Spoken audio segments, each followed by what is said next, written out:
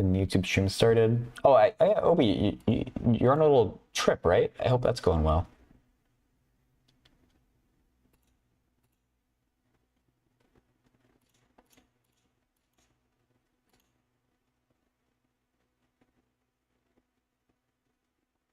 Hey, boss. Your sister said it's a little weird that I stream math.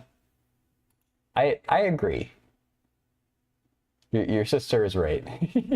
It's going good for me. Obi, thanks for asking. It's going a little bit better now that the YouTube stream is actually going, not just thinking about starting. Okay. It's a little weird that she doesn't.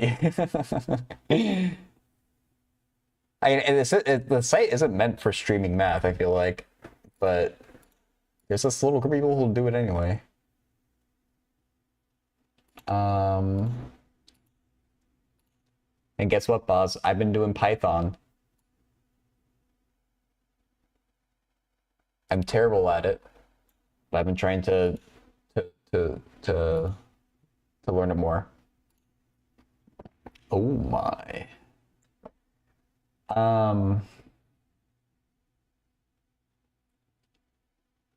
So I made this code the other day, as in Tuesday, to do problem 76 from the E&M book, but 77 was to make. Let me show the actual problem.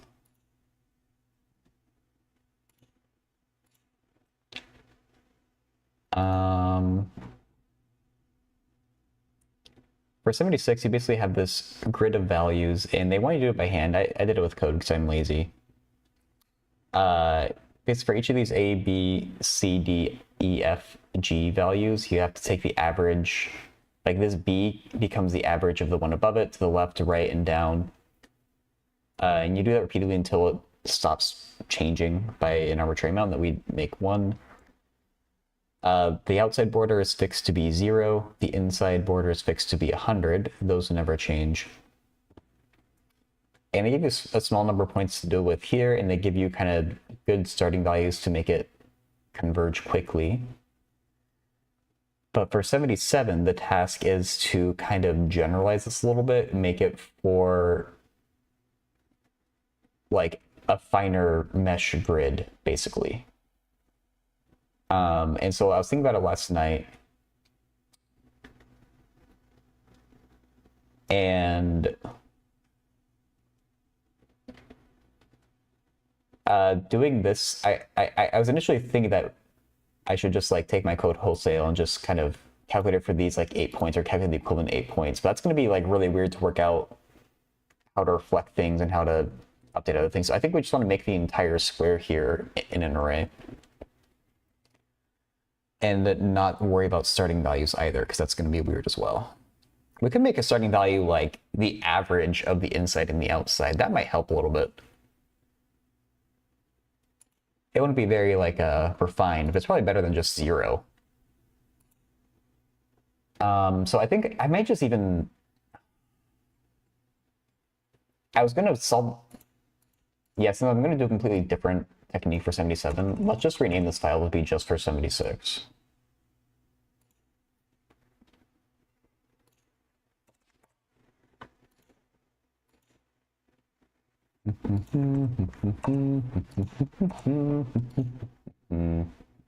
Okay.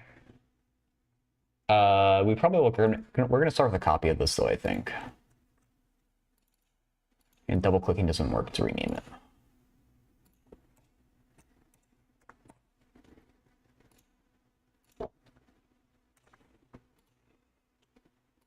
Okay.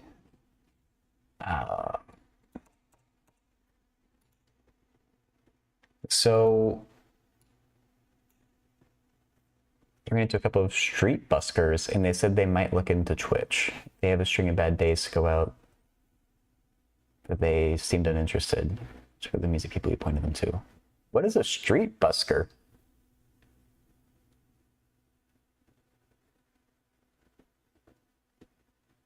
I never heard that word.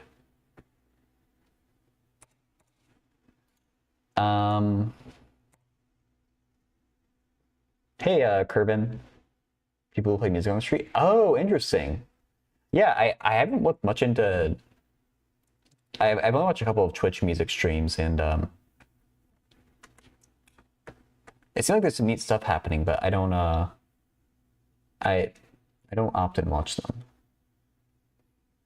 Oh, okay, yeah.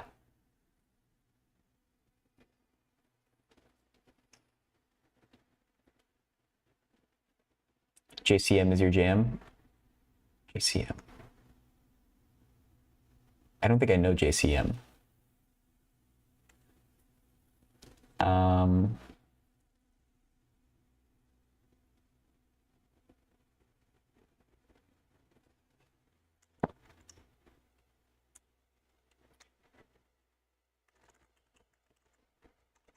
So let's say mesh size.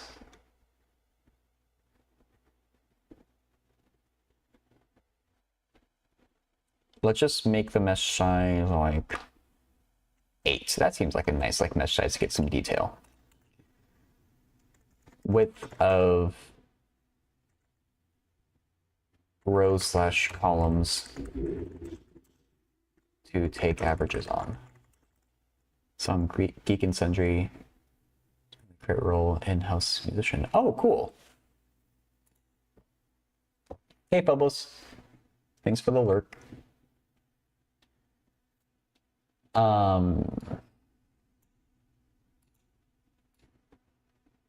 So we need to kind of tear this array down and rebuild it better, stronger. Hey, Joseph.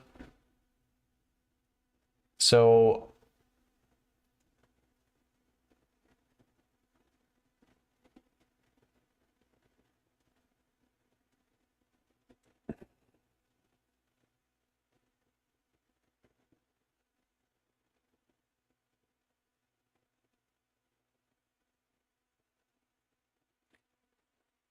let's initially populate it. I guess with our phi sub 0, the outside border value times 1, or the 7p.1s is where we're going to make the actual array, but we need to figure out how big we want this array to be.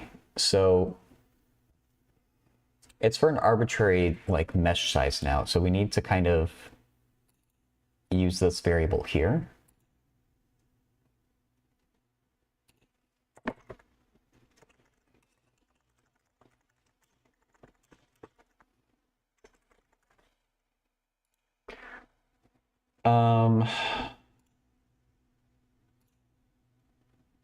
So my mesh grid variable, I'm intending to be like, if I have it to 8, that means I want 8 of these like hollow dots across in just this little like area here. So that also means 8 dots up here, 8 dots up here, to the right here, and 8 dots down here.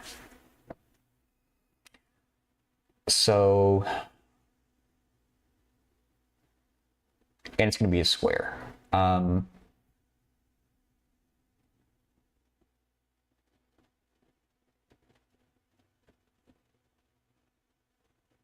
It's just this little part on the inside that's confusing me. I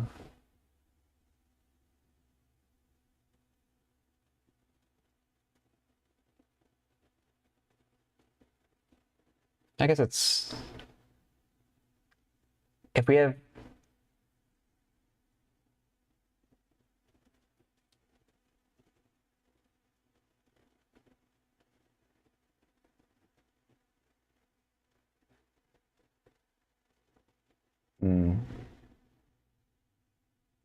it shouldn't be that hard, but I'm trying to figure out how big the square would have to be with the constraints that we have 1 on the outside border, 8 here, and 8 here. How big do we make the entire square to accommodate that?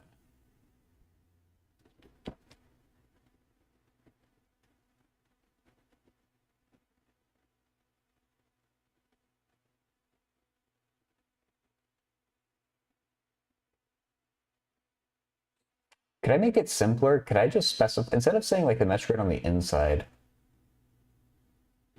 maybe I should just specify the outside border width. That would make this a lot simpler to think about. I'm sure there's a way that you can do it directly with that mesh size, I think, but Let's just keep life simple.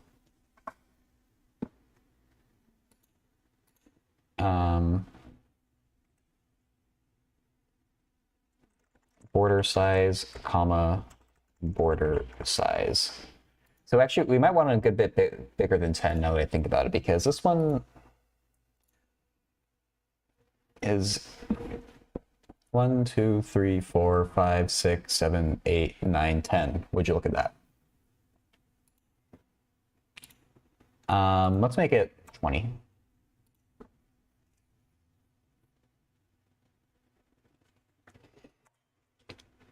So we have a 20 by 20 array that's filled with the phi 0 that we only want really on the outside border. So we need to fill in the inside part.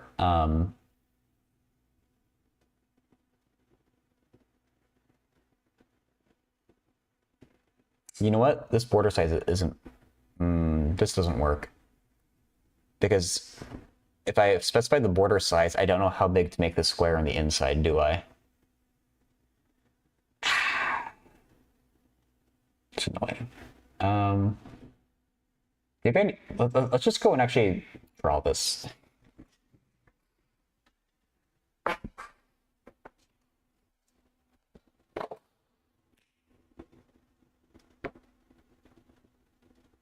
If I take mesh size equal to 2 to match with the book,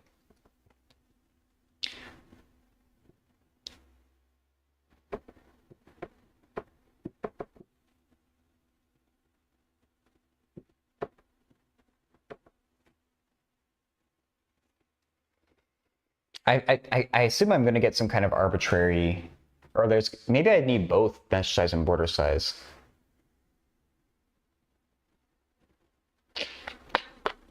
Maybe I'm showing this mesh size isn't enough information on its own either.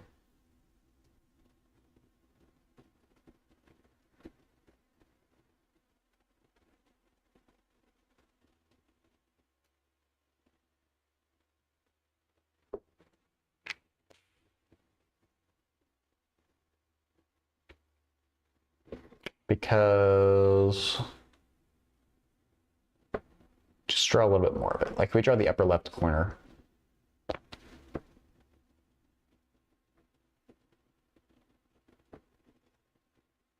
Yeah, we could theoretically push these out as long as we want. That's the issue that I'm running into, where just specifying a mesh size on its own isn't enough to like make a unique grid with, and that's why I don't know how. I guess we need both, and you just need to make sure to choose values that aren't completely incompatible.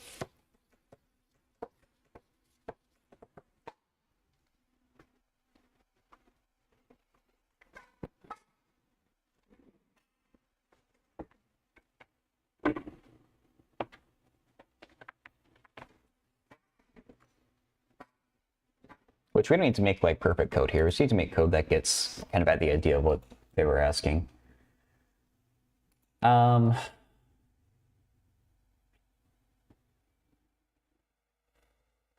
if we take a mesh size, we might need to bump the border size even more, but for now, let's just work with this. We should probably make that border length.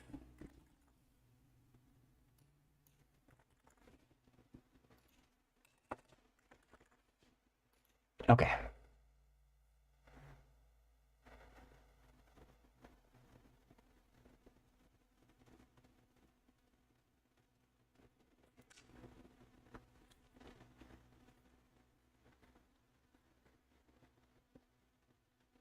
And so now,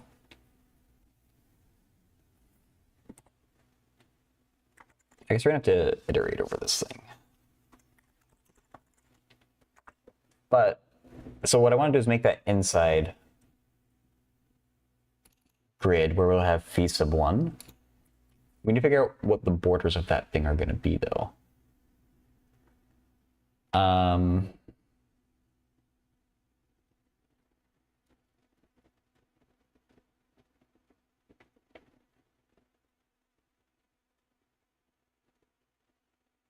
Hey, Sean. I mean, if GCD of AB is 5 and A plus B is 100, that means TA plus SB equals 5, but then we can do a sub. I'm just trying this quickly because I don't know that I can actually do this, but let's if this idea actually works, then SB equals 5.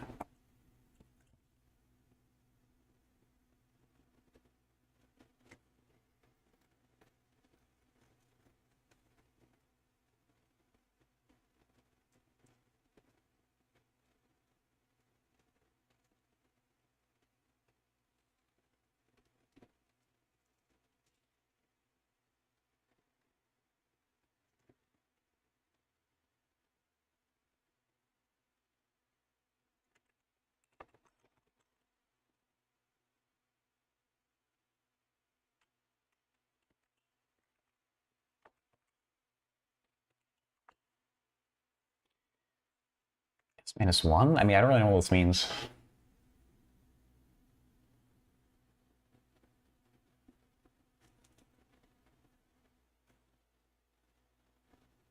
Oh, no, I mean, I don't know what to do with any of this.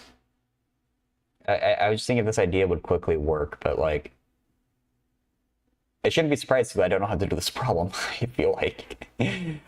um, yes, since this doesn't seem to apparently work, I don't know like what to do with it. I forgot to zoom in when I started to write this code, but if doing that linear combination thing and doing a sub, like I don't get anything that is clearly helpful from that, so I don't know how to do that.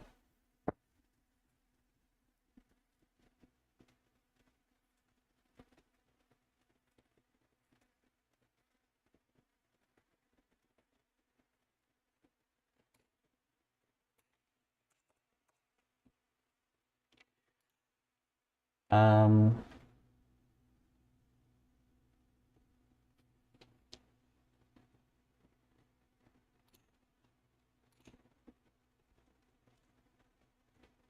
so if we want to get this upper left corner of the inside grid here, we need to go down by the mesh size. So if here the mesh size is 2, we want 0, 1, 2, 3. So I'm going to say mesh size plus 1 is the row, and I guess mesh size plus 1 should also be the column.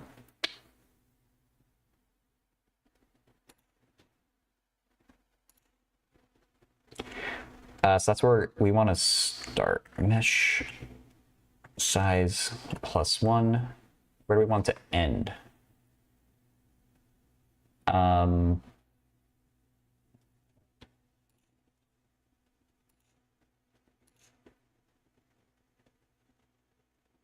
The border size is 10. This last index here, well, yeah, we take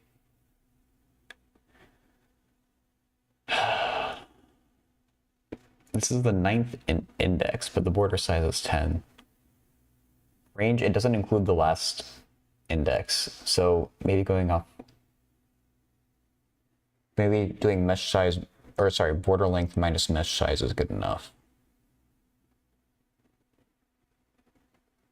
I think so. Let's try it.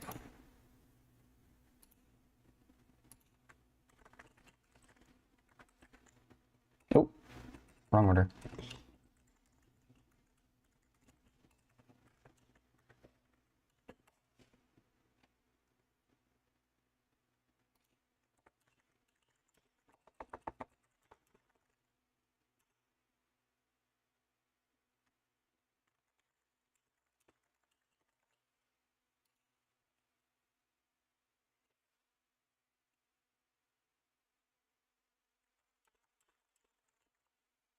And so that's the row. Oh, wait.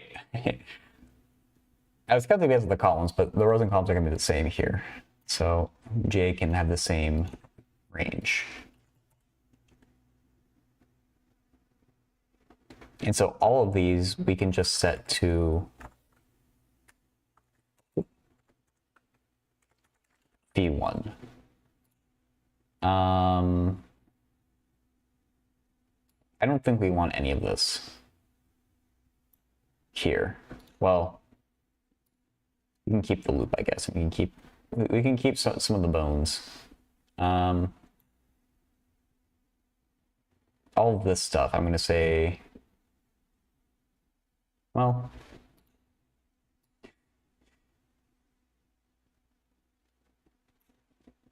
let's get rid of that stuff. Sure. I'm sure nothing bad will happen here.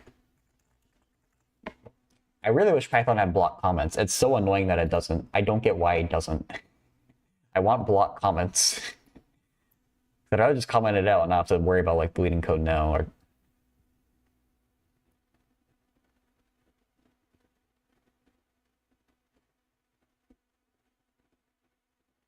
Excuse me?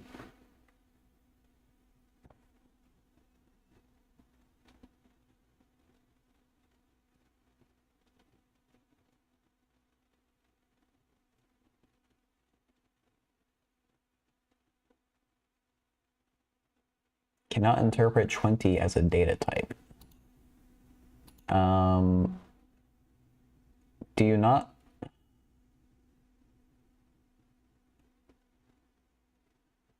Does it need to be a tuple?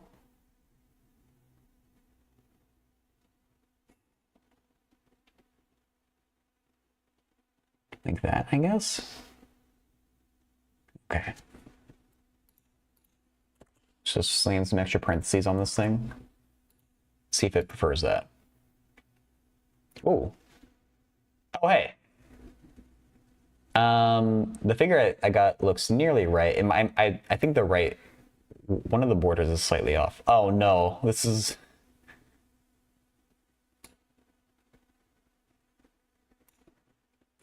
It's a little too hard to troubleshoot there.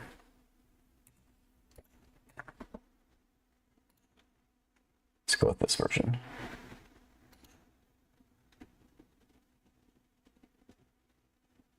There we go. Okay, so we need to chop another one off on the right here.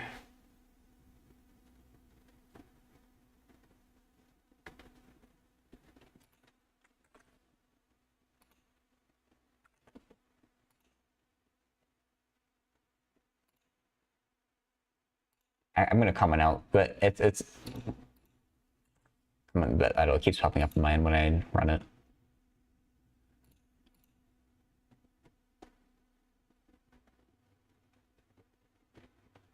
Okay, based off this single test, I think we can say this code is working perfectly.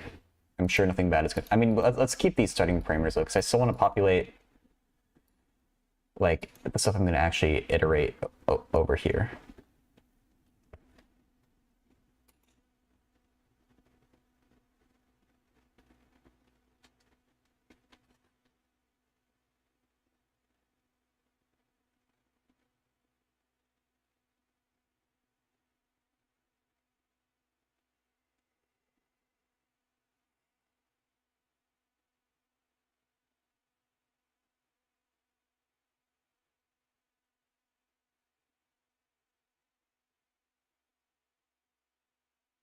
I mean, I don't know, Ishan.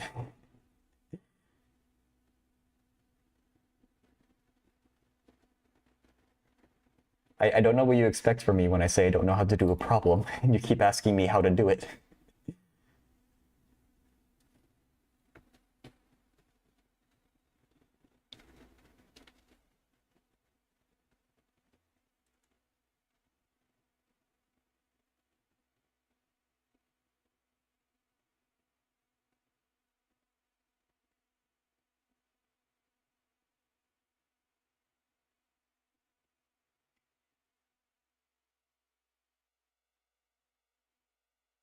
Is it worth it to fill these in with the average? I don't know if it would actually even speed up the convergence.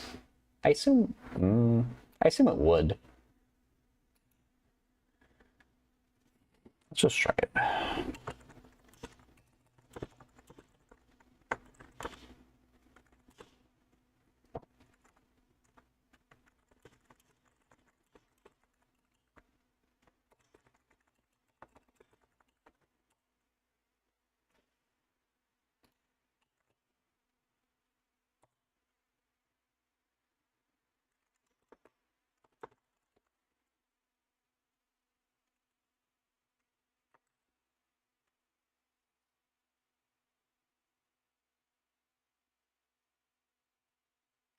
Well, I guess border length minus 2.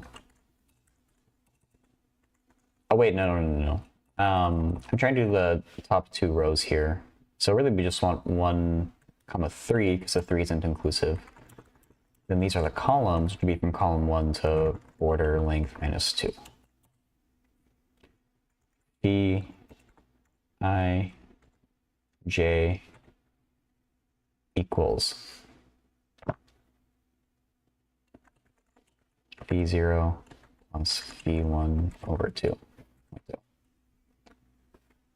And then we can do the same thing down here, but we make the rows, these last 2 rows, and don't worry about little columns there after this. We're going to start at border length minus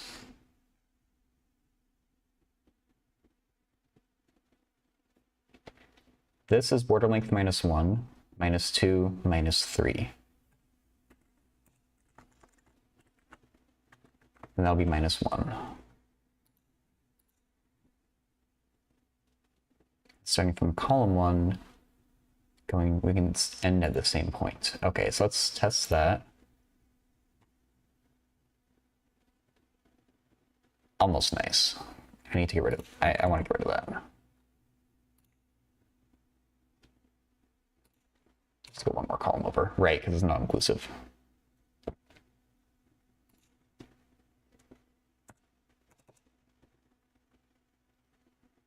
Now we just need the sides.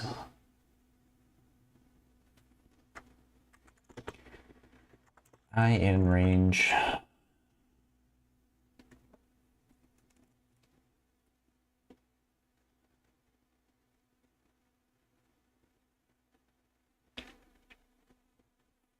The mesh here, in this example, the mesh size is 2. We want the third one, so we want to start at mesh size plus 1 for the row. And we want to go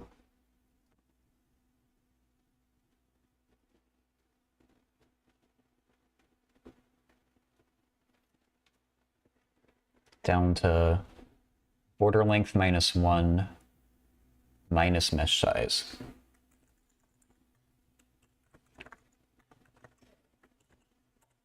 For the rows, I think. Let's see if this is right. Starting from column 1, going mesh size plus 1 to the right.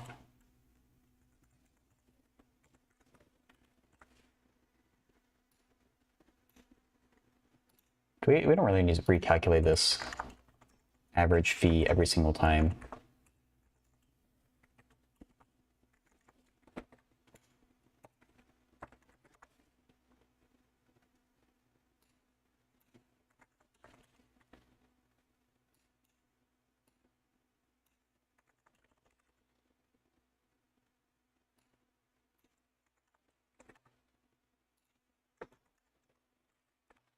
Okay. Test that. Looking good. Just need, wait. I didn't fix that one up there. Now I just need the right side. So for the row, we start with the same row as last time, and we end at the same row as last time, so we only need to change up the J. In terms of columns, this is border length minus 1, border length, well, we want border length minus mesh size.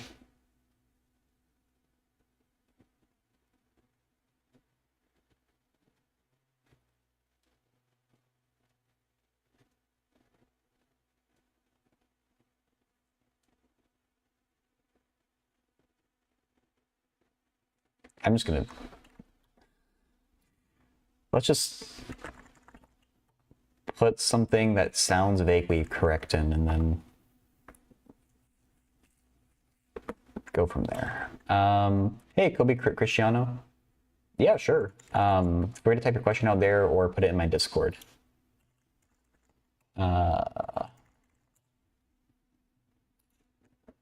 It's just something I'm doing in the meantime.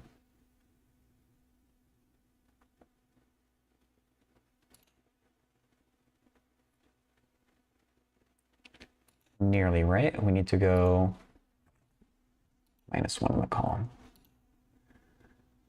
Nice. We are all initialized, I think.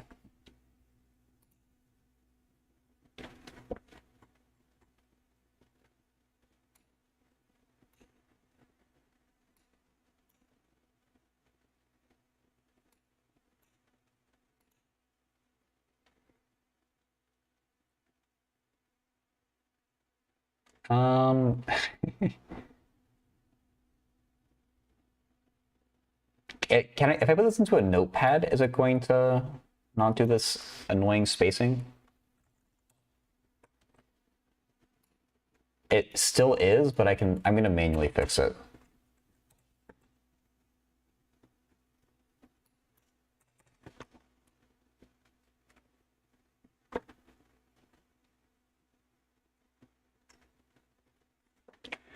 Okay, so Kobe, you want to do the limit as x goes to infinity of x to the power of 1 over x. And I think we need to use a log trick.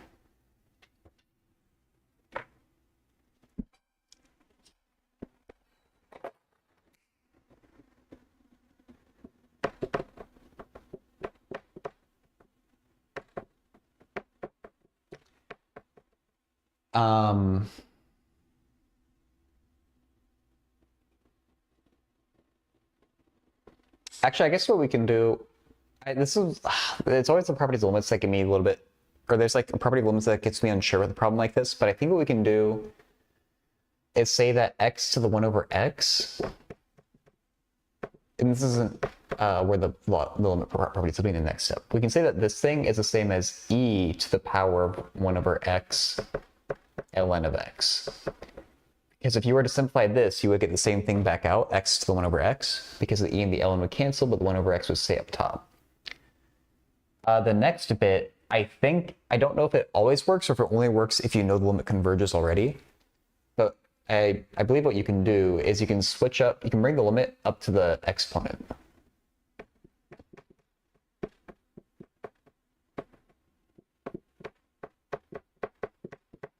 And now we have a more normal limit to evaluate here. And we just have to remember, whatever we get from this limit, we just do e to the power of that. So let's break this out into a separate problem.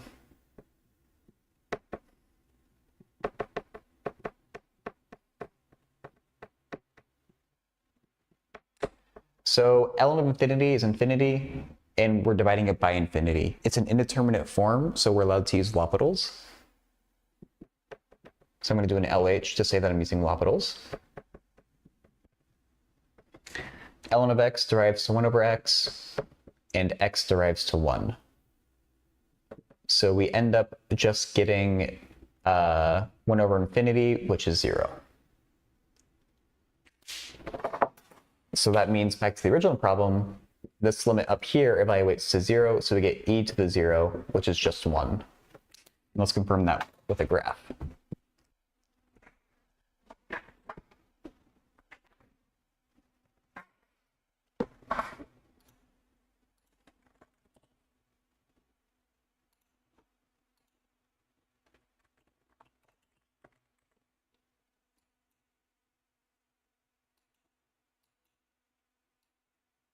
Yep, looks like it's leveling off to 1. Understood? Awesome.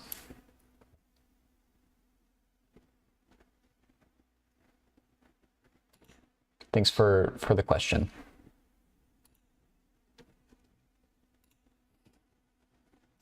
Oh, that's right. I was gonna manually verify. Actually, wait. Let me just do this for a minute. Oh my god. Why do you do this to me, VS Code? Just expand.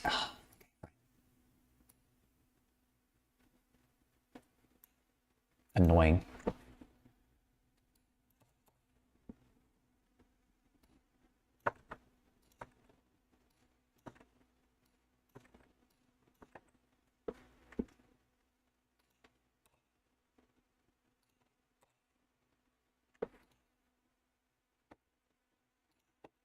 Yeah, Kobe, I've been trying to relearn how to code. I'm working on a electricity and magnetism, like numerical method problem. Trying to verify that this array that I set up I initialized properly. I'm doing it in a separate window right now. Hey, it's me. How's it going? No, I did not. I'm glad I checked it. I can't really easily show it to the stream. I mean, I guess I can.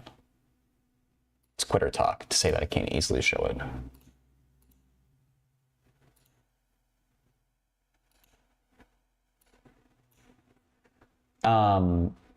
These rows here and here are supposed to have 50s in them. I'm no good. How about you? It's me. Same with these rows. Why do you take up math? What was your inspiration and your reason? That's a good question. When I applied to college, I applied for engineering because my family has a lot of engineers in it. The engineering program in my school is pretty crappy though, and I found that I just kind of enjoyed doing math.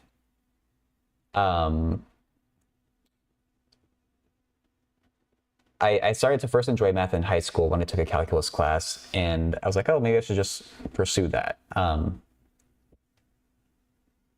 So yeah, the deeper I went into math, the more I found that I enjoyed it. So I kind of just more or less fell into it, I guess. What time is it here? 1:38 in the afternoon. Hey, Waffle. This is part of a coding thing. I was verifying that I was trying to make this array correctly, and I'm not. I have this rows and these two rows are issues, and these two rows are issues. It's called it's a numerical method called the relaxation method. You're from India? Oh, nice.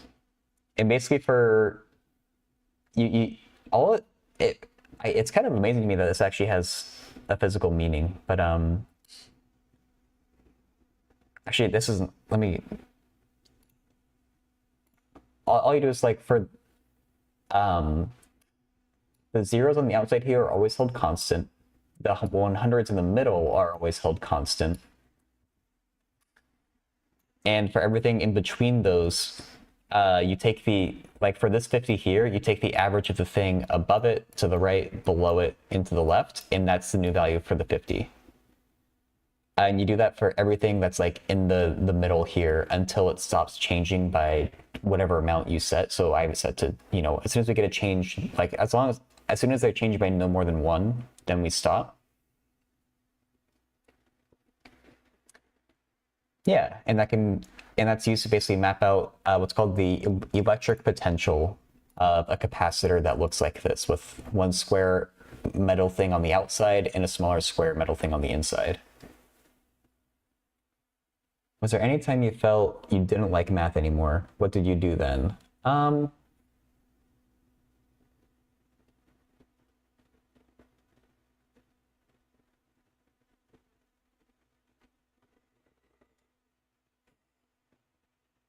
That's a good question. I don't think I felt that I don't think I've ever felt that I flat out don't like any type of math. I have had math classes that are not the type of math that I enjoy. Like discrete math, I did not even, I hated that class.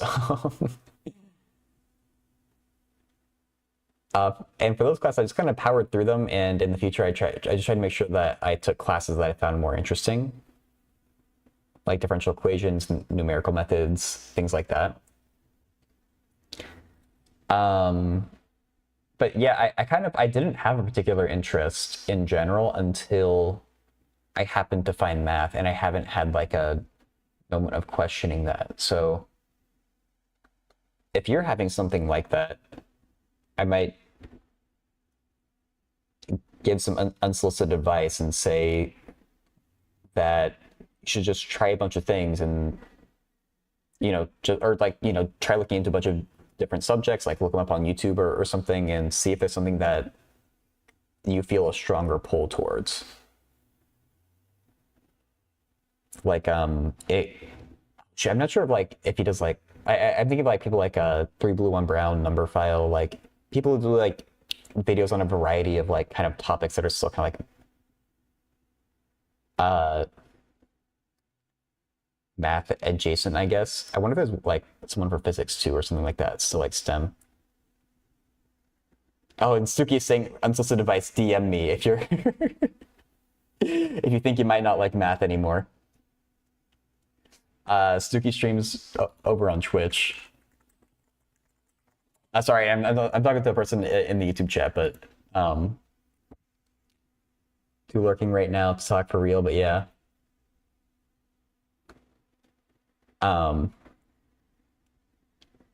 Yeah, it's entirely possible like you think you like math and you realize you don't, or you only like it in a certain aspect, or you like it but not enough to actually study it to get a degree in.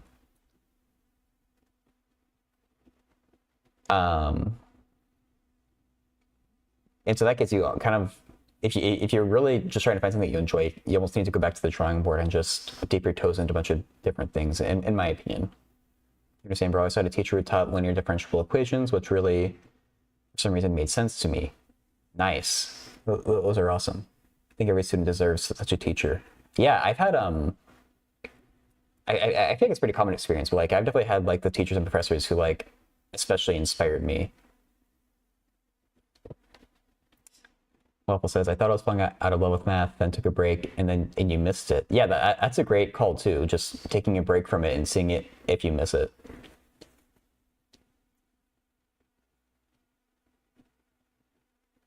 Oh, good luck with your final, Waffle.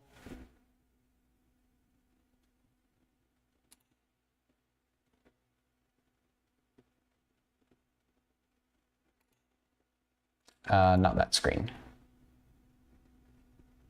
This screen. So we need to fix, wait, I do want this screen. Why did this mess up? Like these rows. I don't really even have to do this. I just figure it might be, if I can make it converge a little bit faster, then why not? This might not even be a helpful thing to make it converge faster, but I'm just curious in trying it. What's my error in counting here?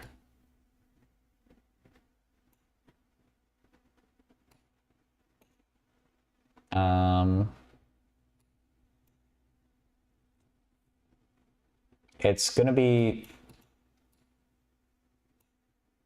these as the, oh, well, there's your problem. I just hard-coded a 3 in there because I was too fixed on my example.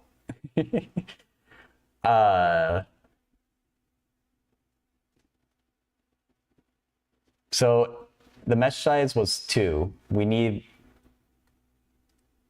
I guess that means we need to go to mesh size plus 1.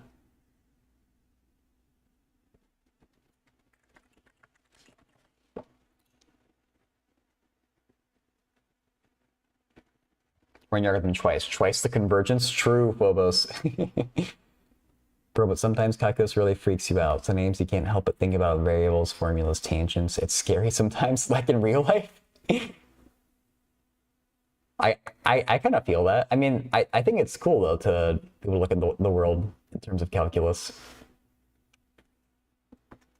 So here we want border length minus mesh size plus 1, question mark?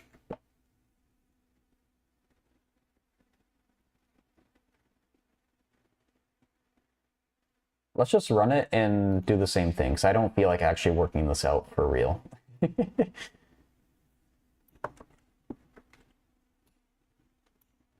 don't feel like we're working out the right way, so we're just doing it the wrong way.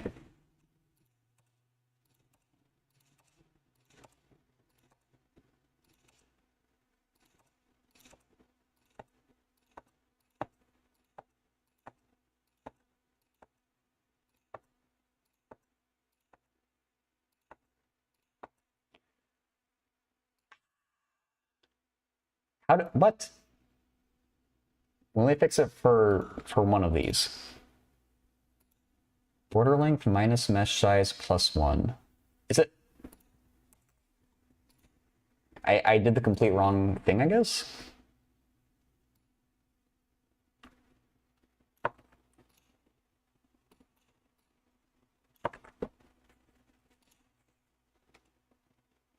Then back to the formatting.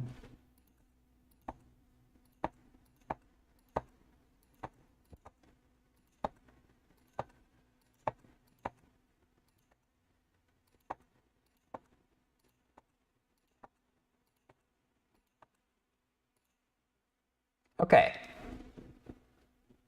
I've done it for 2 examples now, and it works how I think. Wait, 4, 4, 4, 4. Okay. I think that means my code is perfectly flawless and it's never going to mess up again for that initialization piece, at least. Just say that. Do you think in the future professors, scientists, mathematicians will receive the same recognition as athletes?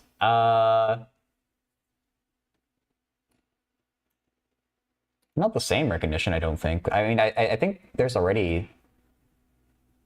Sorry, this VS Code window's annoying me.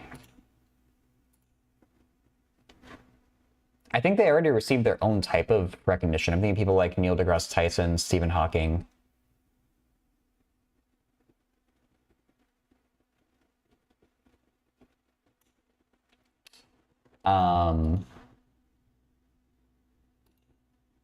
I just think that sports are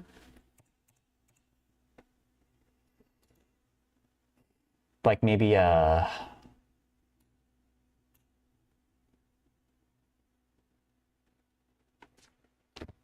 sports are more like an escape from the world, I think, which is why it has a bigger appeal than maybe something like math or science, and it just doesn't require as much like there's a skill to it and there's thinking required, but it's not intimidating the same way that like something like math or science is, I guess.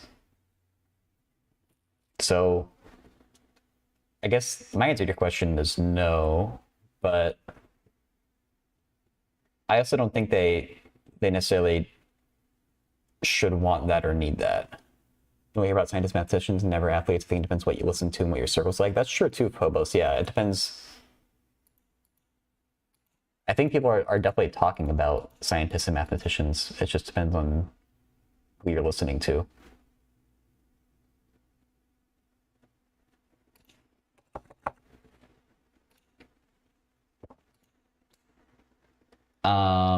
You know, we can actually take the same exact code and bring it down here for the while loop.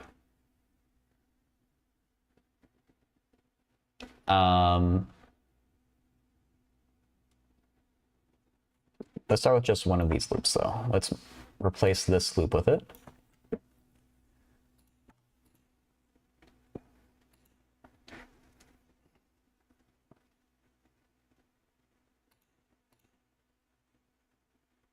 And now I think this is our prototype that we can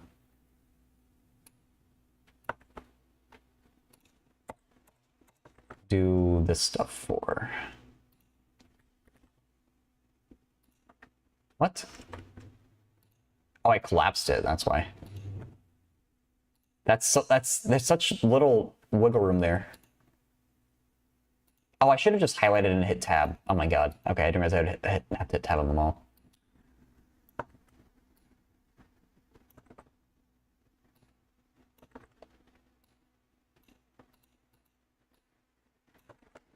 Why write functions when you just copy paste code? That's what I always say.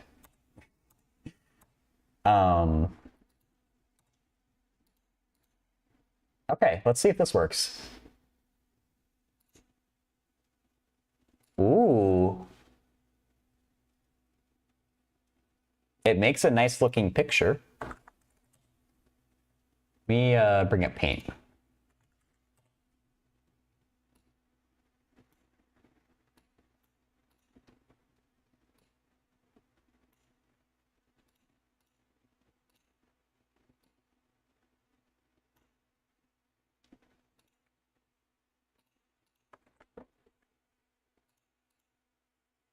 Okay, this is the heat map that I get of the potentials. I mean, it's kind of what you expect, I guess. It's nothing that crazy. Let's look at the actual values though and see if they're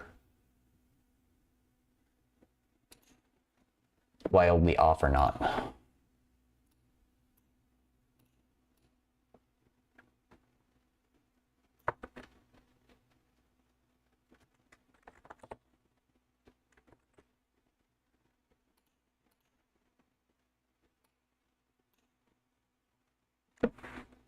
Oh no. What? Why do you do this to me, Notepad? Oh. No, okay, wait. Zoom out. Zoom out? Zoom in. Why is it formatting it? Oh, because there's extra decimals. I don't, how does print formatting work in Python? If I wanted to print only one decimal in this array, Python print format. I mean, we might want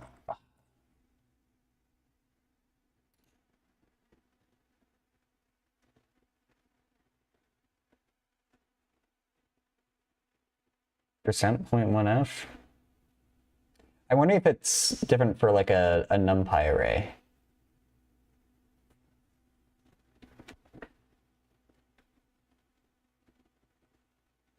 np.set print options? Oh, that's pretty simple. Precision, I guess I want one. np.set print options precision equals 1. Is that same idea, Jed? Oh, that didn't work. Oh wait, no, it's still running? Wait, I can't tell if it... Oh, it's waiting because of the figure. There we go. There we go, that worked. That was the idea of what I was looking for, Jed, but the thing I wanted to print was a 2D array, and so I didn't know if that exact thing would work, so...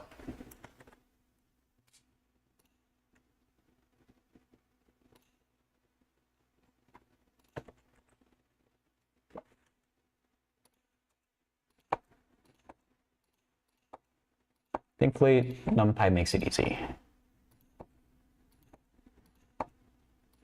VS Code does not make it easy to actually look at this array properly, unfortunately, but... What are you gonna do? Alright,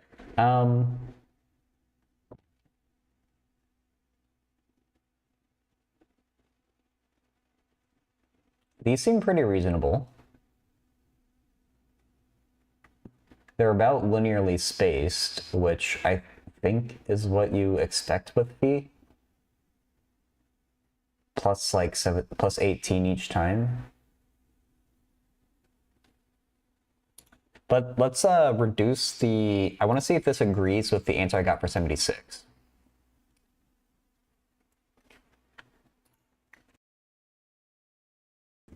Ooh, just barely managed to get that mute in time. So if I wanted to match the problem 76, we'd do border length 10, mesh size 2. Thank you.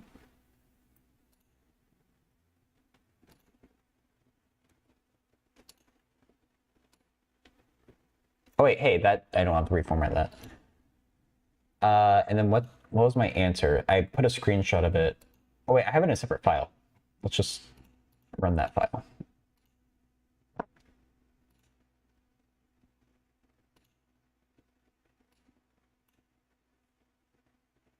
Oh right, so this is the lower left corner of the array here, and they don't match.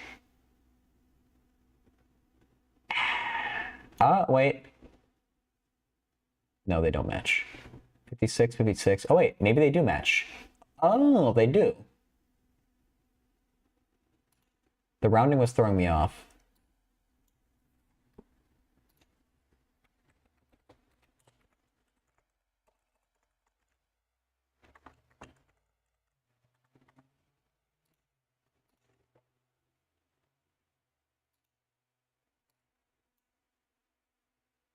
Yeah, I mean the rounding is a little bit weird, but that might be a difference. It might be down to a slight difference in how I implemented the code.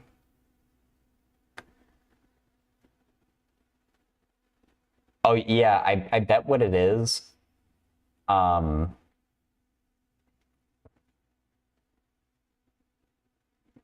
because of the way they had you construct it in 76, it's not quite the same thing because in 76 they had you do this just little like corner here, but these border values, you do need them to calculate the averages, but you're not actually calculating them. So you hold these border values like just equal to the one below, and that's going to influence things a tiny bit, I think. Is the top matrix supposed to be symmetrical? Yeah, like for 76, I made it just that little corner, but for the full-fledged thing, I want it to be the entire matrix.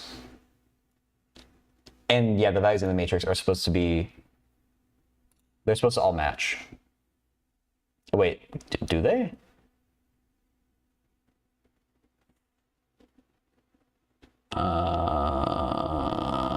Oh yeah, like 18.5, 18.4. And yeah, all the corners are slightly different. Those are close enough that I'm not super worried. Yeah, it could be rounding. What we could do, we have it cut off when the maximum change in any one of the in any of the numbers is 1, so we could make that maximum change like 0.1. And let's see if they all match now. They still don't. Let's make it 0.01. That should hopefully take care of the precision. There we go. We just needed, no, 25.9, 25.8, 0.001.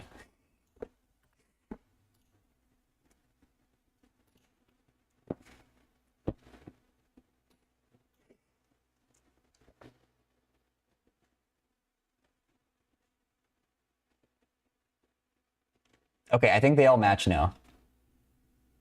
There you go. I think these are close enough. Responsible for some of your greatest tragedies in human.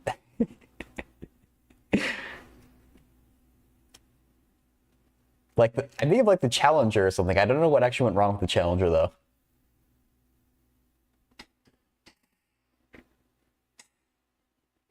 That's kind of nice that this lines it up based on the decimal points.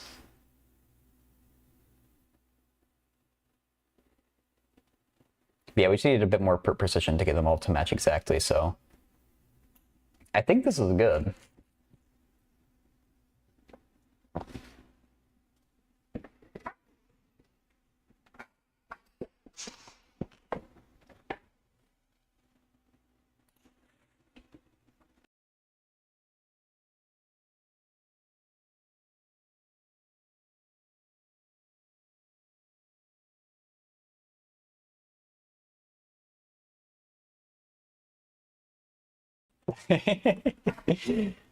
Well, hey, if I jump, I could say that that's close enough to space.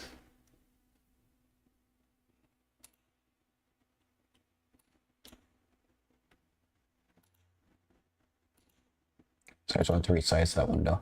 All right, so I'm calling 77 done.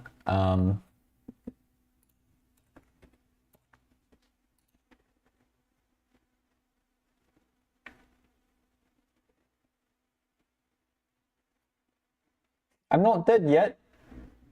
Close enough. You're quite ill. That was a really funny bit.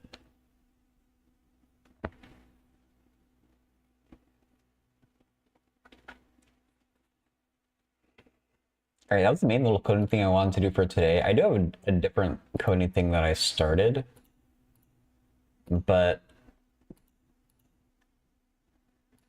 I don't know if I feel like doing it. No, not that one.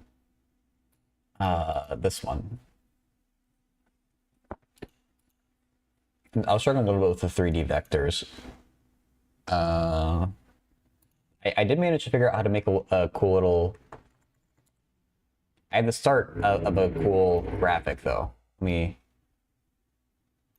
I'll show that.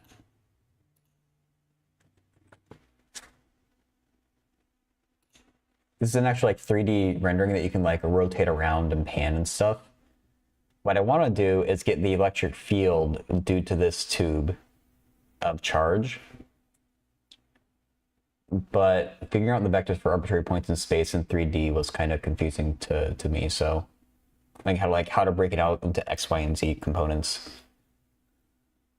I might just look for like a question on the math Discord or something. So I don't feel like trying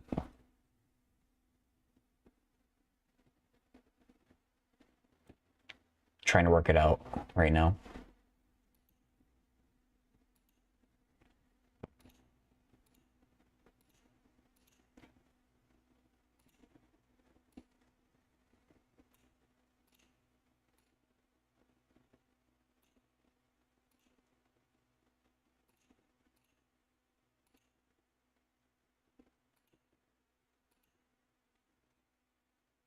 How you print that is anyone's guess. Wait, print what?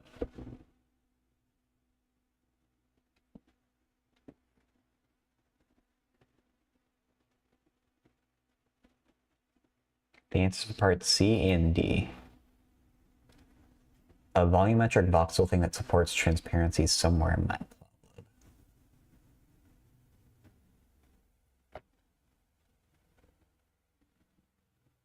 Oh, 3D array of triplets? Yeah, that'd be hard to print. I mean, I don't know that I need transparency, at least like not right now. I was more like struggling with like what I want to do is for every point in space in a certain range, calculate the contributions of each one of those points that makes up the cylinder. But I don't know, vectors are hard.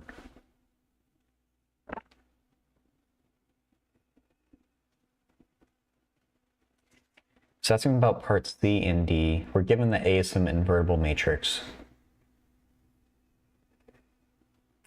Part C is if A inverse equals A transpose and the determinant of A is 1, what equations must A, B, C, D satisfy?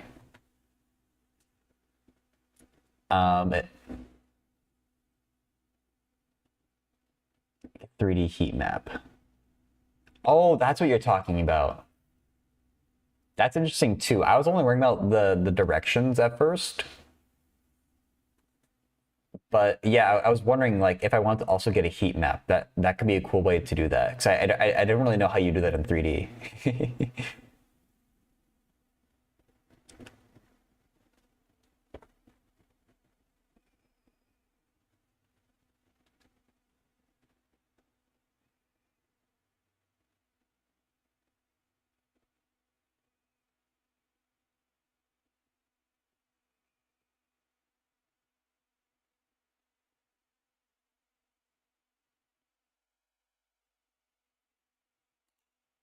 I see someone else is typing. I think I figured out which is you get these equations from the transpose part and just equating like the element on one side to the same one on the other side. So D must equal A, the upper lefts must be equal, the upper rights must be equal. Same with the lower left and lower right, but you get the same two equations as these. And then you remember the other fact you have, which is determinant of A is 1, so AD minus BC is 1, and then you can plug in these equations here, down here, to get A squared plus B squared is 1. Same with C squared plus D squared. That person already responded, so I don't want to add on.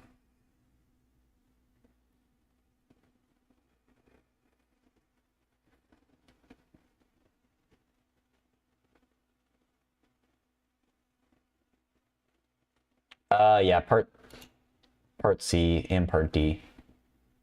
But this person already responded to part C part at least, so. Part C as well.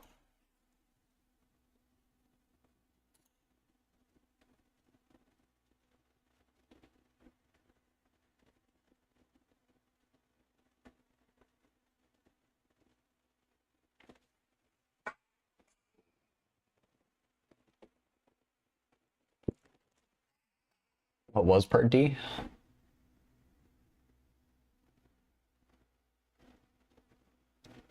If A inverse equals A transpose, do we always have the determinant of A as 1?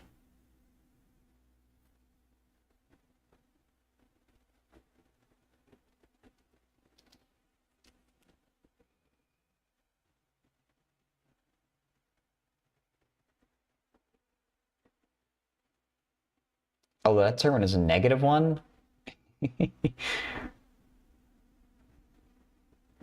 Huh. Okay, it's a good counterexample, I guess.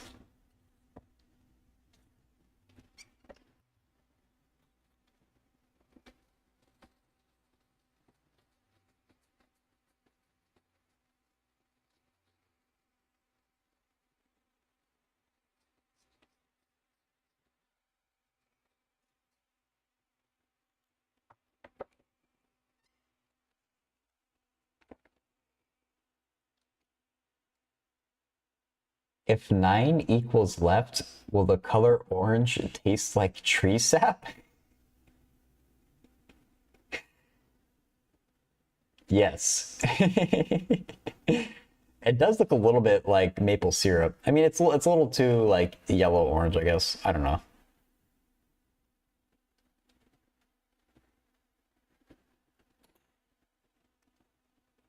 Anyway, let's look for.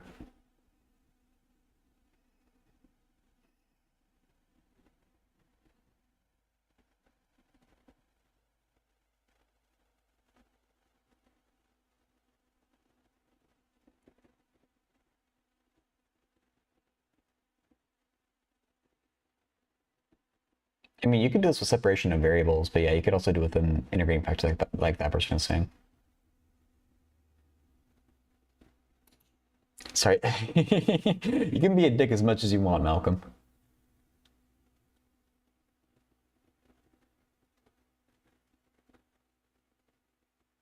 What's happening here?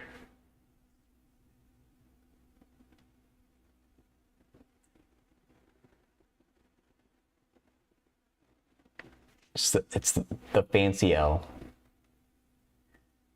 I assume this is find the equation of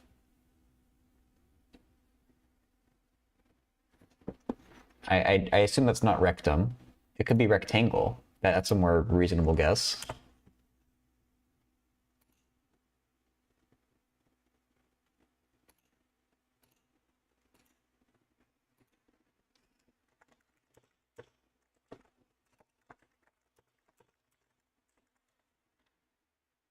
That's line?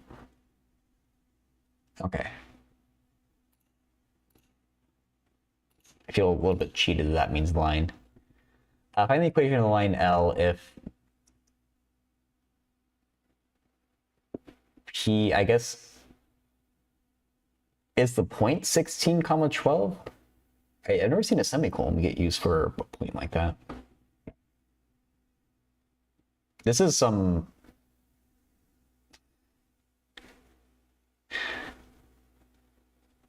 This almost looks like a competition problem.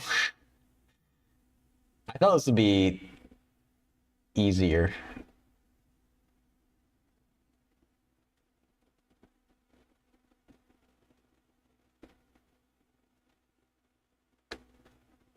Oh, that's true. I don't know what all parts of the world do that, but yeah. But they use a semicolon, which I haven't seen before, but either way, like, it's just a point. I think we know that much. I don't know how you do this problem, though. Like, you can see here on their graph, like, it's just 1612. This is... It's going to be some ridiculous hard geometry problem, though, I think, so I don't really want to do it.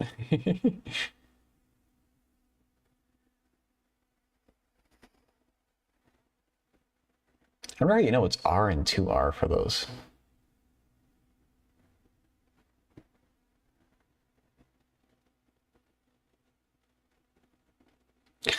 Do you know how to do this, Jed? I don't.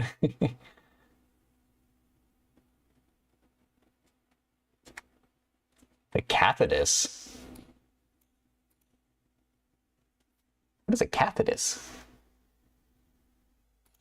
I was about to bring in the browser on stream. Let me not show the browser when I Google cathetus. Something cursed might come up. Okay, no, we're good.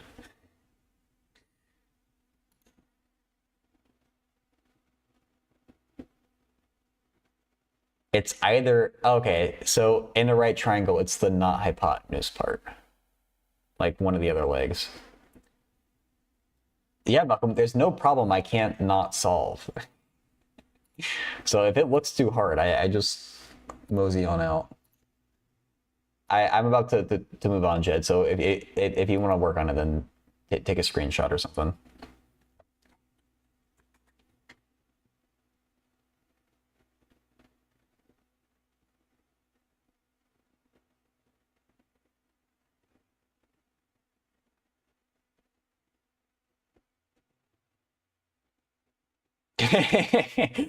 The same thing except at a funeral, true.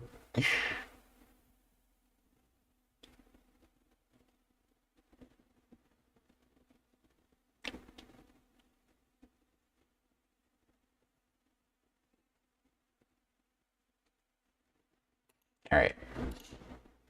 Moving on.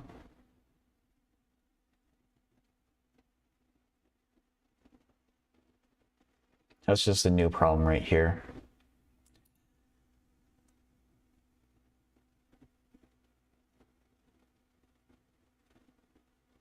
Oh, it's like an end behavior type of thing that you'd see in pre-calc. If the coefficient of odd-degree polynomial function is positive, it's going to drop off to the left and it's going to go up to the right. As x goes to negative infinity, y goes to negative infinity. And as x goes to infinity, y should go to infinity.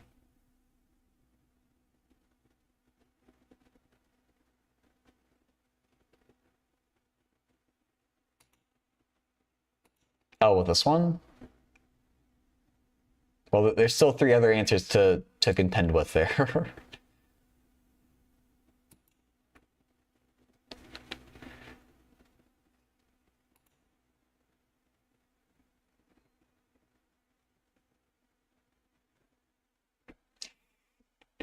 What's this?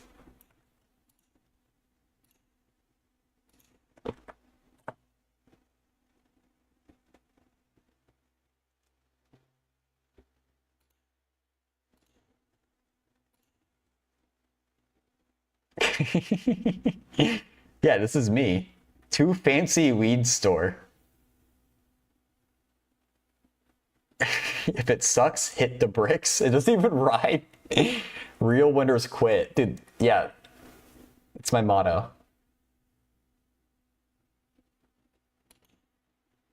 Yeah, Stooky's cool. Stooky also streams math.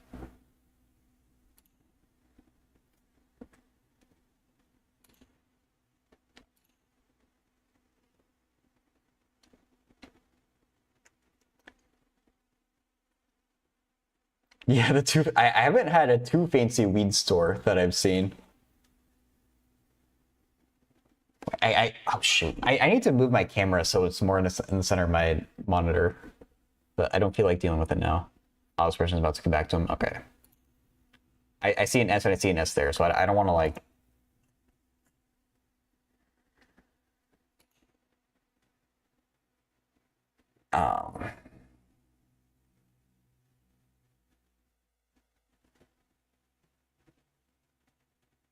I don't know what word I'm trying to think of, but words. You've seen one?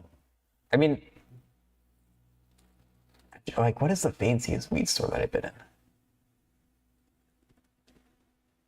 None of them have been like dingy, but like none of them have been like they're kind of like middle of the road. I don't really like before you left. Oh, okay. It's like what I relate it to, like it's like that they all have the similar feeling as like a barber shop that's the next tier up from like Sport Clips or something. Not like a super high tier barber shop, but like nicer than like a Sport Clips. That's kind of the vibe that all the ones that I've been in.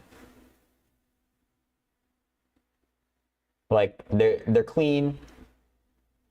Um, some have some like like chairs where you can wait in and stuff. Actually, yeah, they pretty much all have like a little like waiting area with like chairs and couches. One who liked what wasn't fancy. It only sold flour and a specific type of edible, the fancy one. Oh, really? And the one that you liked wasn't fancy.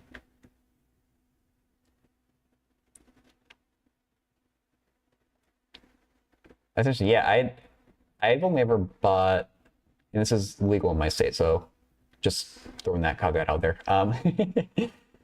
Uh, edibles and pre-rolls, but I don't know, like I feel like I only get high off other people's weed. Like every time I bought weed for myself, I either don't get a good high or I don't get high. I don't really know what I'm doing wrong. I don't really partake all that often though.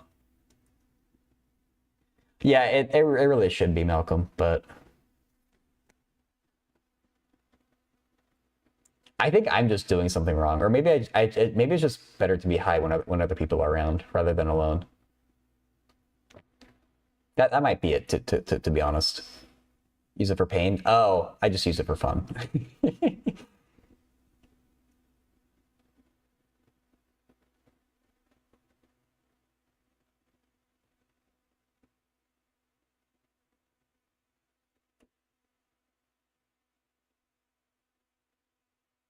It's a lot more fun with friends.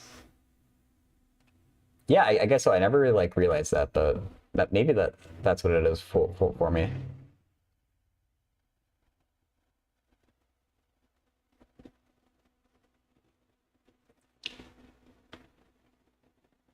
I need to make this a little bit bigger so I can actually see the text.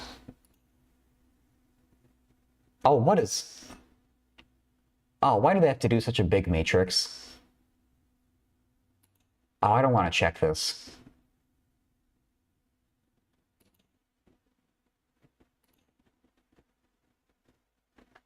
Better than getting fentanyl? Yeah, that's true. Let's look at the original problem. Oh wait, someone pinged me on Discord.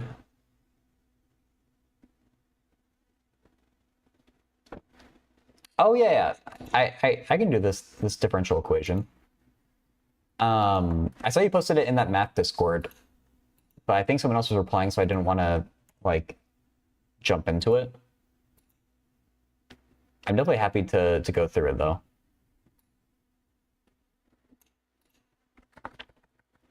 So there's two ways that you could do this.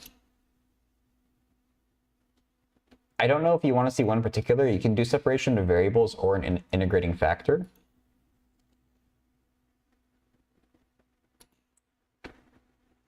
Are you familiar with either one? Are you supposed to use a certain technique? If not, probably just do separation of variables because that's a little more intuitive for a lot of students.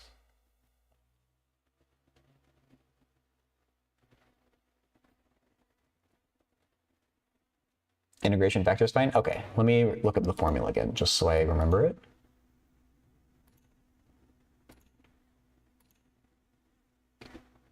I should know how to derive it, but I never gotten around to actually learning the derivation, so I just memorize it. Mu is e to the integral of p of t. Right, okay.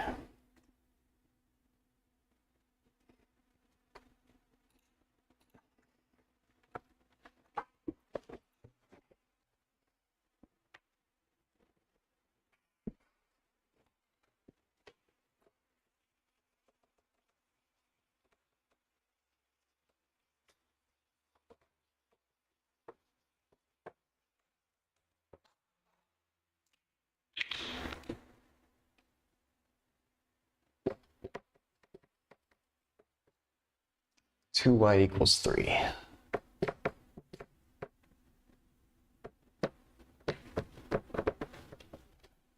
Initial condition is y of 0 equals 1. Okay. So if we're going to do this with an integrating factor, formula for mu is that mu is the integrating factor, and it's e to the power of the integral of whatever's in front of the y here. So we have a 2 there, so we have a e to the integral of 2 dt. 2 integrates 2t. We're not going to worry about the constant of integration. That's not an equal sign, that's a plus sign. This is an equal sign. And then what we do with that is, basically, I just think of it as a formula for y. It's 1 over mu, so we have 1 over e to the 2t, times the integral of mu again, e to the 2t, times whatever is to the right of the equal sign, 3 dt. And just so we don't forget it, I'm going to put in the constant of integration now. It's a little bit weird, but it's because I do it here because it does need to get multiplied by the 1 over e to the 2t on the outside here. So that's why I put it in now before we've integrated. It's a little bit weird, but it's easy for me to forget otherwise. So this is 3e to the 2t dt plus c over e to the 2t. Integrating that, get 3 over e to the 2t times, that is e to the 2t over 2. Because I did a u sub here and I ended up dividing by 2. So the e to the 2t's here cancel, and we just get 3 over 2. Plus c over e to the 2t. So that's like that will be the solution there, but we do have an initial condition, so we need to plug that in and figure out what c is. If we weren't given that initial condition, we can just, that'll be our answer there. Love you, friend, but your head already hurts, so you're gonna go watch Daisy. All right, see you, Malcolm. Thanks for popping in and saying hi.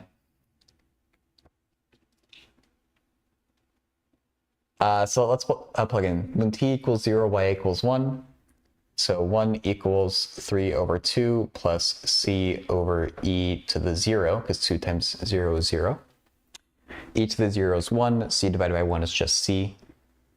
So we get 3 over 2 plus c.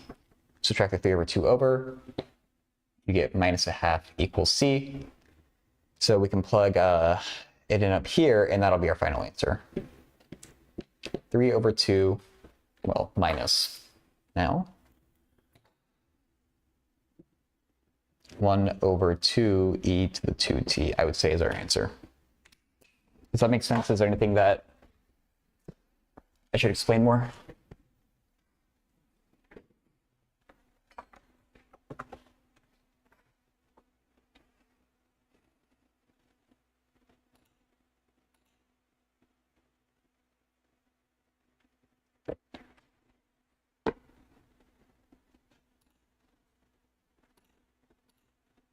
And if you're ever not sure, Wolfram Alpha can do these too. 5 prime plus 2y equals 3. So it gets the same answer as us. It isn't, I don't know how to make it figure out what C1 is, but that part is easy enough compared to the rest of the problem. So yeah, I hope that makes sense.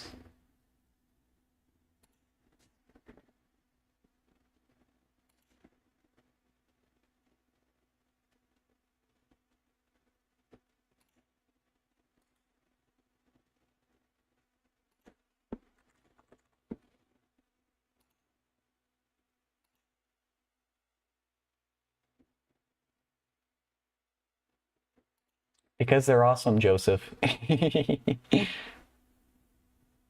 And because someone asked to see me solve this equation, so I was just verifying it. Or verifying the solution that I got.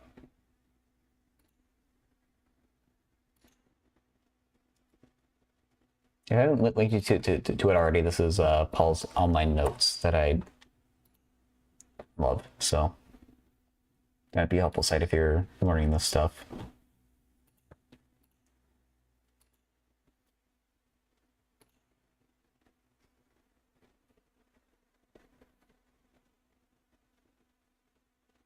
They'll be able to run away from ODE until tomorrow? I guess not. Nope. They'll follow you wherever you go. you hear a bump in the night, it's an ordinary differential equation.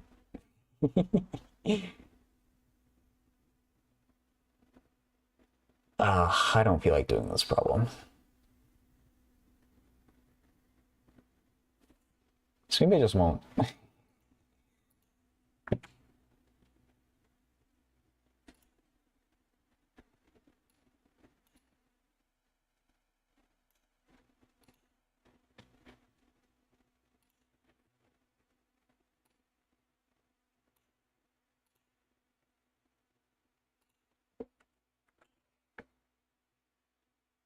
My Discord has been so slow the last few days, it's kind of annoying. Oh, okay. No worries, Tomas. Glad I was able to help.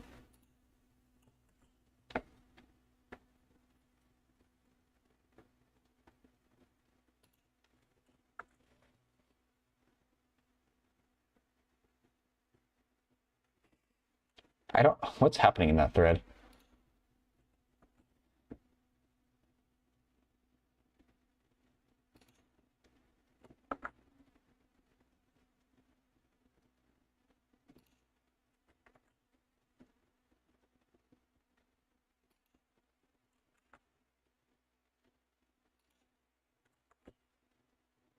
Hey, Spetri, how are you?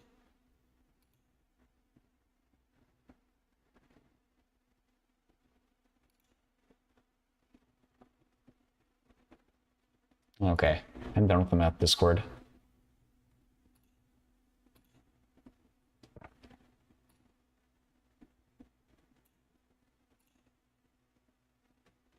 I'm doing good too. Thanks for asking. You're doing great. I assume you're done with your test now?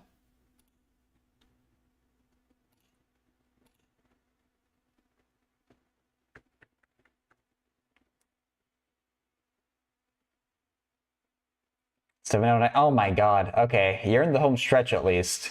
It feels like they're never ending. I'm not even the one who's taking them.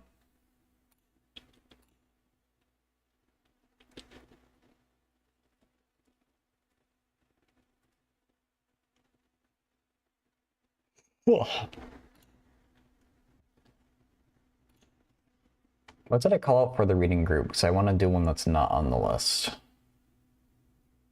Okay, so like, am I interested in any of these 3, 4, and 5?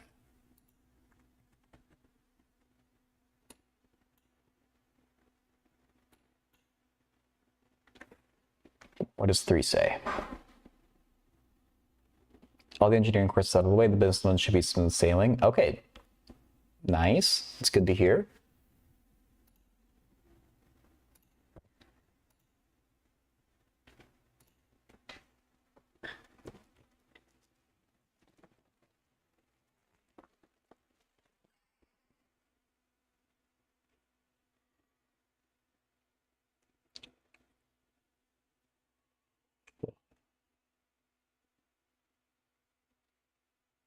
GeoGebra the circle question. Oh, really good?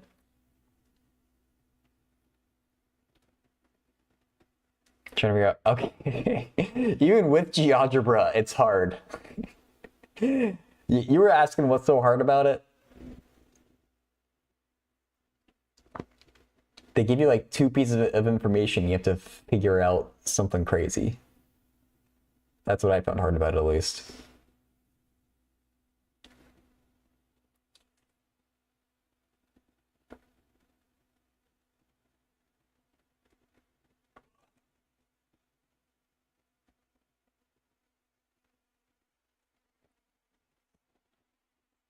I'm interpreting this as similar to like the major minor axes of an ellipse, but for a more arbitrary shape, I guess. Wait. Consider a point on the surface of this conductor.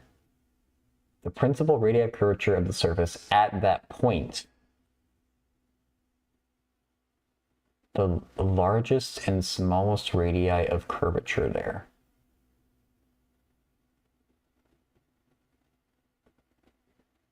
But that's at a point. There's only one radius to that point. Is there? What?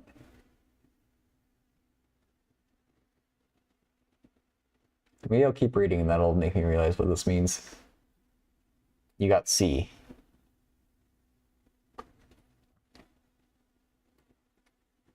But you got that numerically by measuring it. Like the way they don't want you to do these problems.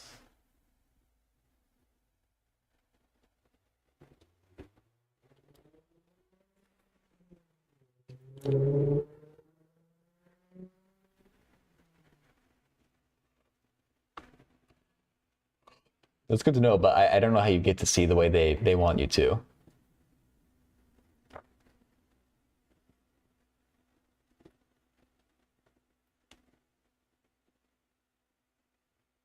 Still working on it? All right.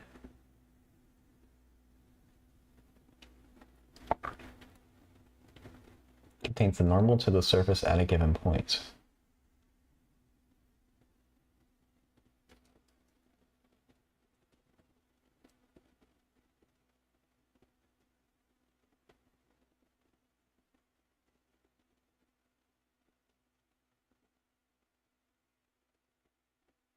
Rotate this plane around the normal. Look at the curve representing the intersection of the plane and the surface. The radius of curvature is defined to be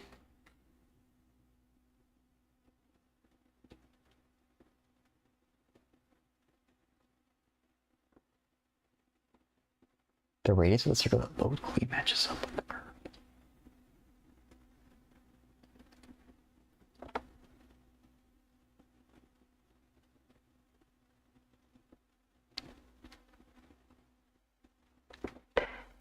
When you're integrating I of x to find out the integration factor, how do you know the integration variable is dt?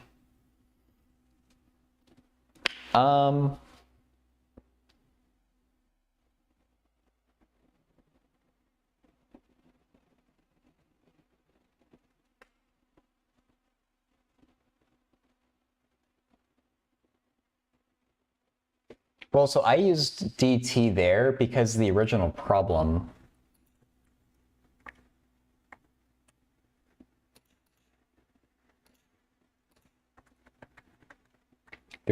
has dy by dt. Oh, you're asking instead of dy.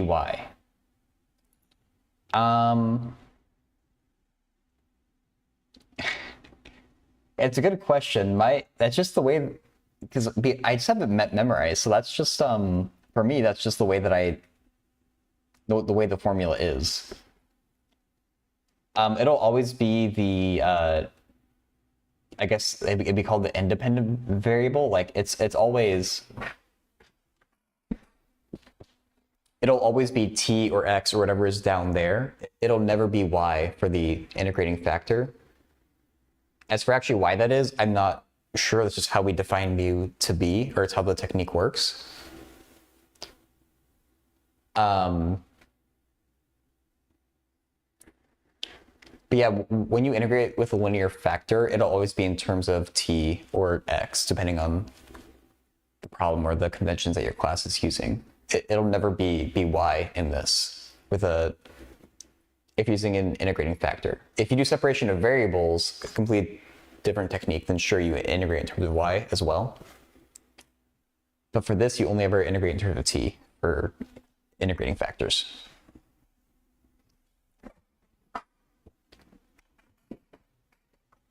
And I guess it's just because of the way that integrating factors work. It's how we define it.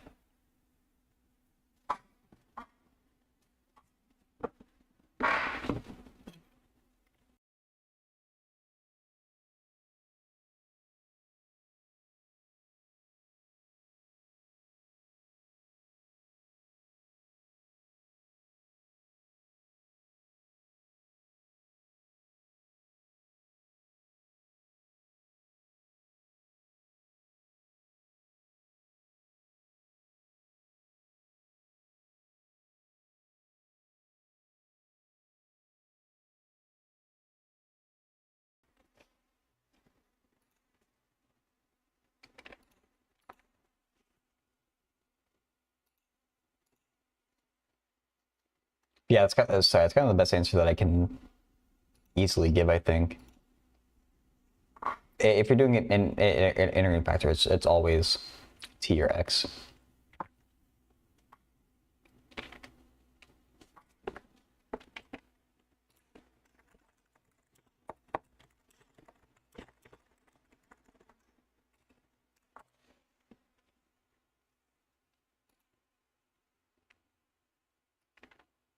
No, no dark mode.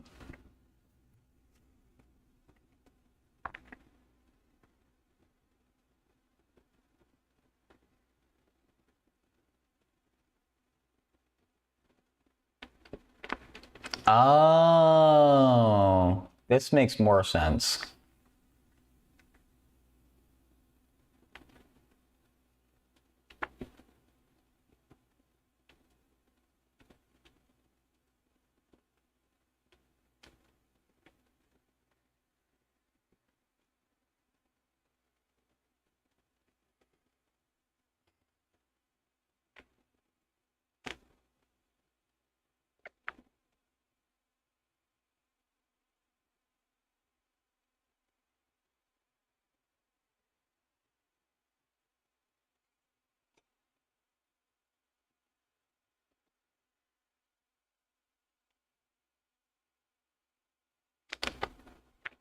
So this is like the multivariable version of regular curvature you might learn about in calculus class. I think they use kappa for it.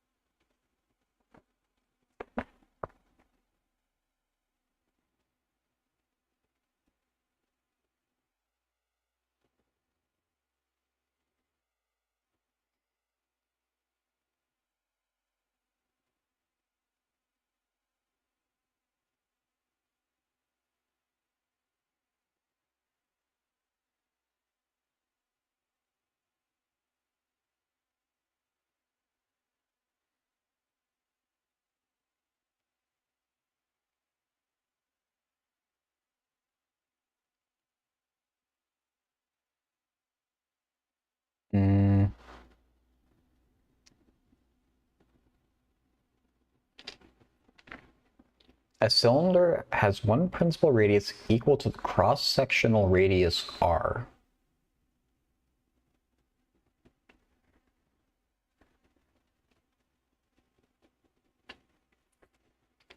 The radius of the circle that locally matches up with the curve.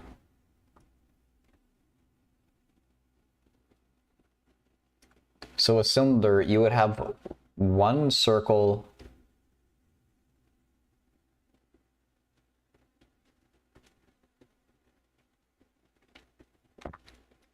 basically inside the cylinder with the same radius as the cylinder. And your other circle is outside the cylinder.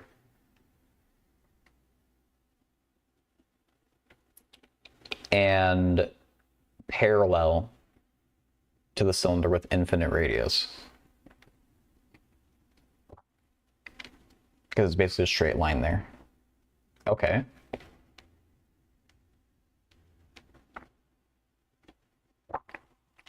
A sphere's principal radii everywhere equal to the radius r.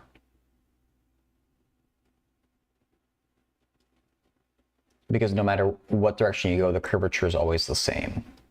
I think I can see that.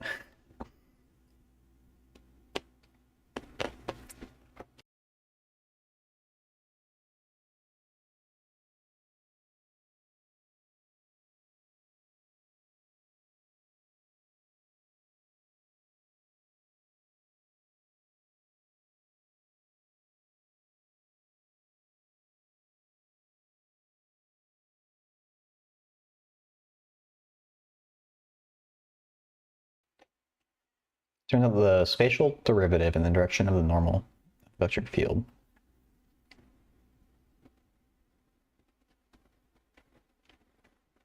just outside a conductor can be written in terms of the principal radii R1 and R2 as follows. Perfect expression for a sphere, a cylinder, and a plane.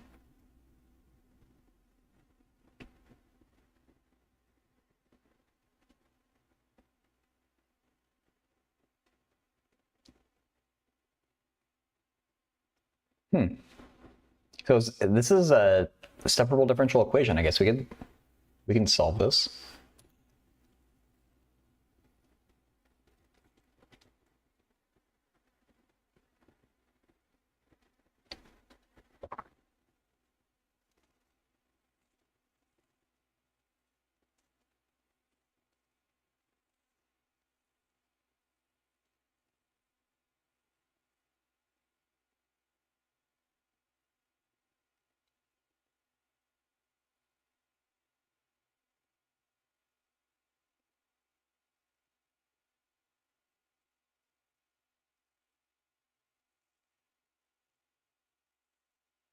Wouldn't this be an exponential function, though?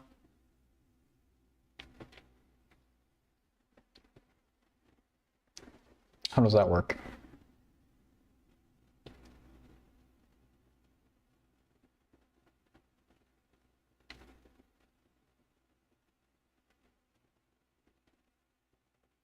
Maybe I should just take the solution for E of the sphere. And this is a conductor sphere. Hey, Anders. That orange.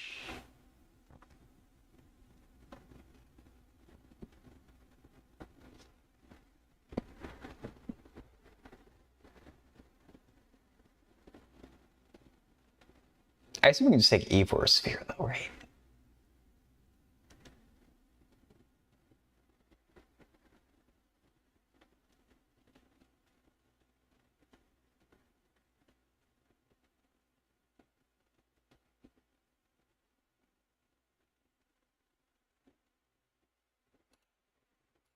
Let's see how it comes out.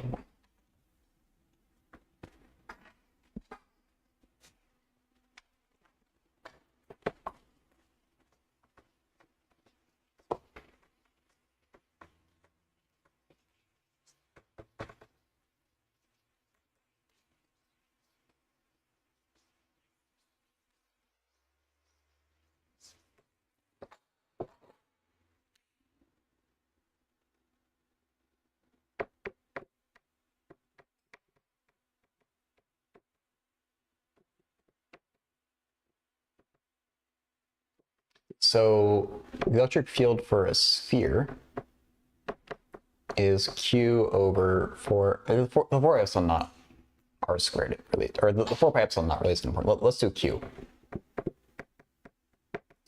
I mean, I guess we're taking our spatial dimension as X.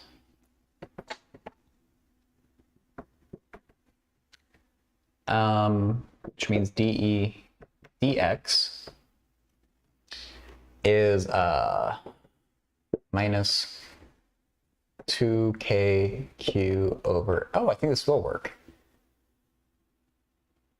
And we want to see if this is equal to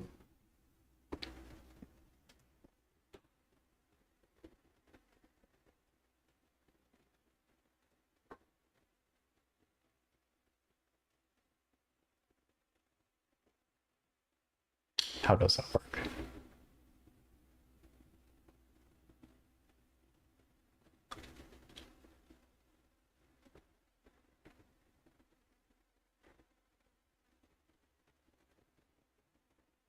Because the issue that I'm getting is that what happens with this R?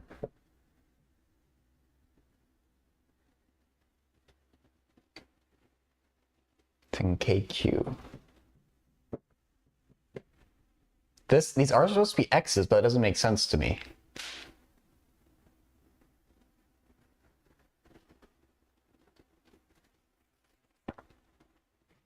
Why would that be the case? It would work out perfectly otherwise.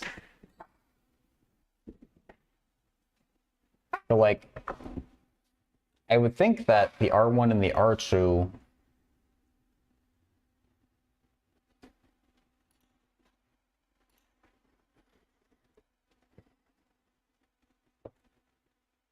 just outside a conductor. I think we're taking x as being approximately the radius of this spherical conductor because of this statement here. Yeah.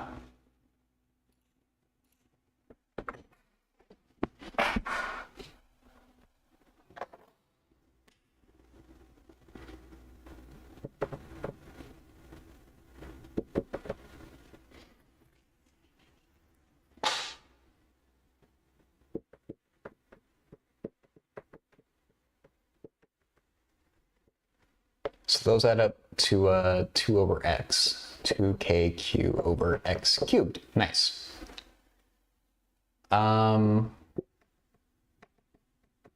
What is the field of a cylinder?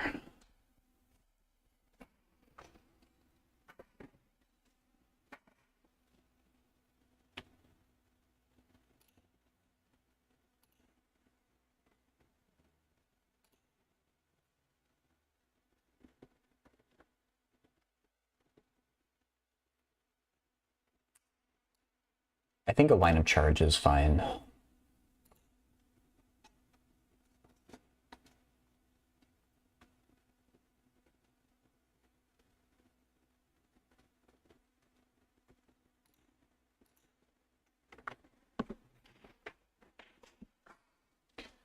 Lambda 2 pi epsilon naught r.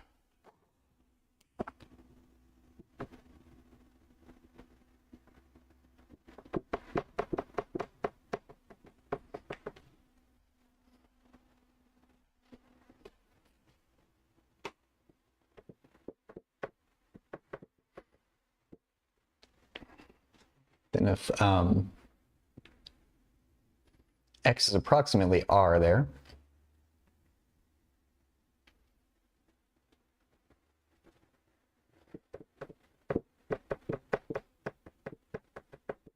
squared like that, and we want to see that it's equal to the original field,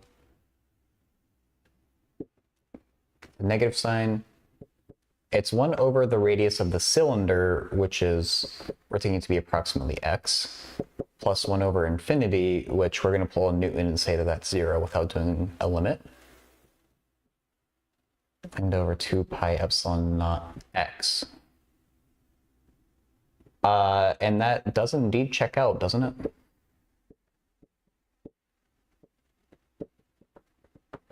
Okay, nice.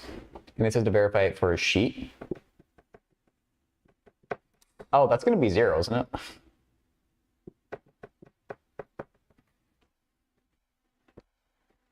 Two epsilon naught.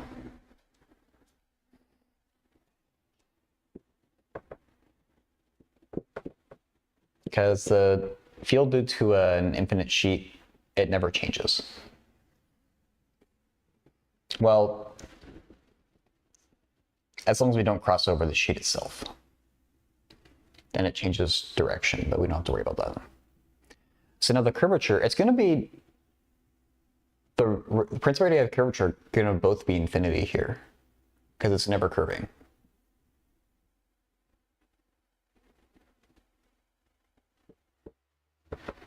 So 0 does indeed equal 0, last I checked.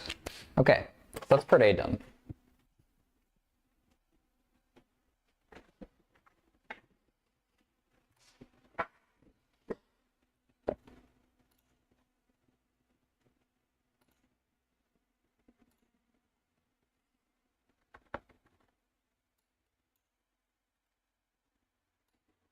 Now, how do we prove it using Gauss's law? With a widely chosen pillbox just outside the surface. Remember that near the surface, the electric field is normal to it.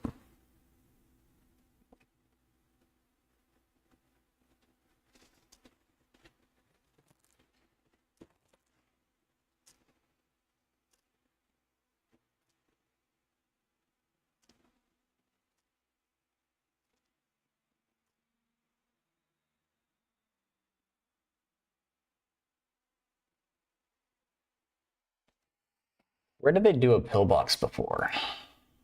In Gauss's law, is that in chapter 1?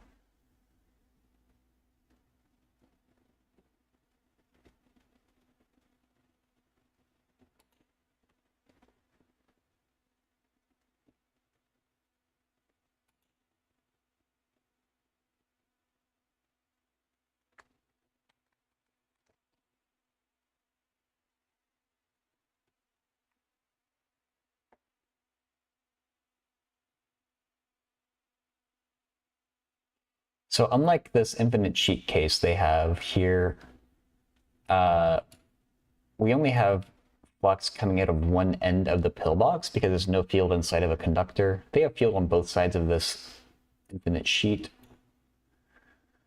It will be slightly different, but that's fine. The idea of this pillbox is that it reduces to the flux is perfectly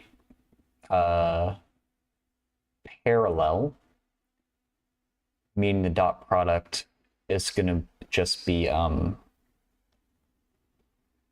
the area times E. And the area is 2 pi r squared, or just pi r squared. It's the area of a circle.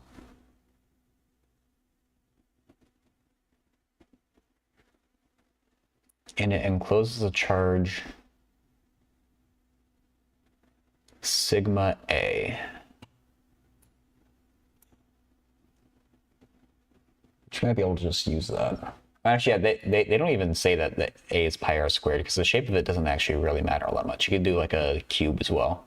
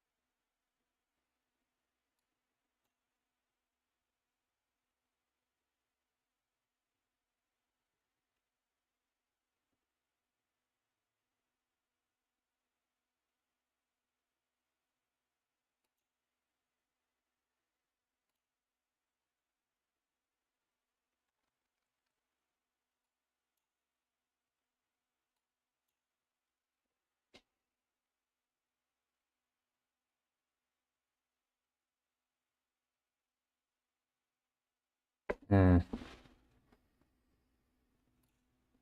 right, let's start writing some things down. I don't know exactly where to go, or I don't know exactly how I'll do this yet. Might help to get some things written down, though. I shouldn't have erased that top equation.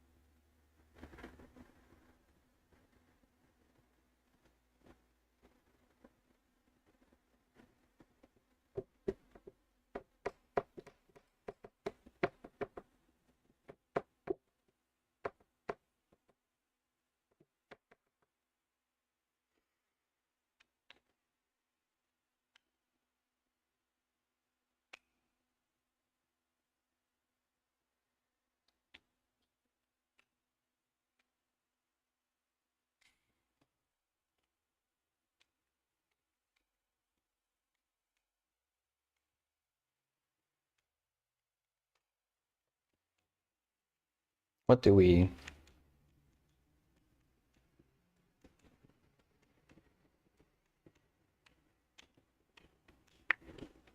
want to do here?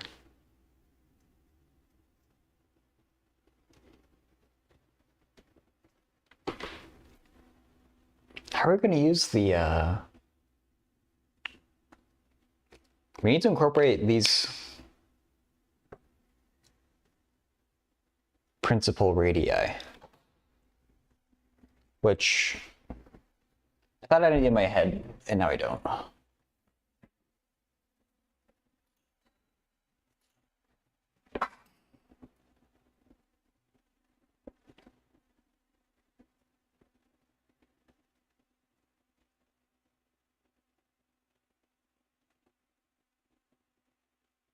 Gauss's law of a widely chosen pill, wisely chosen, not widely.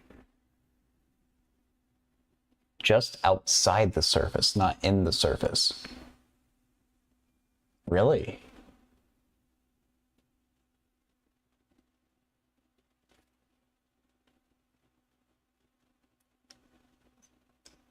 Ooh.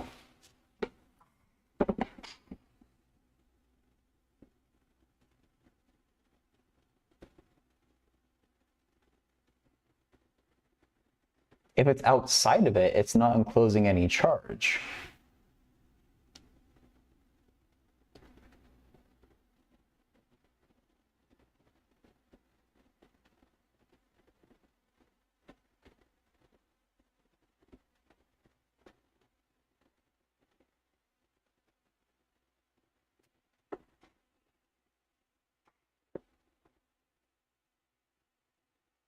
Or what do they mean? It just pokes outside. I feel like we need to enclose some charge. So what if we chose one pillbox with radius R1, the other pillbox with radius R2?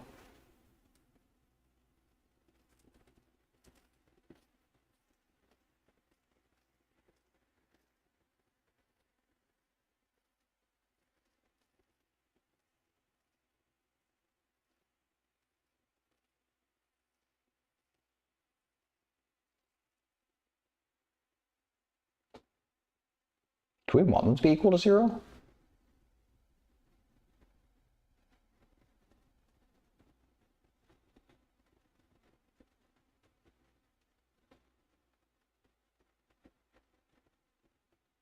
I don't think so.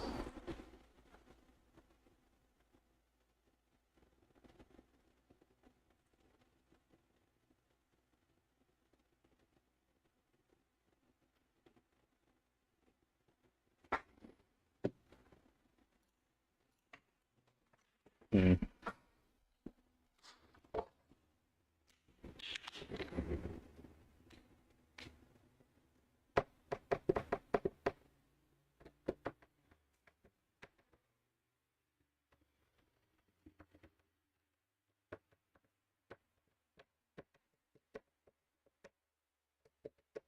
Radii R1 and R2.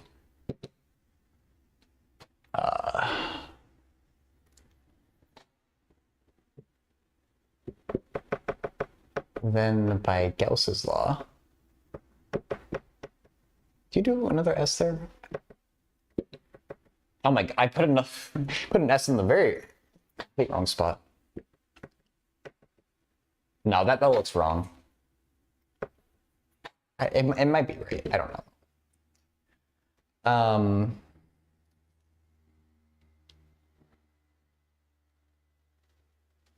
Oh wait. Two very squat pillboxes. Wait. Is a pillbox a cylinder?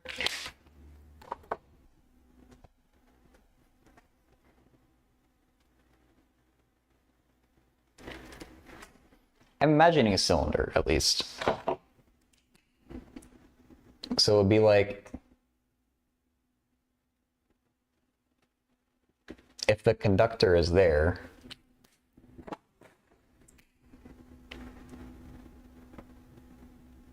we'd have almost like a sardine can looking Gaussian surface here. That's what I'm imagining.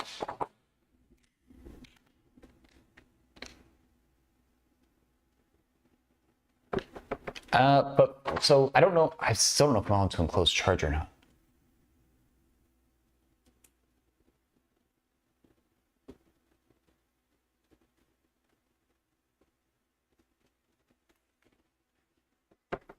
I guess we're gonna do it outside like I drew it. And that's what the problem says to do.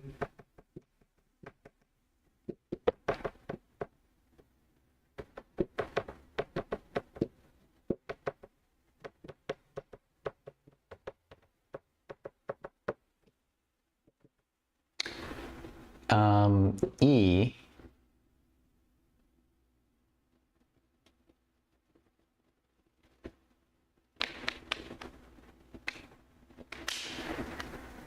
was is it pi r squared or 2 times pi r squared because we have two circles that it's passing through?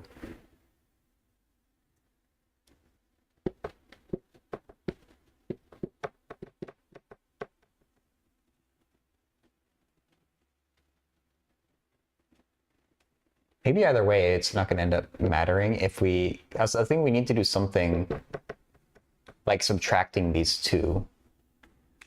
Or... I don't think this is right.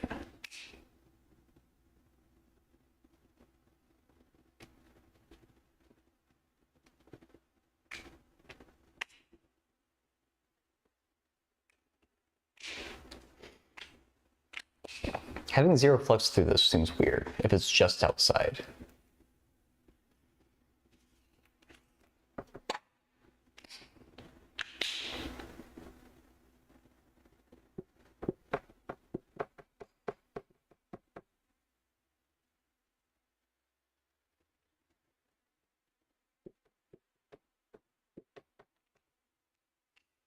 If it's just inside and poking out, we would have this.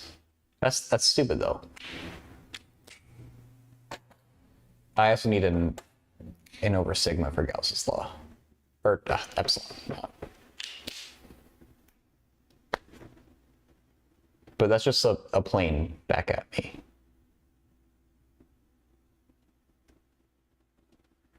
I'm missing something here.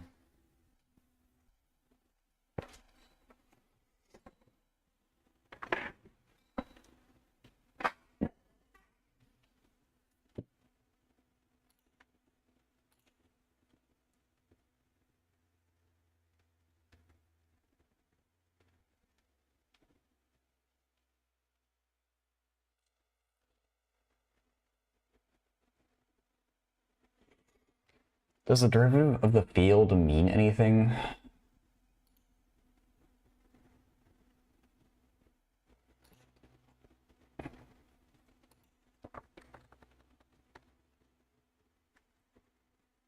It's rho. Do they mean the differential form of Gauss's law? I forgot about that.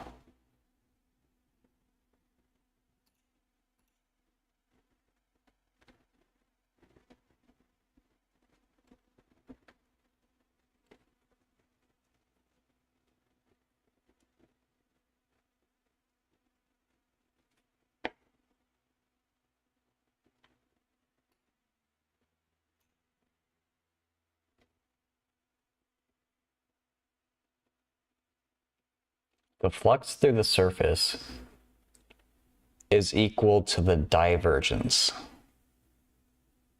over the volume.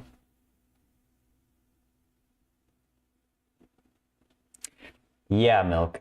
I realized that I was assuming a pillbox is like a really squat, or it's like a cylinder, but I feel like a pillbox is maybe not quite that. But the problem that I was working on is number 3 here. So I worked out part A. That wasn't so bad. But they want us to prove this thing here. It involves principal radii of curvature, which are a new concept for me, but they don't seem too bad to understand.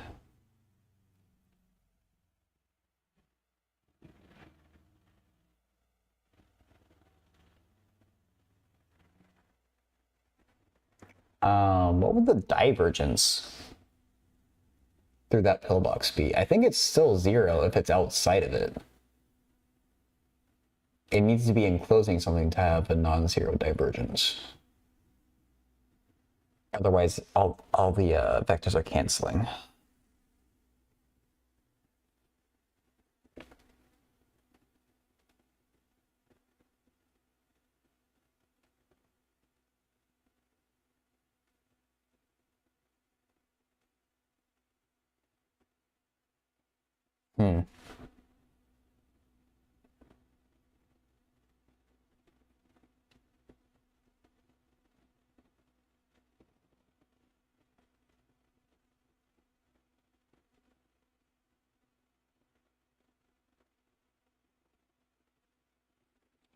You know, we do need to equate a surface to a volume here. I think it needs to enclose charge.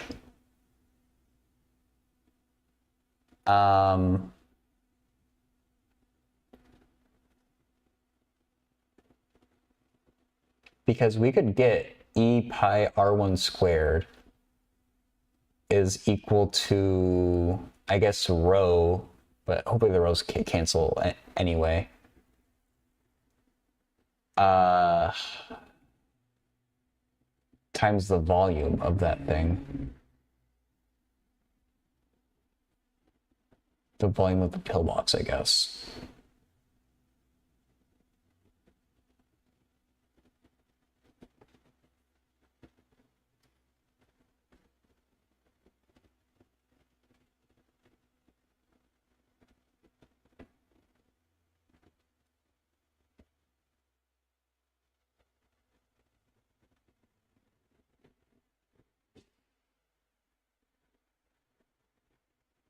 But the volume of the cylinder is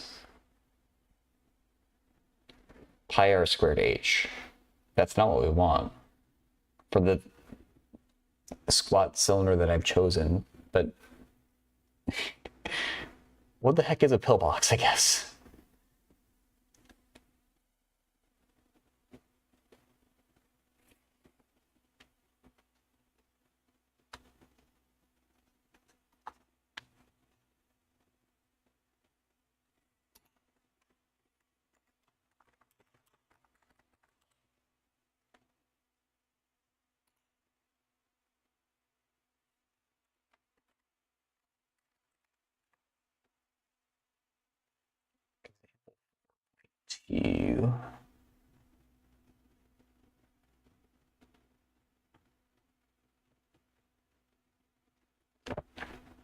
Why not just call it a cylinder? How is this different from a cylinder?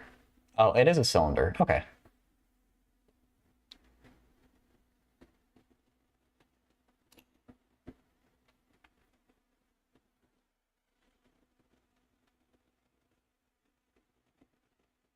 Taking the surface as an ellipse. The pillbox can be whatever shape you want. Ellipsoid.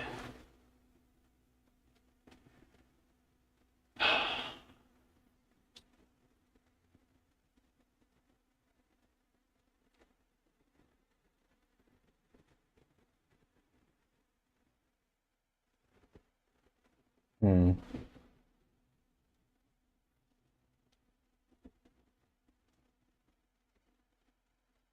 Because like a Gaussian sphere seems kind of appealing to me right now, because that would get us in R cubed. And I think we want an R cubed here. So we can get a 1 over R.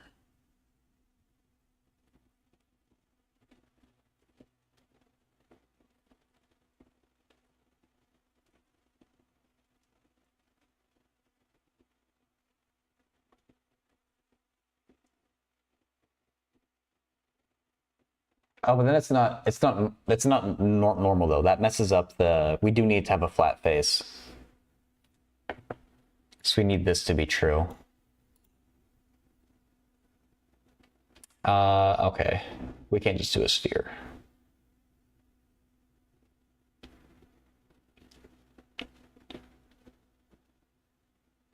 Semi-minor, right.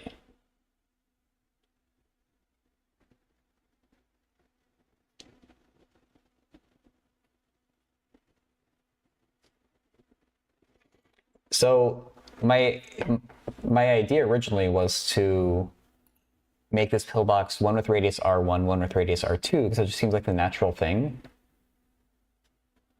But they like this says to do the pillbox just outside the surface, but that means it's not enclosing any charge and there's zero flux, which, as far as I can tell, isn't desirable. And so I wonder if they mean it is enclosing charge, but poking just a little bit outside. Because when they say just outside the surface, I mean, I imagine completely outside, but I think that can't be helpful.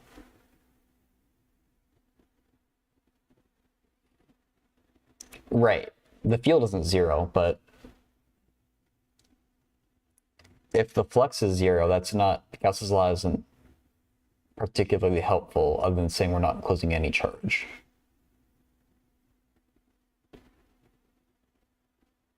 I don't think.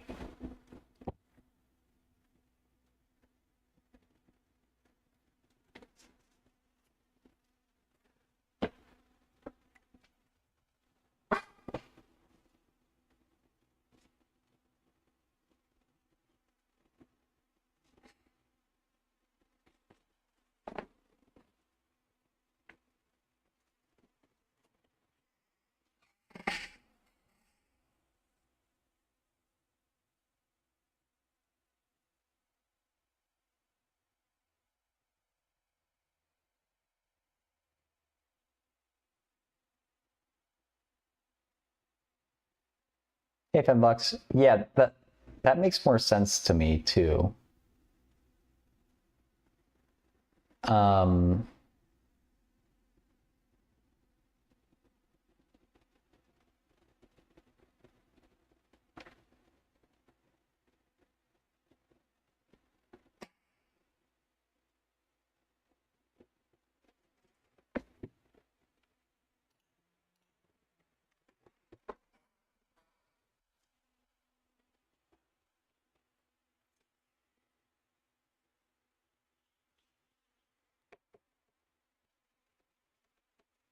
what if we have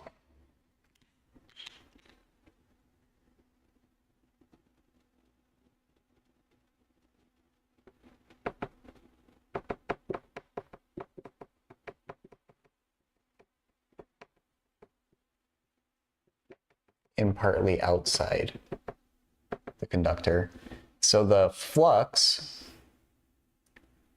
is E times pi R1 squared for the first one that I'm making is equal to the divergence, which is, oh wait, but are we going to get an E there too? Is that a bad thing? Because I was thinking that the volume of this thing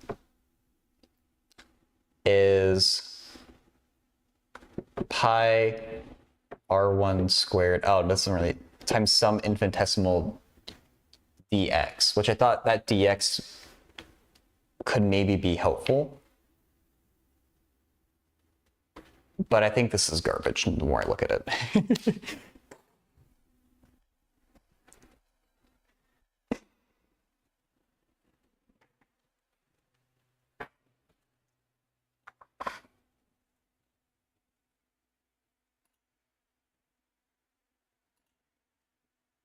Those bots get a new link to drop it every day.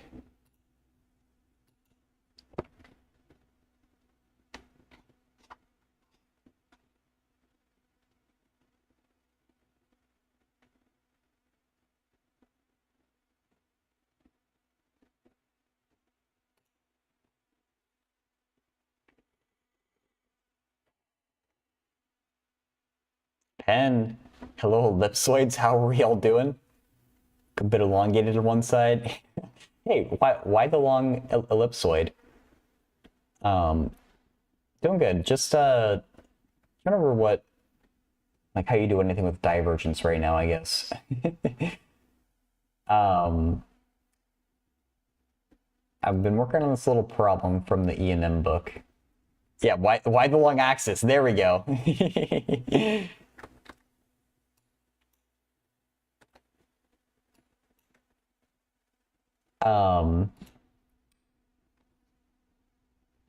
The problem of the principal radii of curvature of a surface, which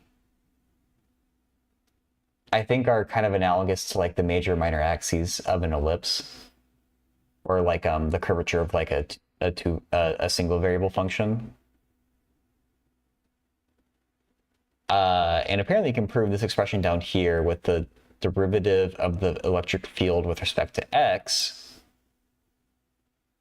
and the principal radii of curvature times the field itself. But we're supposed to use Gauss's law in this way that I'm not seeing yet. I'm trying to figure out, like, we have to make a Gaussian surface and somehow equate the flux through that thing to the divergence through that thing. And that's what I'm struggling with.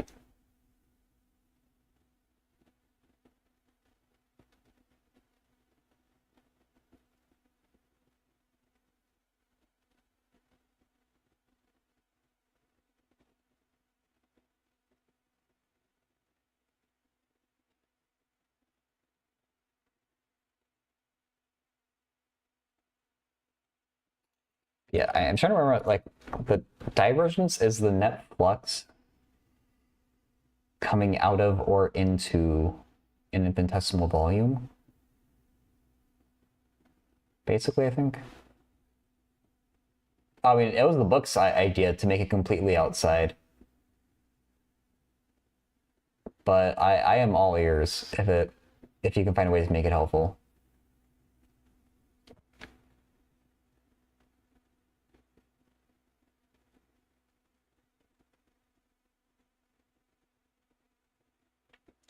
So we're going to dE dx, not E. Right.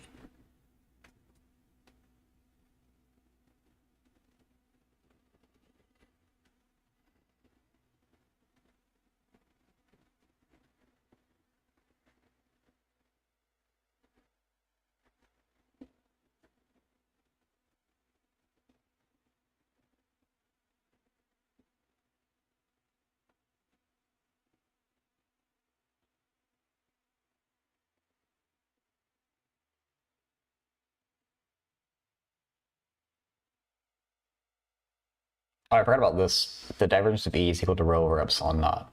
Oh, wait, this is the formula we want, isn't it?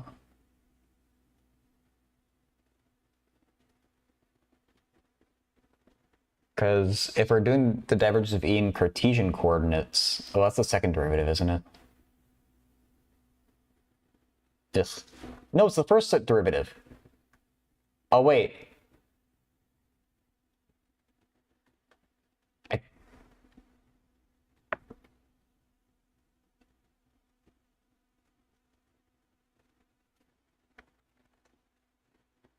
Is this good? This is our dE dx. It's equal to rho over epsilon naught.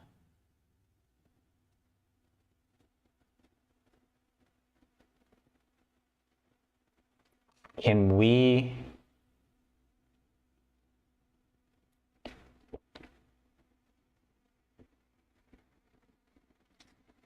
do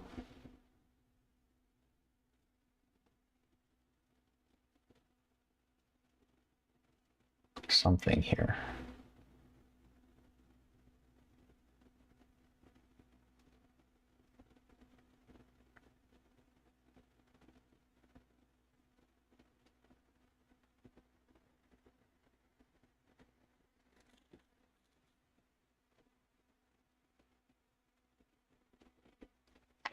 We need rho over epsilon naught to be somehow equal to minus R1 1 over R1 plus 1 over R2 E. How could we justify that?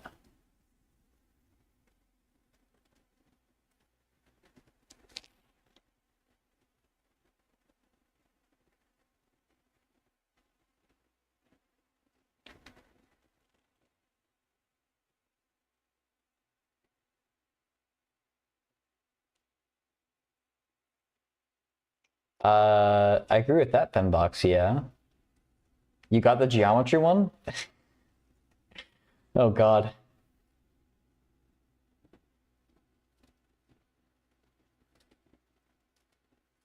Do you want to talk about it, Jed?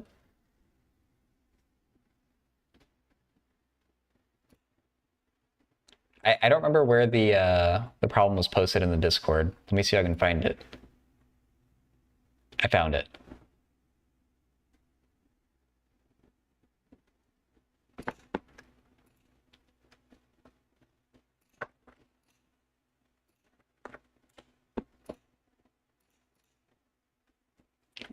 Yeah, let's talk about it.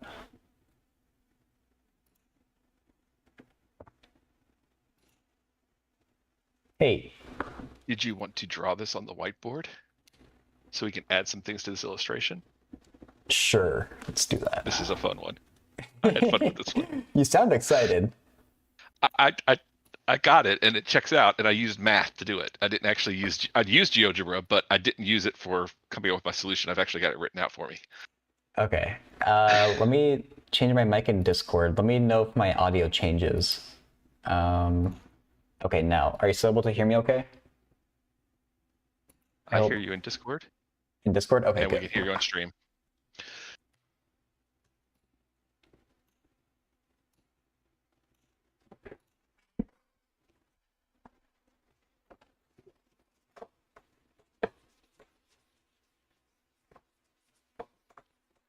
Okay, so I assume you wanted to repeat this drawing to start with? Yes, let's create that drawing again. So it's a simple X and Y axis. We're going to draw a half circle and a quarter circle that intersect at the same x-intercept. easily done for gifted artists like me. Sure, why not? Uh, The quarter circle should be much bigger. oh, really? Okay. Yeah. And then the Oh, we half are going to circle draw is, stuff in yeah. yeah, the bottom one needs to be a half circle that intercepts at the origin and at that x-intercept. Oh, yeah, yeah. Okay, okay.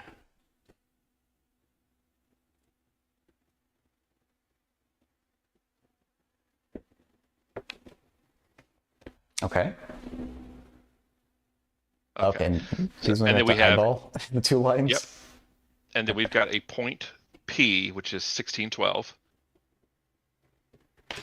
So just kind of estimate that it's going to be a little bit, yeah, it's right around there. Good enough. And then we've got a like line that, yep, goes down to that point.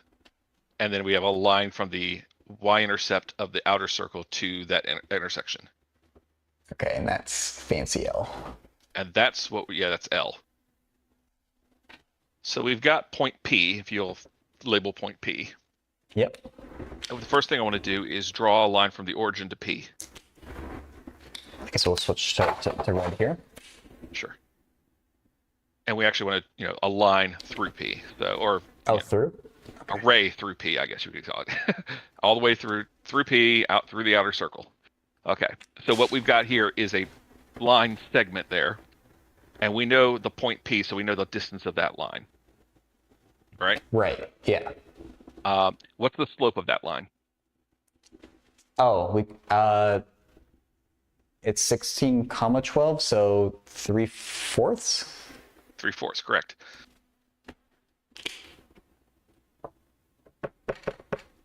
Okay. And I'm trying to figure out where I came up with this, but let's consider the perpendicular to that line. And I'm trying to think if have I been able to prove that that other line we're looking at there is a perpendicular or not? Oh, like the one through P is perpendicular? Yes. Yeah. So that would have a slope of -4/3, right? Yeah, it would have a -4/3 slope. I mean, is it safe to say that those are perpendicular? I'm saying, oh yes, because what Finblock said, these are two chords in a circle, and I think the statement says that that's a right angle. Okay. So we draw that right angle, and then we know that that is a -4/3 of a slope, right? So we can actually calculate the formula of that line. Because we know it has a slope of -4/3, and we know it contains point 1612. Right, yeah. So should we actually get that? Yeah, so let's figure out the y. Well, yeah, so we'll need. I guess we'll need the y-intercept for that. Actually, we don't need the y-intercept for that. We know. Yeah, we do. We need the y-intercept for that. We can. There's a point slope form for a line. It's y minus y0 equals m times x minus x0. And then just rearrange this, and it gets the y-intercept for you. Okay, you can do that.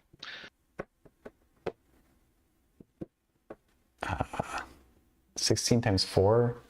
Just leave it as a fraction. Oh, well. Yeah, 64/3. I'm doing it the hard way. And then adding 36/3 to that, basically. Oh, 100. Okay. Yeah, and I don't know why you have the -4/3. Oh, we know x is well, so you get the y-intercept of 100/3, right? Yeah. So now we can plug that in to find the x-intercept. Oh, like down there. Okay, sure.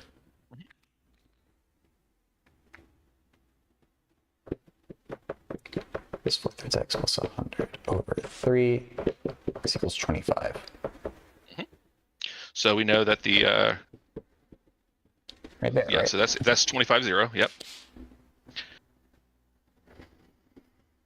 Okay. Okay, so now we've got. See, what do I do next?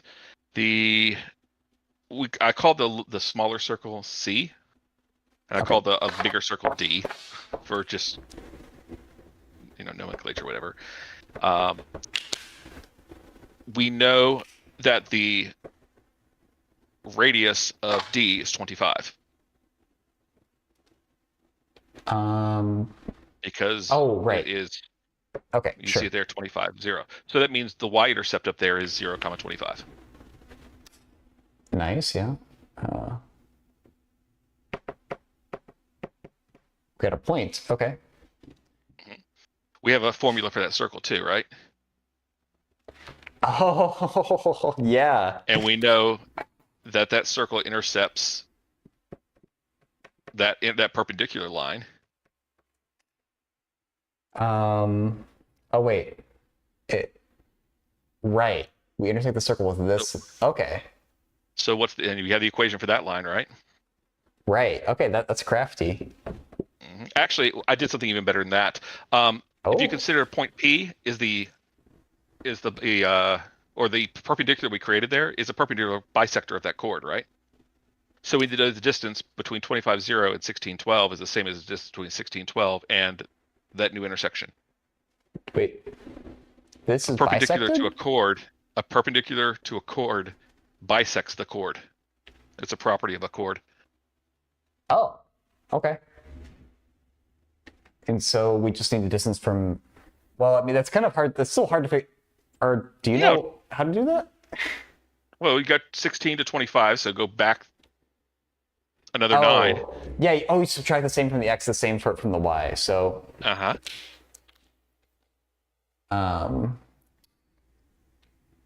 If that's 16, 12, we subtracted 9 from the x, so we subtract another 9 from the x to get 7. And we added 12 to the y, so we add 12 to the y again to get 24? And now figure out the equation of that line given the 2 points. 0, 25 and 7, 24.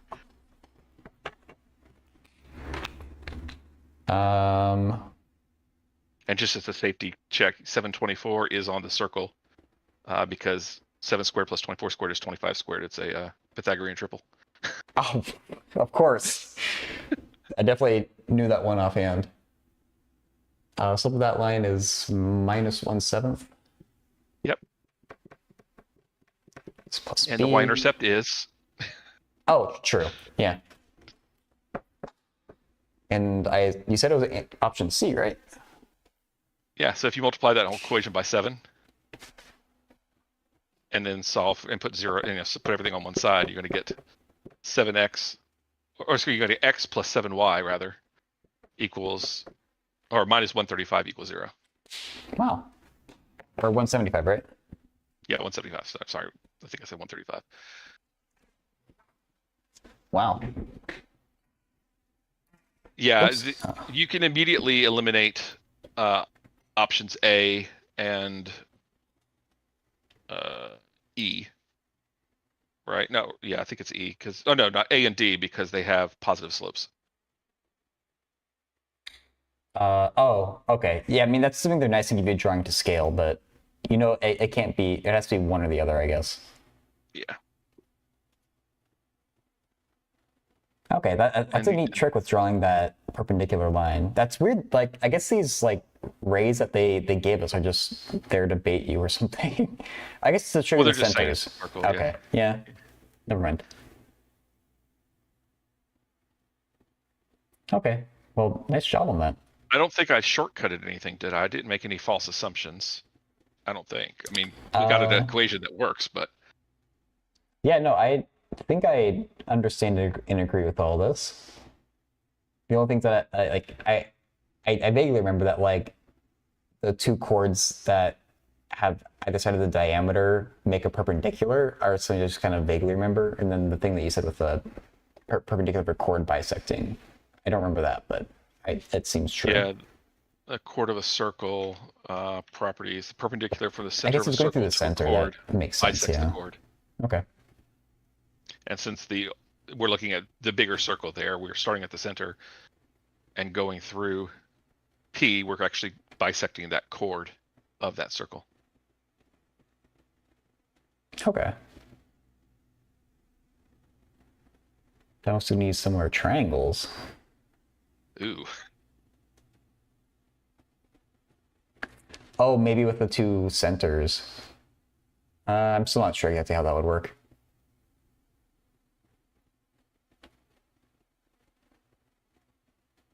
That was would a you fun one. know that from the?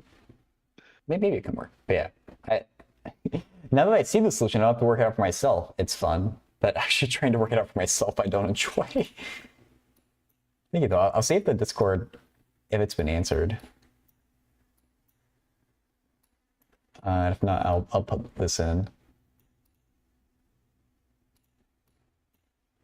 Okay. Yeah, I I think guess once you get that key of like figuring out the you draw from the origin through P, then you're bisecting that chord of the larger circle. right. And then you get basically everything comes from there. I'm saying drop a perpendicular from P to the x-axis to make two little triangles in Jed's right triangle. Oh. Oh, What's then your mark thought? those as similar. They definitely share a They would. side. They have similar. They have identical angles because they both have a right angle and they share the angle at 25.0. So that means the like angle. those triangles. Okay, yeah. Yeah.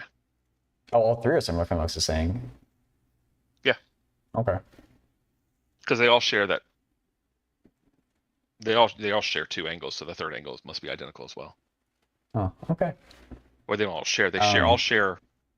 Each pair shares they all an have a angle, right and they angle all have a in right that angle. one at 25.0. Yeah. Okay. Well, I guess the other, Actually, if you drop that perpendicular, then they both share that angle at the origin. yeah, right. It's like almost like it's transitively. They're each similar to the big triangles. They're similar to each other. Correct. You'll have like, if the angle at the origin is A and the angle at at 25.0 is B, then when you drop that perpendicular, it'll be B on the left and A on the right. Okay. Touche. Yeah. And then you could figure out the length of. You still got to use that bisecting theorem, I think, in order to be able to solve this. Oh, right. Yeah, the goal of that will be to find the right side of just like half of P, and then that's everything you need to know. Once you know that bisecting thing too. Okay. Yeah, if you do the bisecting, then you know that px, and then you can. I mean, the other option, I guess, is you could figure out the equation of the larger circle,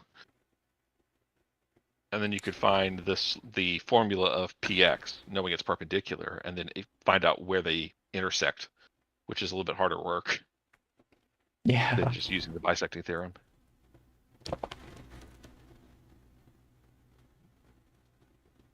Okay. But who wants to do the x squared plus y squared equals 25 squared, and where that intercepts y equals negative 4/3 x plus 100 thirds. Oh. Thank God for perpendicular bisectors of circle chords, I guess. I should have picked this one up earlier with the that game Euclidia. I don't know if you ever played. Oh yeah, I played a Euclidia little bit. Yeah, so it's the same kind of thing. You use formulas like that to try to figure out where to put points and stuff. Yeah, I remember playing it on stream, but through the first couple levels, all my solutions were going like way over the budget. Yeah. Yeah, it gets really hard. Yeah. It's a good time though. Yeah. All right. Perfect. I'll let you get back to magnetism. Sounds good. Unless you're going to answer that on stream. I'm going to check the Discord for the person who posted that question, but we'll see what the discussion has been like. Cool. Okay. See you later. See ya. Switch my mic back in Discord before I forget. Okay.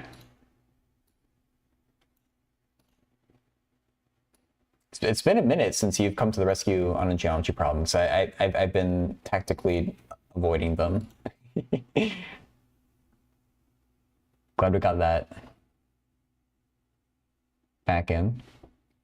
Oh, okay. I've been terrible about saves the last like couple weeks. That's definitely a save.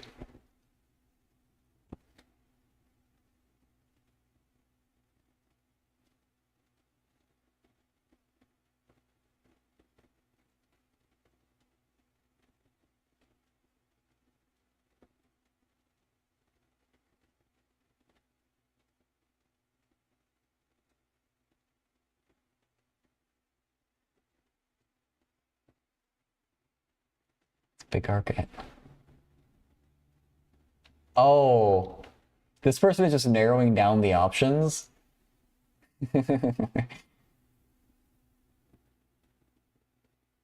It's kind of crafty.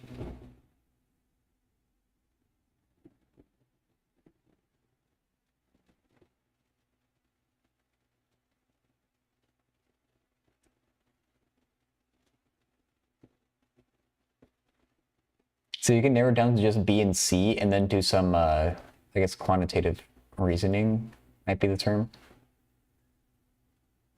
to distinguish between B and C. Oh, they closed it.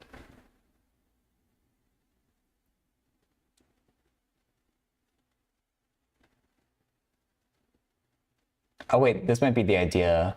Well, this season I sausage triangle.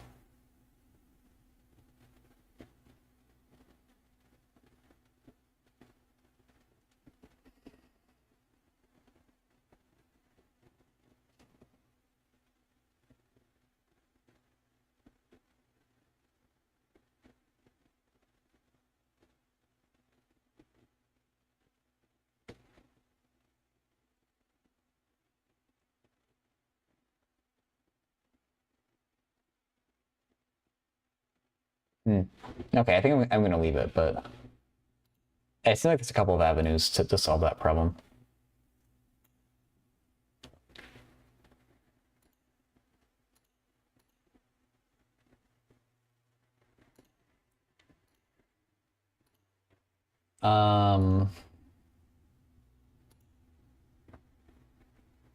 Back to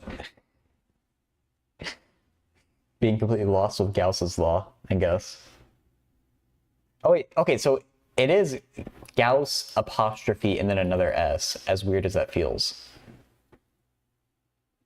There's three S's all in a row, and that's just not right.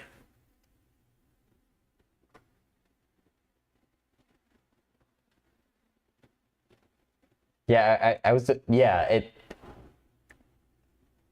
I hate it too.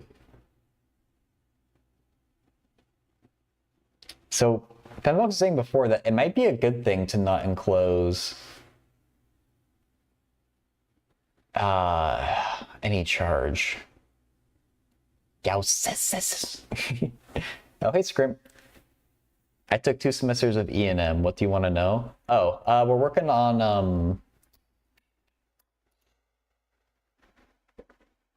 problem 3 here, part B.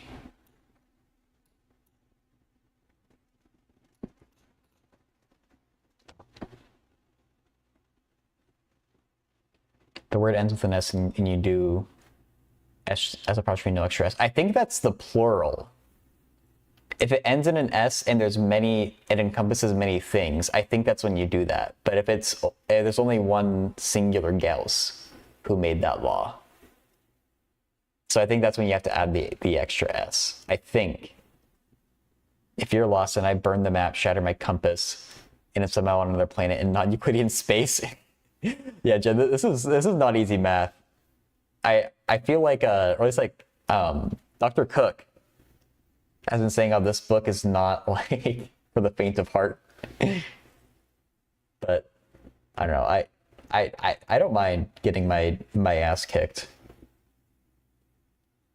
Because I feel like even though I'm not doing all these problems correctly on the first try, I'm learning a lot each time.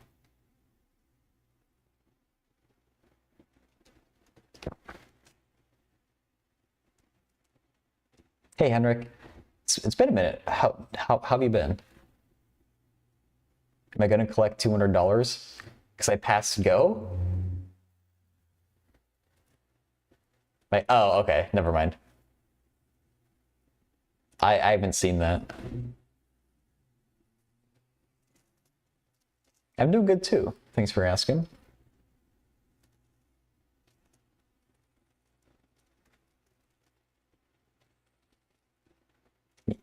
You need to watch it. I mean, I've heard references to it, but yeah, I never watched My Cousin Vinny. And you know what? This is actually kind of like advanced geometry.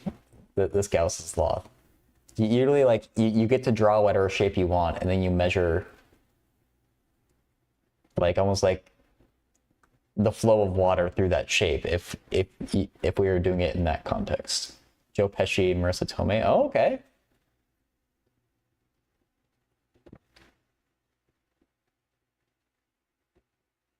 Oh yeah, Henrik, this is just a filler. So if you want to look at an integral, I'm all in.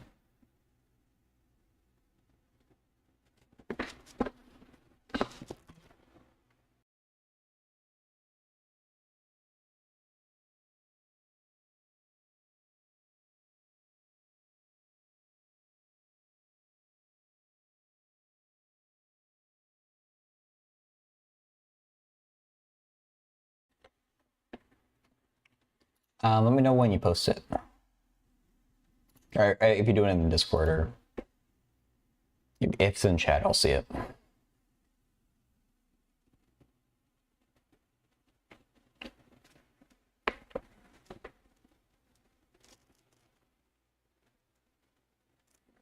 Okay, integral from 0 to 1 of the square root of 3x over 4. Ooh.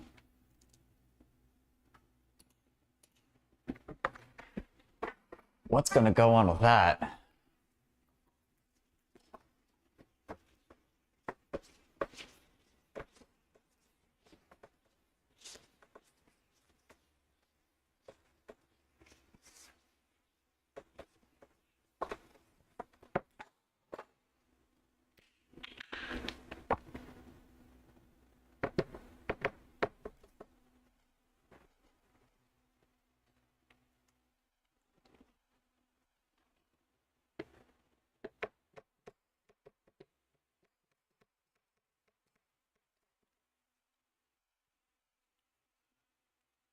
Huh.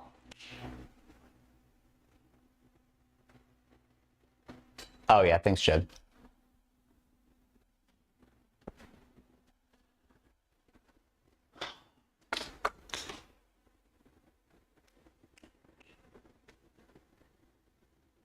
That's an what?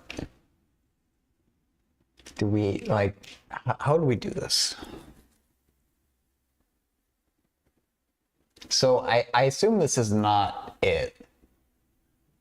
But for the purpose of exploration, if we take u equal to 4 minus x, what do we get?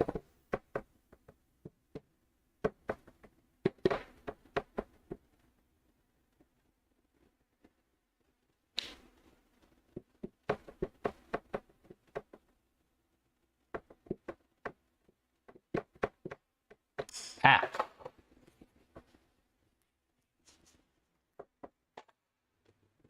That means that's u minus, or 4 minus u.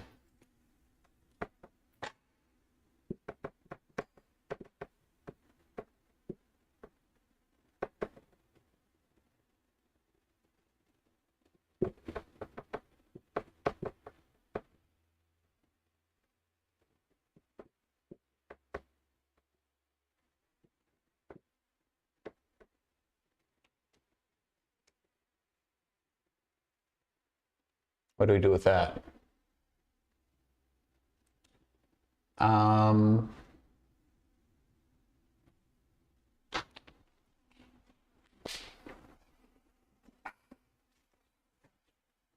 Oh, it's over the whole integral? Erpsh. But, oh yeah, if it has a hint, please do. Or please do give it.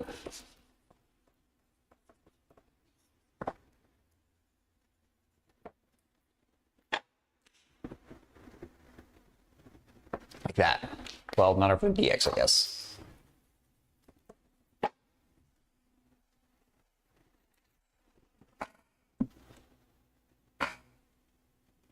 C sine squared theta. Really? I was thinking there should be some kind of trig sub. This trig sub I have not seen before, though. I don't think. Wait, I wrote that wrong. X equals c sine squared theta. Okay.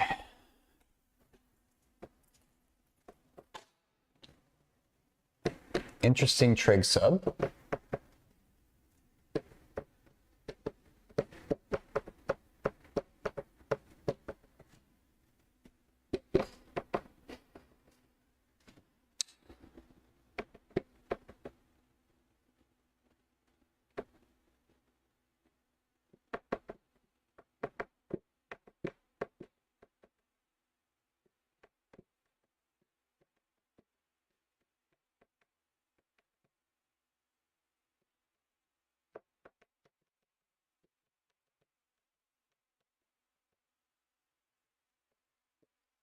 Okay.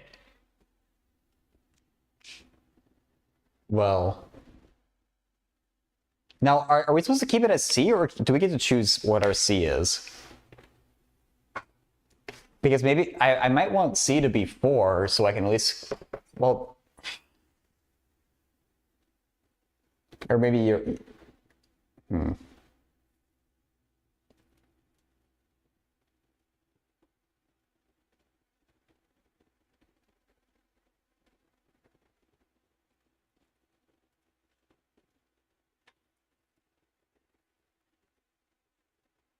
yeah, I think we choose C to be 4.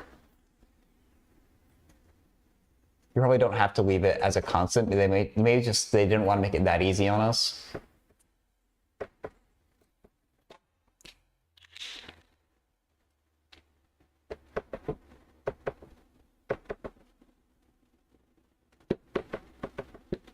But this gives us the Pythagorean identity on the denominator, and then we can actually take that square root.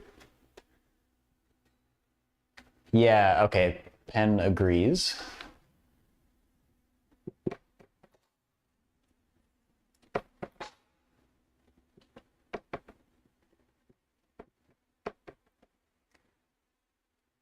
Okay, so 12 sine squared theta over 4 cosine squared theta. Not, what the heck am I writing? 8 sine theta cosine theta d theta.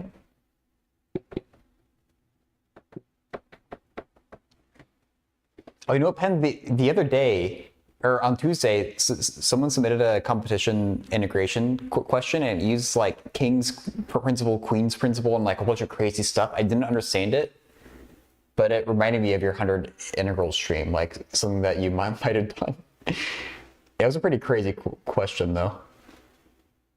So from the 12 over 4, we get a root 3. Sine over cosine is tangent. Or, you know, that's tangent squared, and then we square root it to get just tangent. 8 sine theta cosine theta. But really, I shouldn't have made that tangent. Let's keep it as sine theta over cosine theta.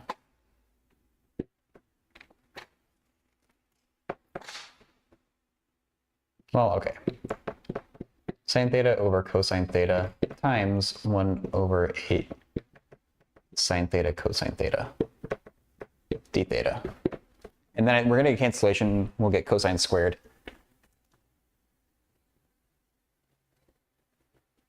King's Law, your one true love? Oh, I don't know how it works. Glass chains. You change the sum row, but adding...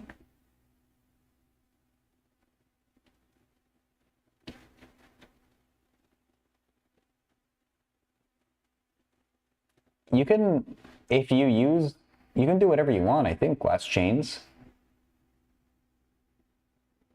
The original row, you can change it after if you want. It might not be advantageous to change it, but you're allowed to do whatever you want, I think. Or wait, there. Oh, wait. Am I misinterpreting you? Change some row. You can't use the original row that has been changed. Okay, yeah, so once you have changed the row, you can't go back and use an old version of that row. Too many 8s on the board? You're right, there are too many 8s. Thank you, $10.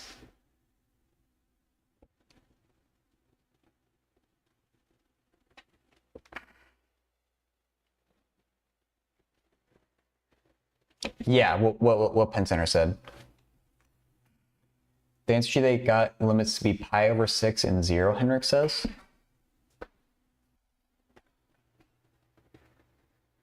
Oh, yeah, that's because sine of 1 isn't 1.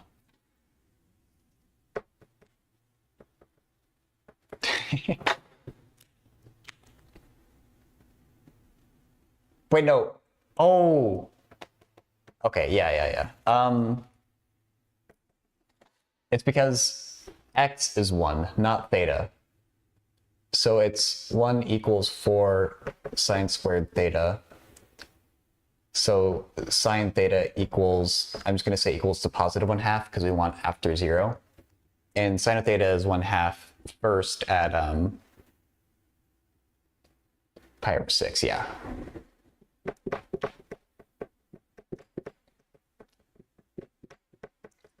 I forgot because I forgot that x was on that side of the equality because I started with u equals there. Okay, but here we get sine theta over sine theta. The root 3 over 8 can come out front.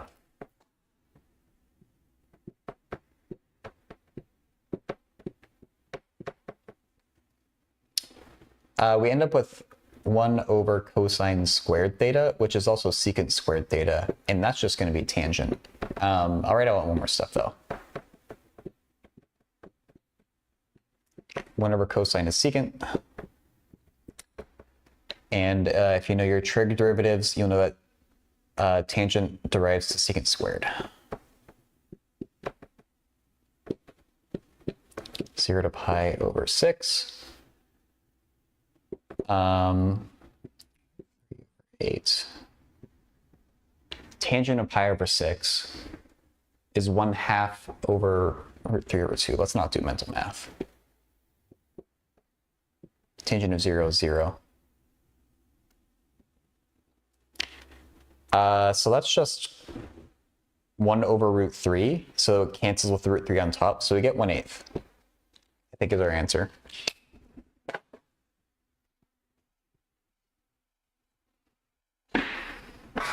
Differentiates, not derives. Yeah.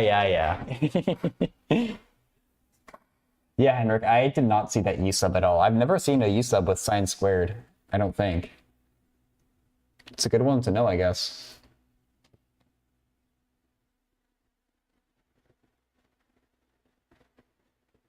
I'm glad they gave you that hint, though. That'd be really mean if they expect you to spot that on your own.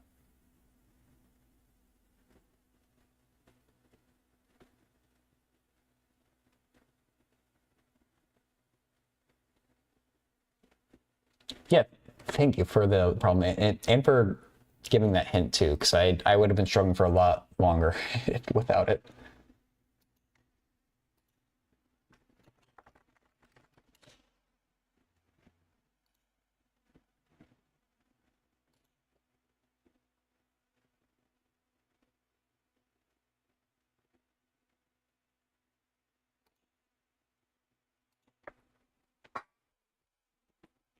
All right, unless anything else, back to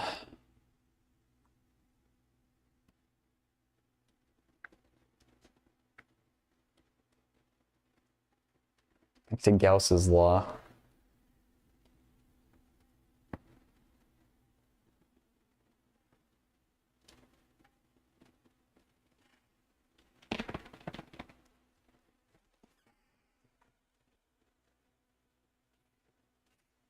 No worries, Henrik. Thank you.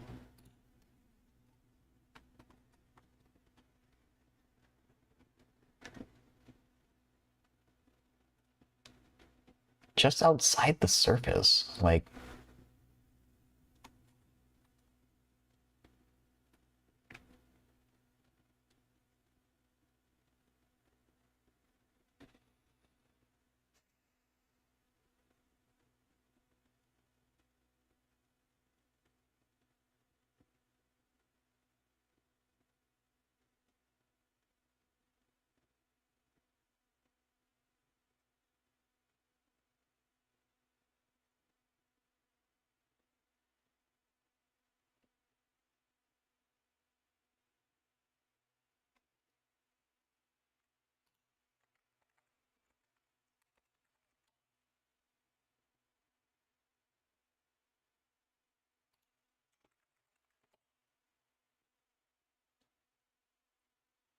Interesting. Do we have to make two... Are our pillboxes ellipsoids? But...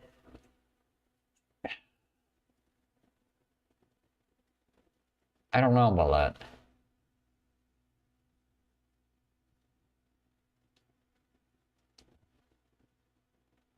I feel like it would give some helpful things.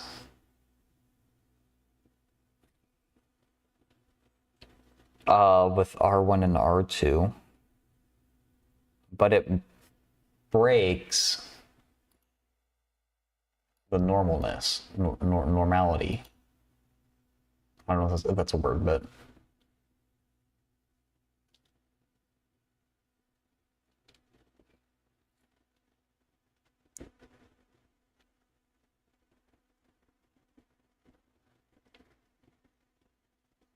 Hmm.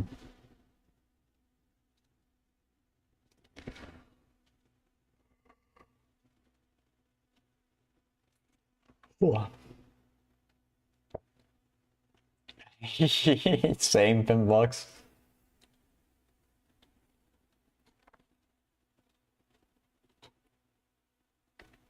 This is one where I'm tempted to peek at like the first sentence of the answer. For just like a little nudge.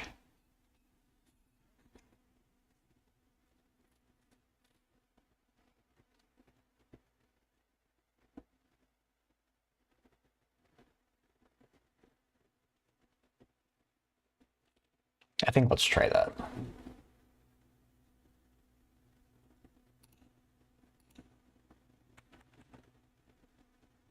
Oh yeah, there's part A. Part A wasn't so bad, but...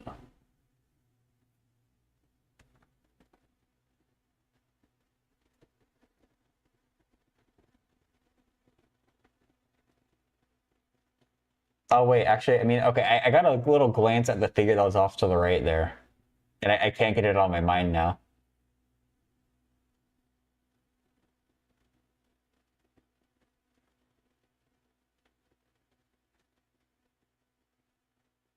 Okay, let me look at what they did for part A. Like a spherical cap with a thickness. That is not a pillbox. I can't believe they call that a pillbox. I don't know. That term is really misleading to me.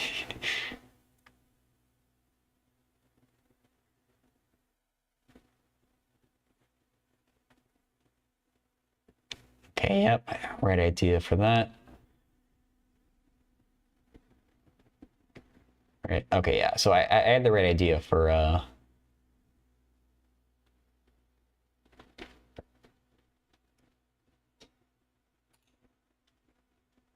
consider a pillbox with an approximately rectangular base that lies just outside the surface of a conductor.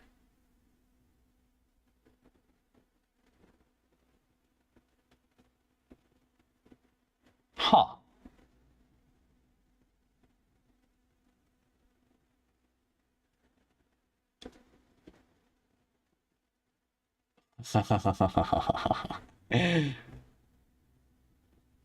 What?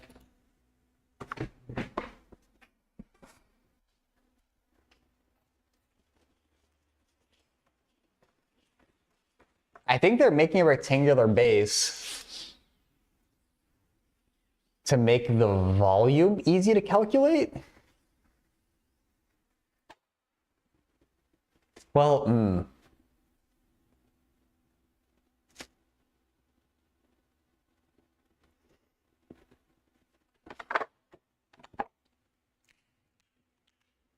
the volume of the enclosed charge, anyway. It is just inside, though. That's annoying.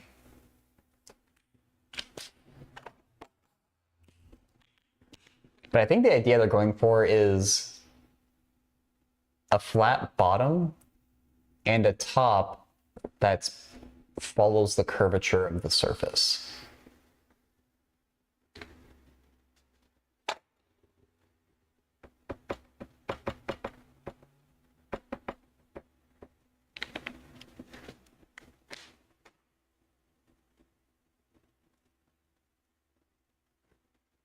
I should exaggerate the curvature rather than doing this stupid right angle thing.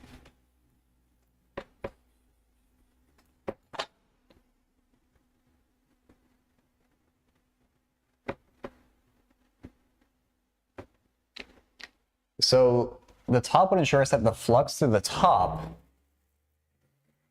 is perpendicular, or the opposite. They're pointing in the same direction. The field and the area vectors.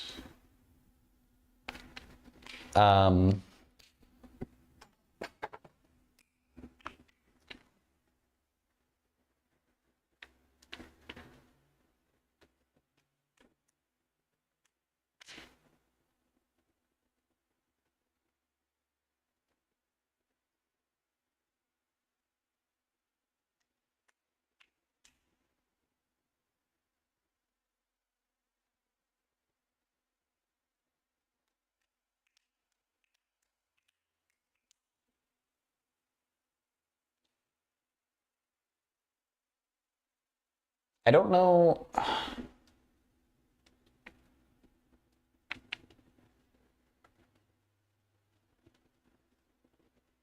Huh.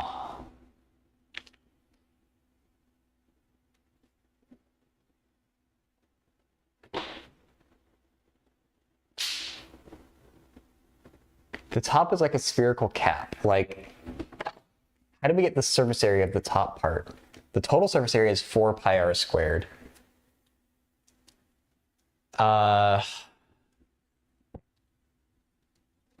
And we probably want to divide it by like that angle there, or multiply it by that angle over 4 pi, or maybe 2 pi.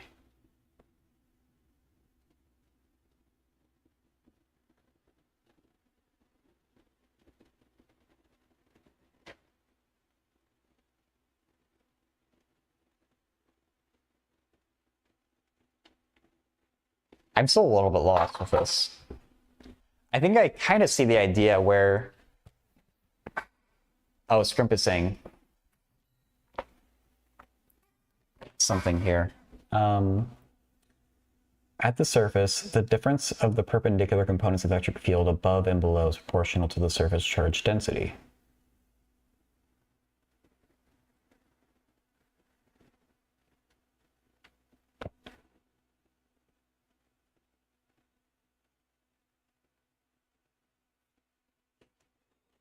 There shouldn't be any electric field below because it's a conductor and there's no electric field inside though, right?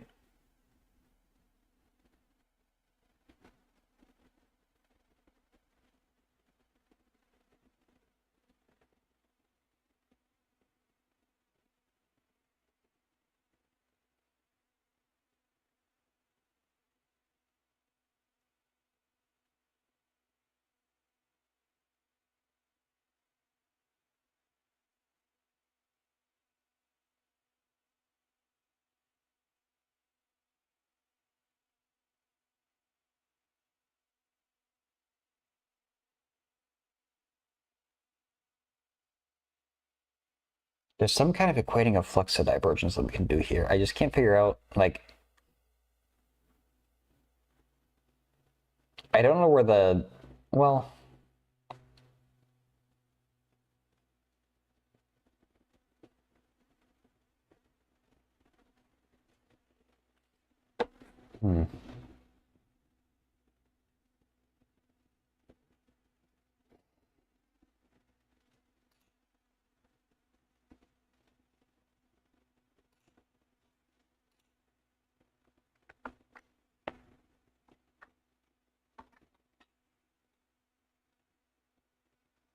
Sigma over epsilon equals E above.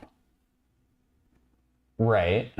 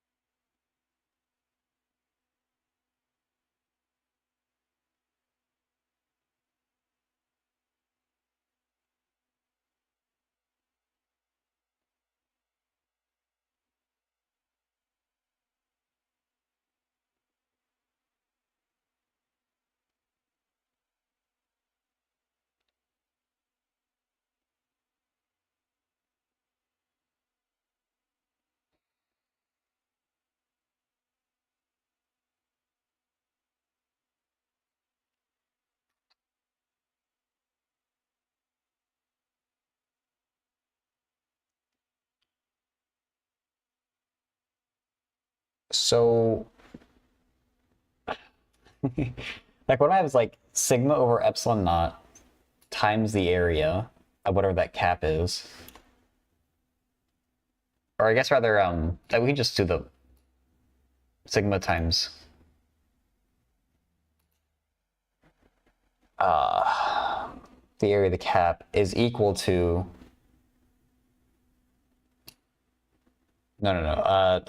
frickin' no, I mean well, no, I still don't know. I actually like which form of Gauss's law we want here.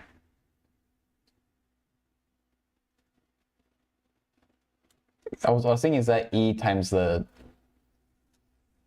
surface area should equal E times the volume.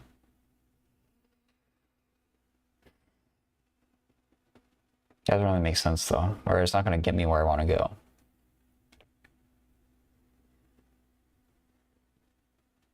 Yeah, Suna, it is. I'm struggling to apply it in a problem in the next chapter.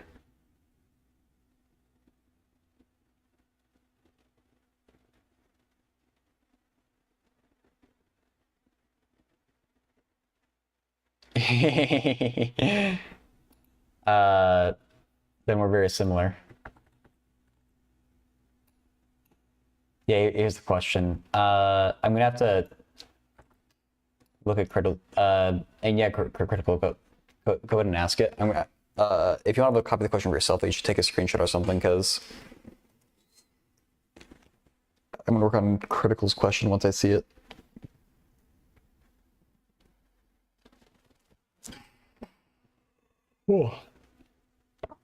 Working on part B specifically here.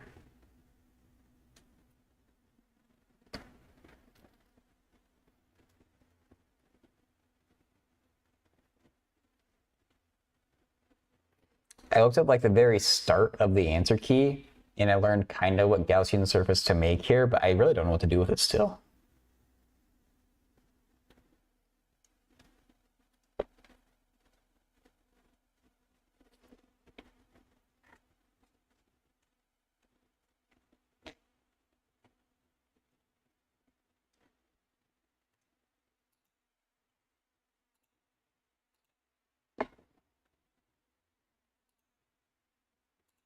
Can you post what theorem 8 is critical? Or describe it? Adjugate of a matrix. What the heck is that? I'll do some Googling, I guess.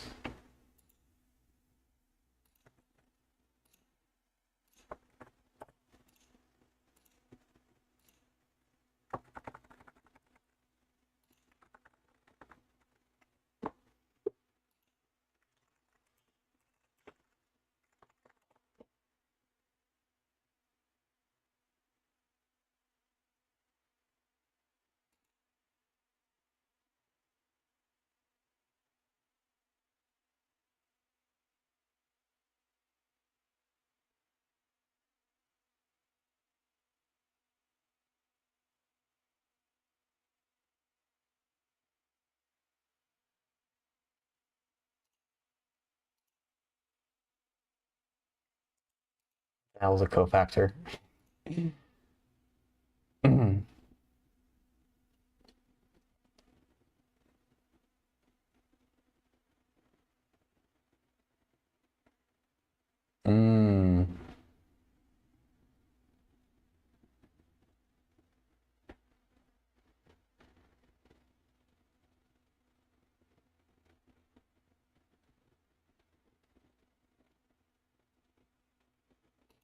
If you have a 2x2, is the cofactor...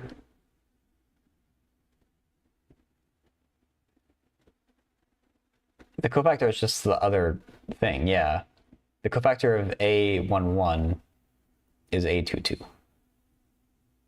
So they gave this more explicit formula here that does the work for you.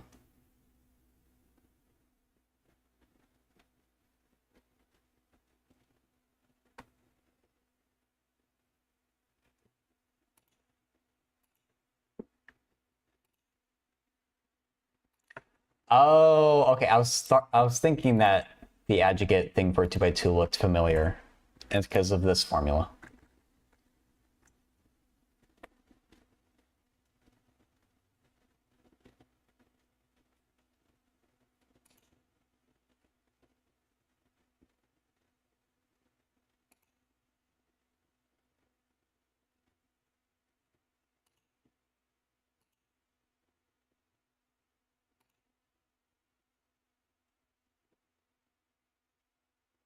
Okay, this would be a lot of work for a 3x3.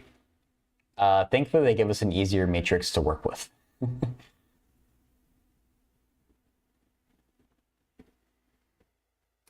Oh, that's annoying. You have to get so many. Cofactors are annoying. You have to do this, basically. Okay.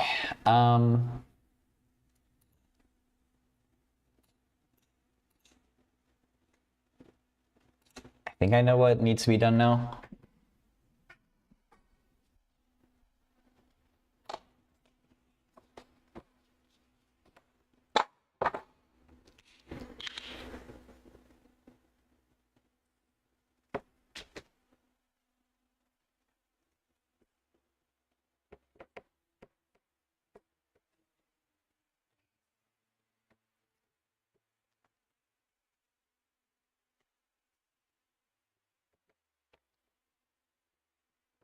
Okay, so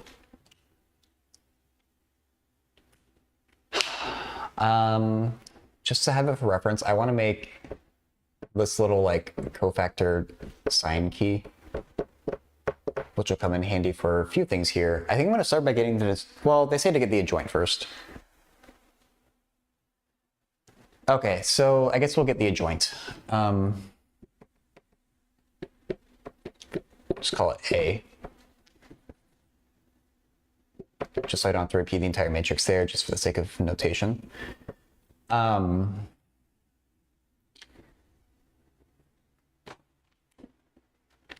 Just make sure I do this right before I go off to the races. Okay, yeah. So the cofactor of 0 is the determinant of the matrix you get if you cover up 0's row and column. So it's the determinant of that 0, 1, 0, 1 matrix, which AD minus BC, 0 times 1 minus 0 times 1 is just 0. And it has a plus, but obviously it's 0, so I don't have to worry about the sign there. Now the cofactor of minus 2, we take out the row involving the minus 2 and the column involving minus 2, and we get 5 minus 1 is 0, 1. Find the determinant of that 2 by 2. 5 times 1 is 5, minus 0, we still have 5. But it's a minus, so we stick a minus sign in front. For negative 1, same exercise. 5 times 1 is 5, minus 0, still 5, and this time it's positive. For that 5 there, we have 2 minus 1, 1, 1. So negative 2 times 1 is negative 2. Minus negative 1 times 1 is plus 1. So negative 2 plus 1 is negative 1. So we stick a negative sign in front, so it turns back to positive 1.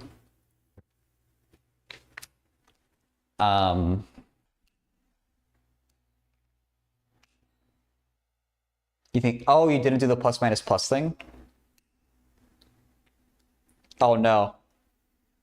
Is that all you needed?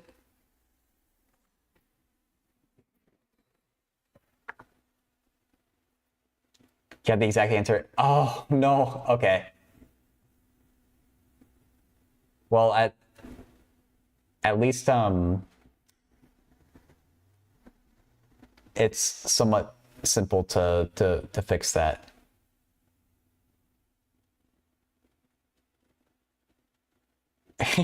No worries.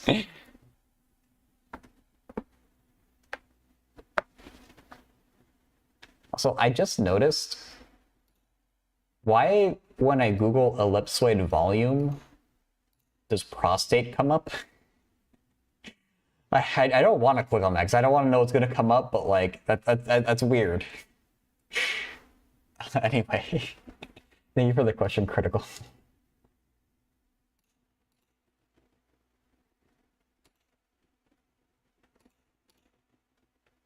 Pro state? Yeah, maybe, yeah.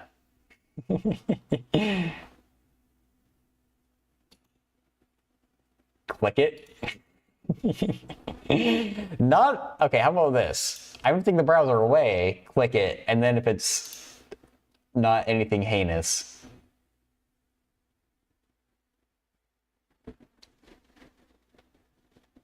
Huh. There's no images here, so I'm going to show it. You can calculate the volume of a prostate by approximating it as an ellipsoid.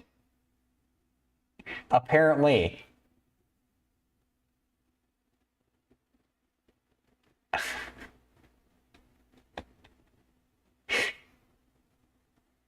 The more you know. See, this is the type of applied math that I enjoy. Oh my god. Okay, let's I don't know why I took it away to click off of it, but a rugby ball is a spheroid? No, I'm not a fan of actually getting the volume of prostates, but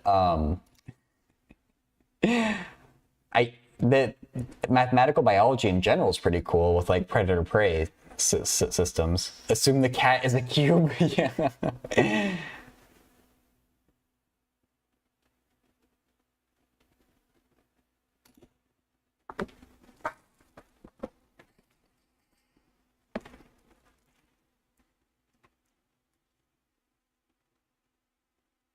I think I'm going to look at one more sentence in the answer key because this is still...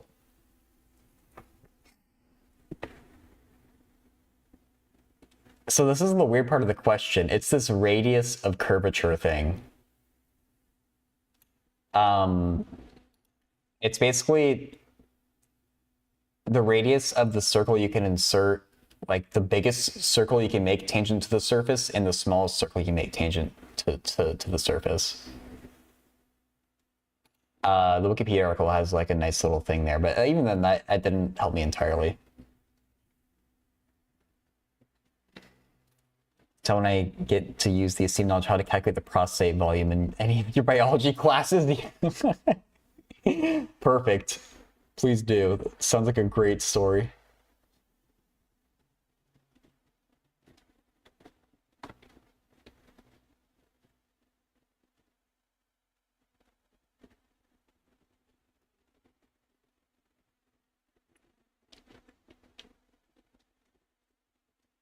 So I think they want you to make some type of Gaussian surface that follows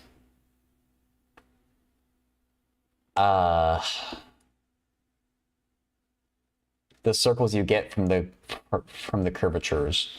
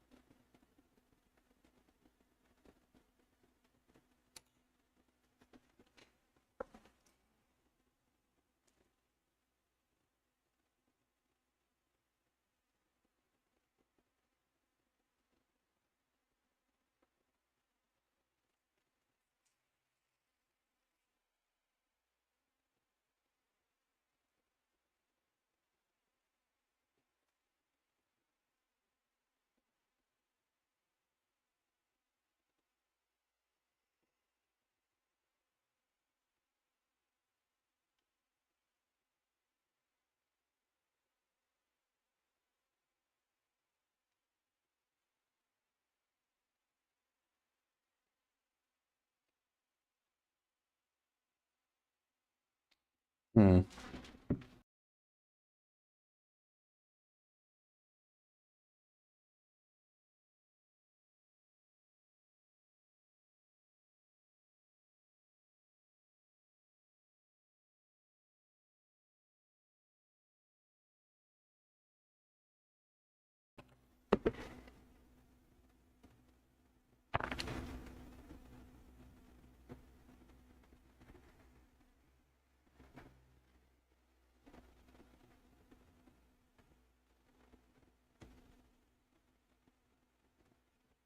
I think I'm going to take a further peek at the answer. Too far.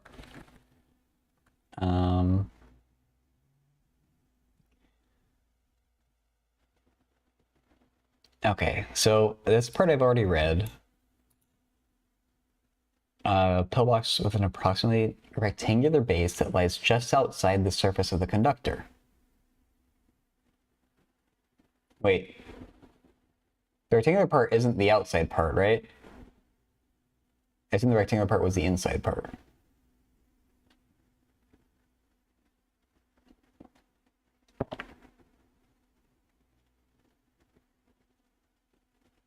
Oh, maybe I might have had it flipped. The rectangle's probably outside.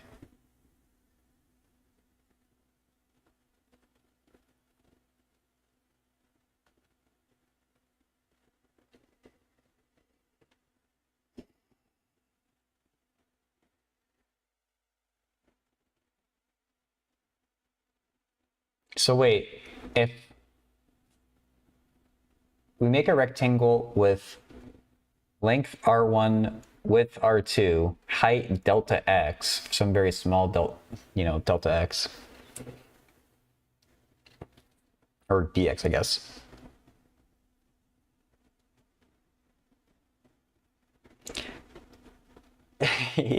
Yeah, Suna, I didn't find their explanation of what even a principal radius is to be helpful. I had to look up some outside source. I don't even know that's gonna be that helpful problem to be able to solve, but I don't know. I was like, oh, well, let's try it. Gauss's law is fun when you can figure it out. So,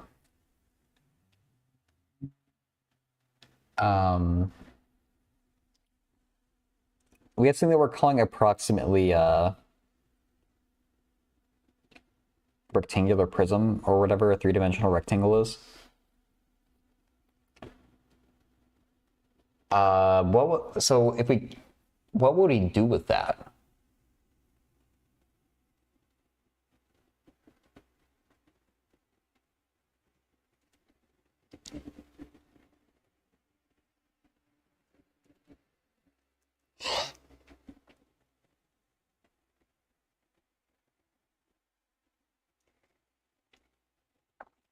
If it is entirely outside.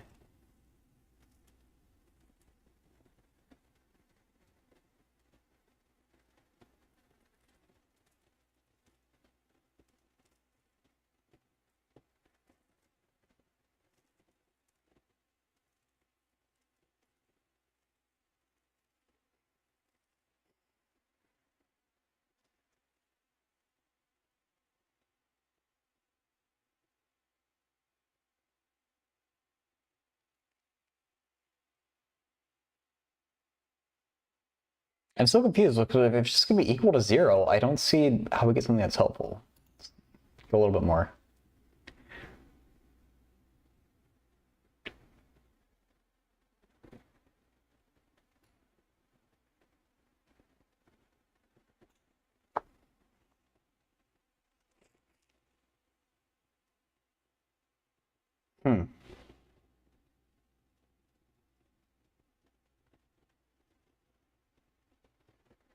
The set including all PS5 games?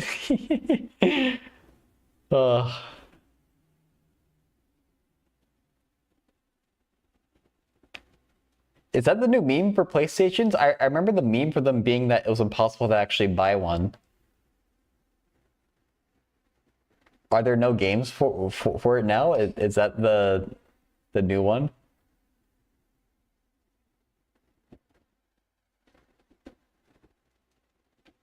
Oh, okay.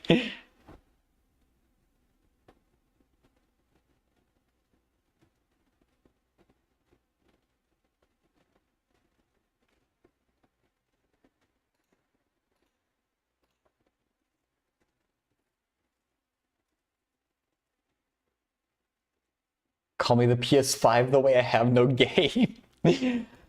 Ugh.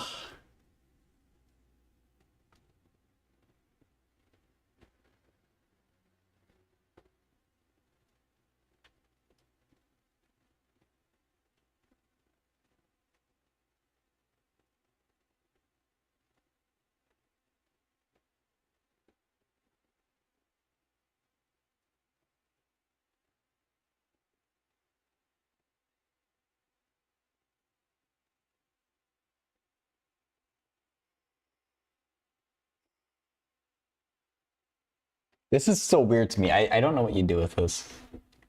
Half derivatives? I feel like someone's mentioned them. So I guess, yes, I've heard of them. I don't remember anything about them, though.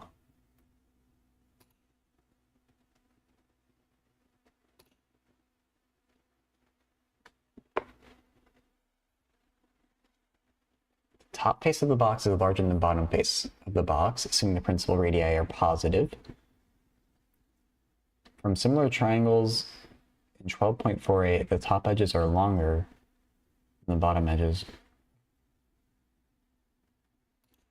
Factors of... What?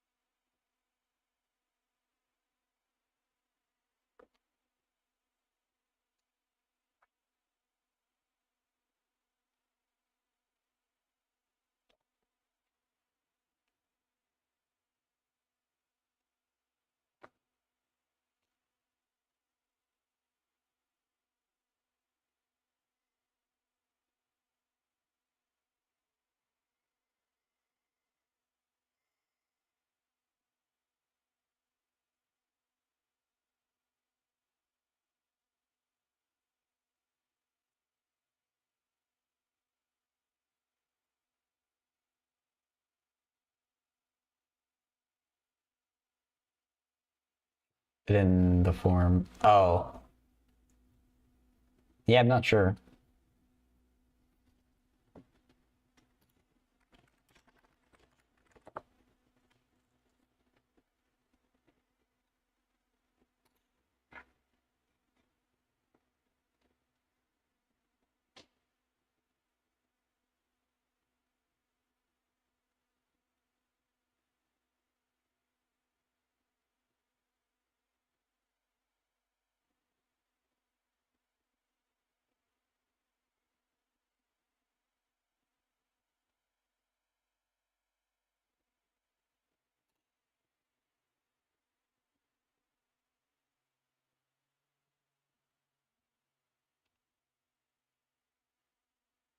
Hmm.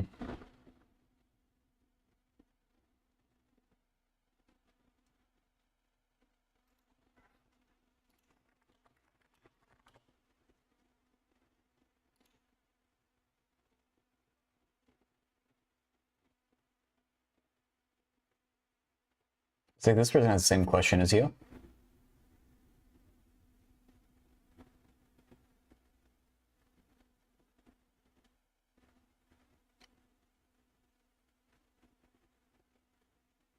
Yeah. I guess I don't know. Yeah, what's the geometric interpretation of a derivative? A half derivative. Probably this person's saying yes. Page 7 to 9 of the first link. Oh, Rubble, thank you. Any hard math? I spent a good portion of the day. I mean, the questions I got from chat haven't been too bad, thankfully, but that one wasn't bad. I have too many tabs open, man. I've been struggling with the electricity magnetism problem that I've just been studying while things are slow on the stream, using like Gauss's law and radii of curvature that was a weird thing. There's more letters than numbers. Yeah. Oh yeah, and when I googled the volume of an ellipsoid, which is like a 3D ellipse, I noticed that prostate is one of the suggested search terms, and apparently you use these to estimate the volumes of people's prostates. So that was a fun fact that we learned today.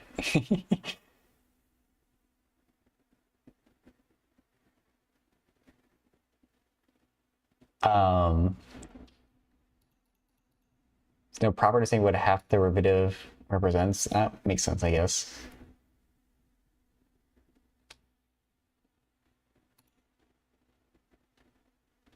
Yeah, there's like for any 2D shape, there's like a 3D, at least one 3D like analogous thing. Analog, I guess. 7 to 9 of this one. Just see what it would look like. Oh, that looks like a Taylor series. A really weird one. And penguins can be cylinders? Yeah.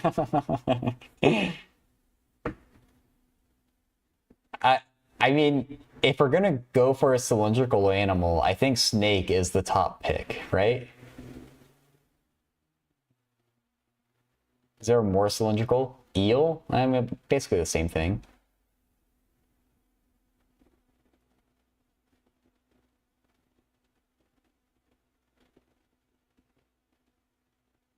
Oh, you need the gamma function. That makes sense instead of the factorial.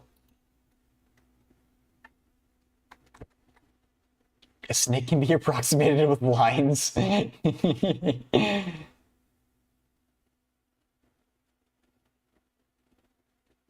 Wow.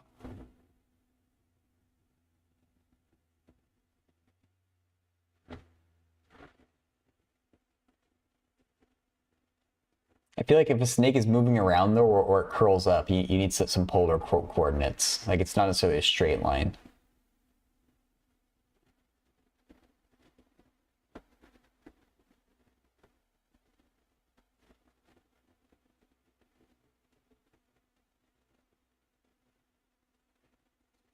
Okay, I'll drop the link to the stack change thing in chat, but yeah,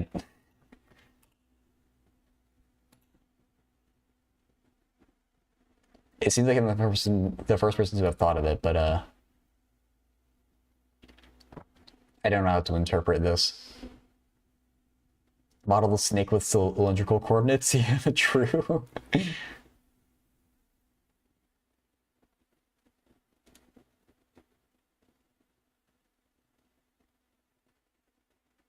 Then you can ignore the bend.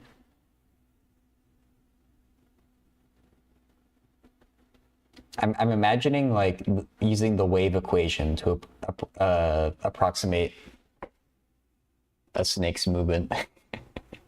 I mean, I'm just imagining like as they're moving forward, they're doing that like side to side thing. I doubt snakes follow harmonic motion though, right?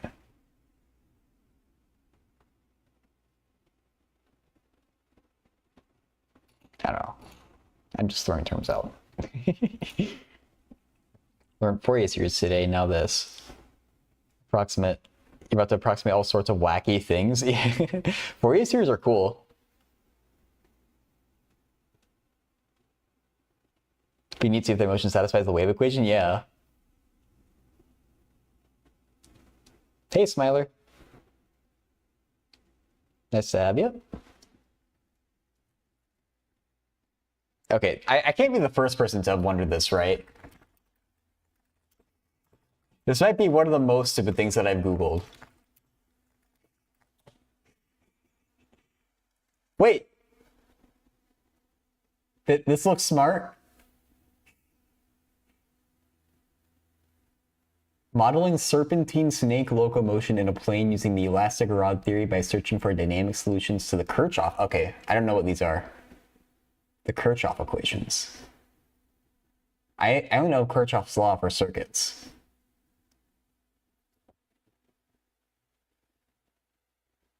For a square wave starting from n equals 1 instead of 0 can make it look way cooler. Oh god, I'm not that familiar with Fourier series to remember like what kind of difference that would make. You're just getting rid of the first term, I guess?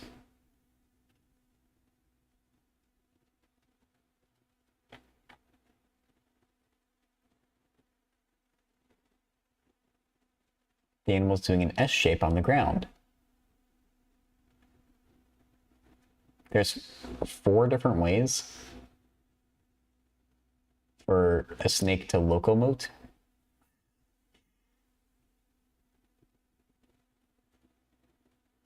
What are the Kirchhoff equations? Fluid dynamics. Oh, that might... Okay.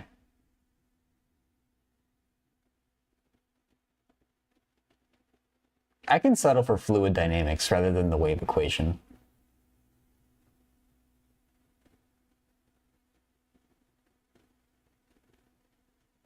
I mean, I don't know that they're even entirely separate. I don't know about any of those, but... You wonder if it was actually a triangle or closer to a catenary? Ugh. You and your catenary syntax.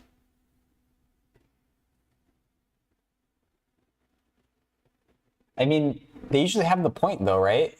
Is it like, if it's close to a catenary? Oh, I guess they might have a point, but it might be like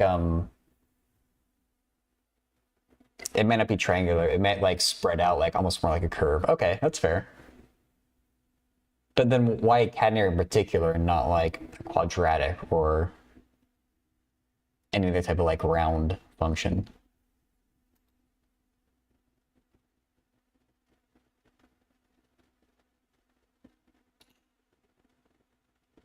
Who knew that people were trying to model the motion of a snake?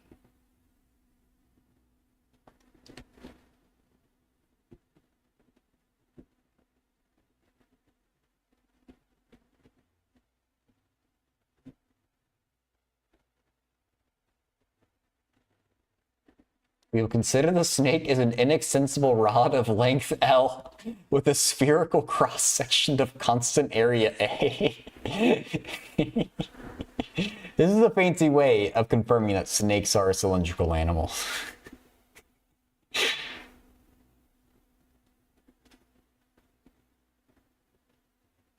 Catenary seem to minimize all sorts of things. Not sure about...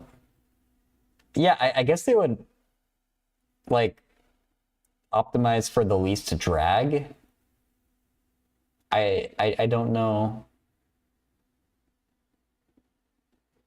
Oh my god. All these figures. I don't know. It's something about all this just being about snakes is kind of delightful. Yeah, exactly, syntax. Adults drew this. Snake equals tube, so snack equals tongue. That's true. E is just the identity. This looks like a real paper. I mean, for all I know, ChatGPT wrote this. Like, I don't know how to verify any of this, but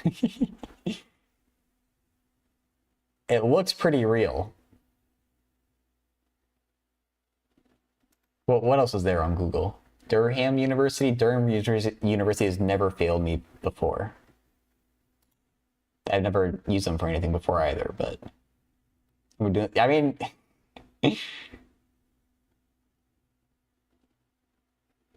it's definitely applied math.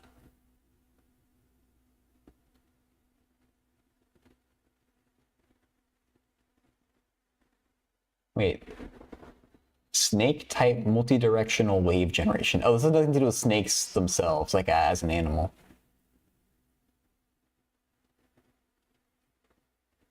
Engineering math greater than, much greater than pure math. Is that rain? I guess I'll pronounce that as. Yeah, I mean I majored in applied math, so I definitely agree with that. Optimizing snake locomotion on an inclined plane. This is a niche of math, I guess.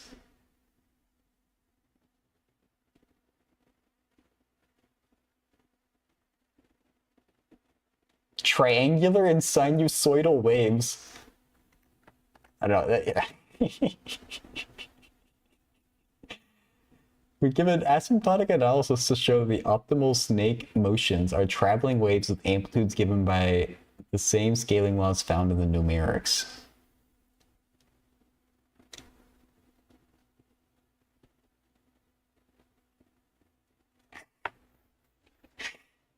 It, I had no idea this was like studied to this level.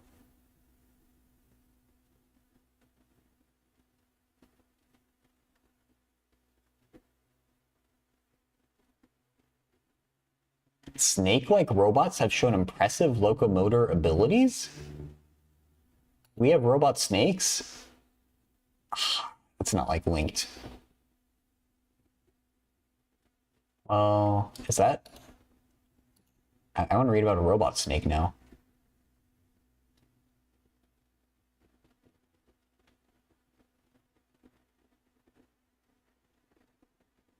Huh.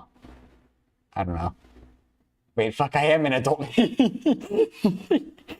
That's... God damn it, syntax, that's funny.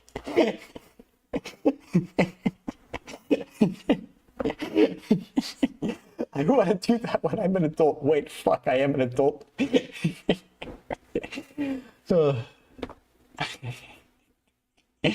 It's set up in the snake math scene.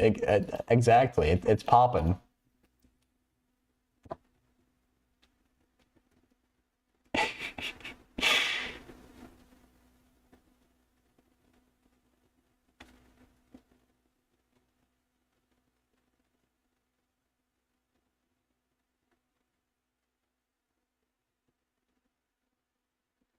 Oh my god, they're talking about curvature here too. I see a kappa.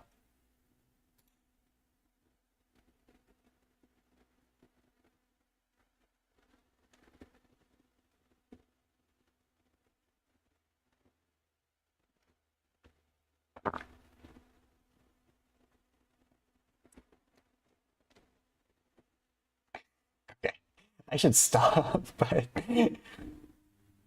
Okay, wait. Okay, let's look at the optimal snake shapes. We have to know how to, you know... If I were to become a snake at some point, I need to know how to optimally shape my snake body, I guess. I guess that's these up here.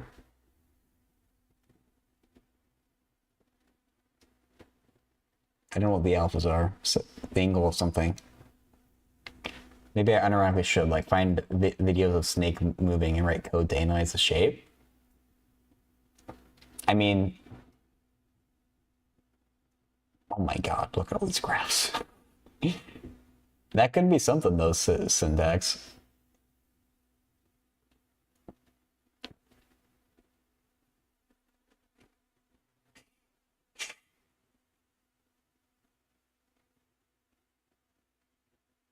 Okay.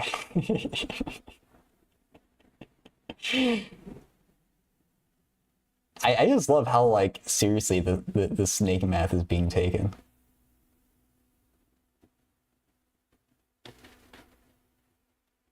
That's why I find this so, like, intensely interesting.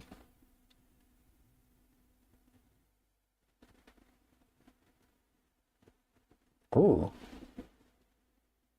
The optimal snake trajectory of the triangular wave body shape over one period.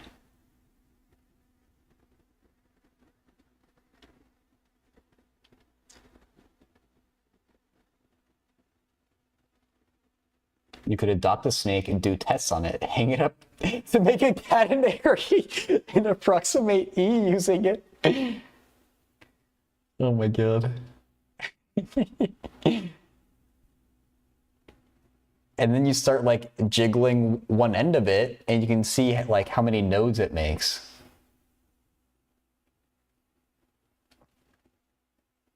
+1 do this, yeah.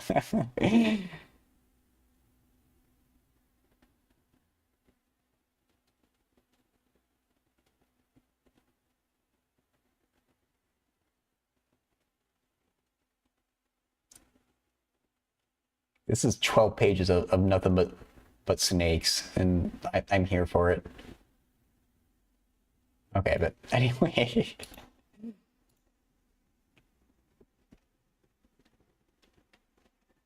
Animal abuse laws be damned, my boy can compute E.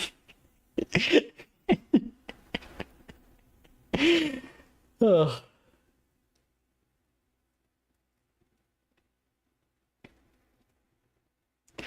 They were so obsessed with whether they could, they never stopped to ask if they should.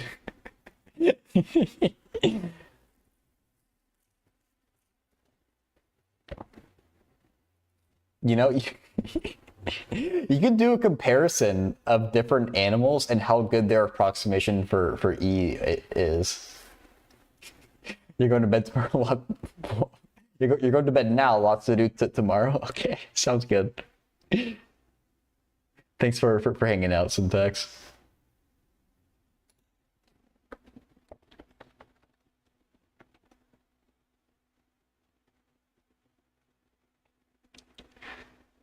Okay. I just want to get to the bottom of the Gauss's law thing.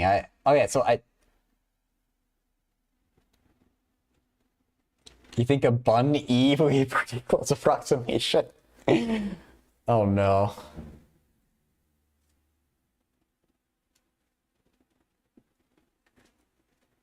But you have a kit E. That might be good for an approximation too.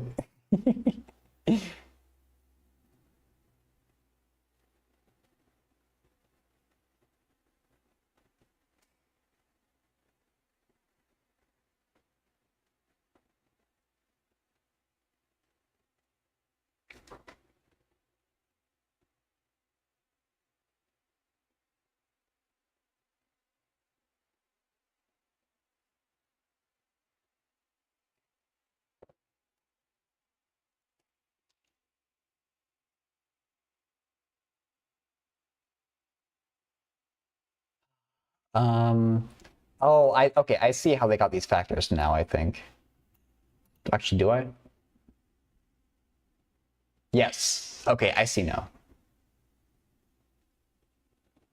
Because you make a similar triangle, like one goes from here to here, which is just R1. One goes from here to here, which is R1 plus dx. Actually, wait, how does that make sense?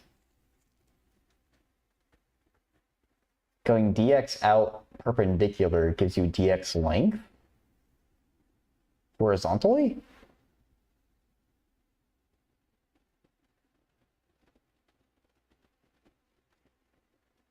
It is an infinitesimally small amount. That seems a little bit weird, though.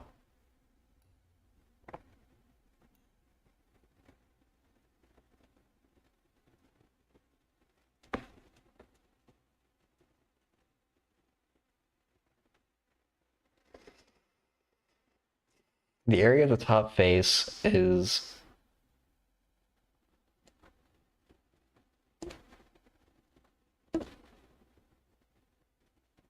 Oh, what's happening here?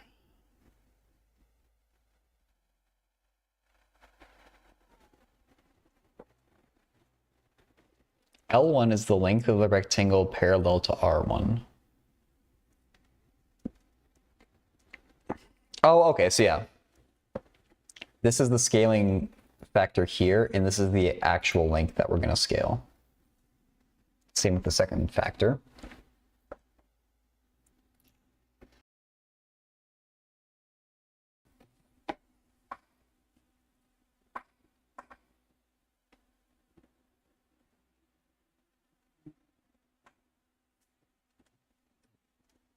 Then how do they go from that to that? There's an approximately sign, but I don't see what's approximate yet. Oh.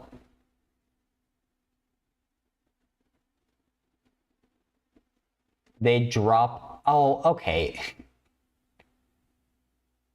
When you FOIL 1 plus dx over R1 with 1 plus dx over R2 out, they just drop the dx squared term because I guess an infinitesimally small thing squared is even infinitesimally smaller, and it's inconvenient.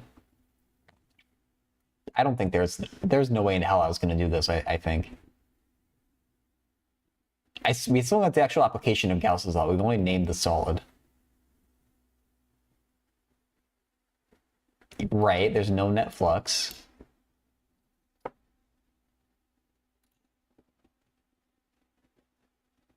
Whoa, whoa, whoa, whoa, whoa, whoa. equating the flux inward through the bottom with the flux outward through the top.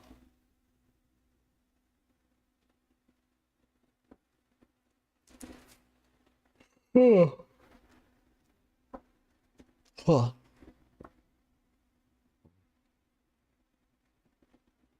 The area of the bottom would just be L1, L2. So I assume the L1, L2s are going to cancel entirely. Aren't we getting dx times... Well...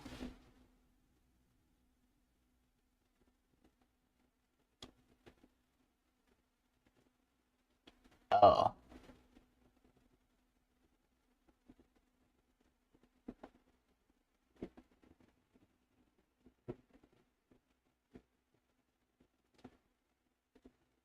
Really?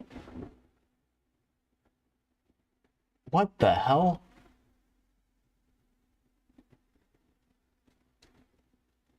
Okay, this is a Taylor series for 1 over 1 plus something, going from this step to this step. Dude, I would not have... This is a 2-star problem?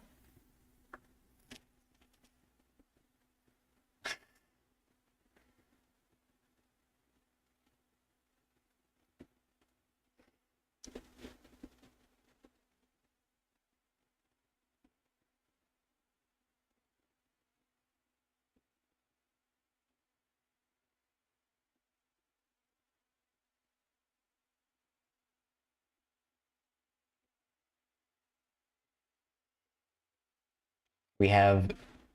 The change is E top minus E bot. So but we can sub out the E top. So we have E bot times this minus E bot. So yeah, the ones cancel and the minus sign comes out front.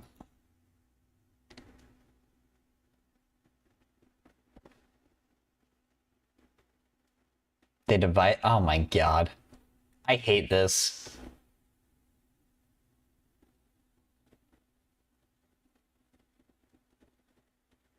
Ah.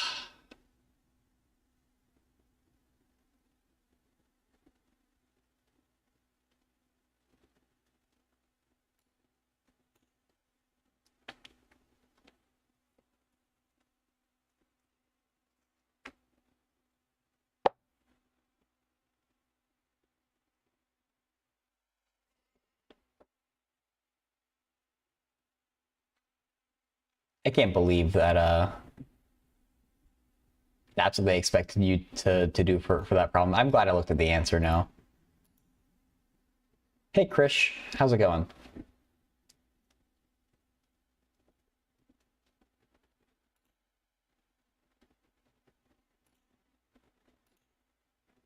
Where's Michael Scott when you need him?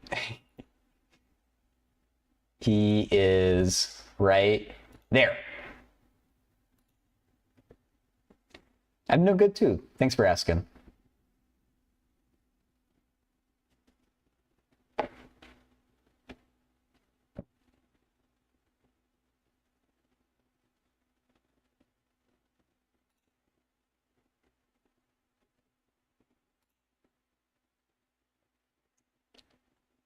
What does 4 say?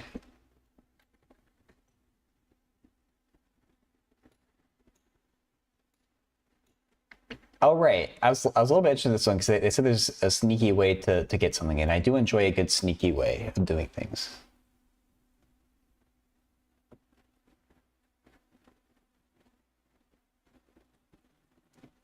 Jay, can you suggest you a book for physics numericals? Ooh. I don't have a good suggestion for that because I've never had to prepare for the JEE Advanced. Oh man, if you happen to come into the stream at a different time, there's pretty frequently people who come by who are studying for that though, who might have an idea. I don't know though. I only heard about the JEE Advanced like in the last like month or two. You've been practicing Phobos? Ooh. This person asking for a book suggestion for physics, I assume like numerical methods. Or maybe they just say physics numericals. Do you know about Eridolf book? I never heard of that. Like, what's the title of it? Or let me see if I can find it just with Eridolf.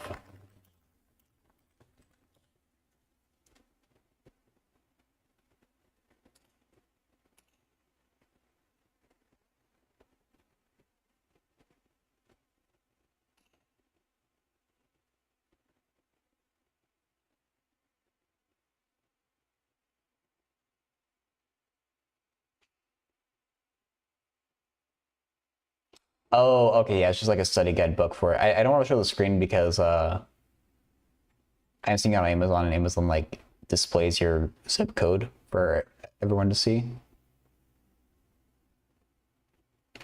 But I don't have any advice or opinions on it. I've never had to prepare for the JE before, so.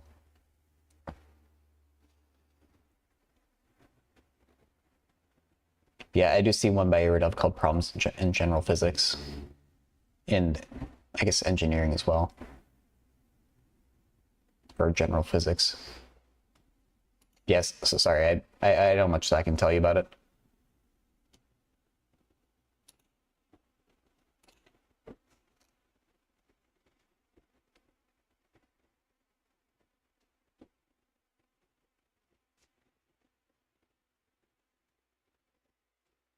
I'm getting a little electricity out. Maybe we should do algebra.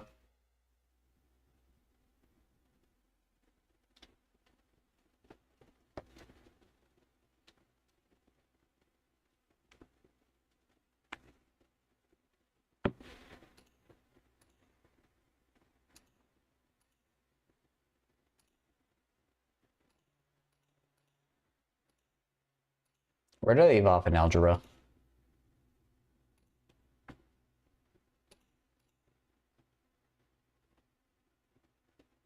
What? Wait, what time is it? Oh, okay. I'm planning to stream until Penn Center starts again. I know the Penn Center was already in the Discord and there's people in the audience, but I think is Penn Center live? Let me check.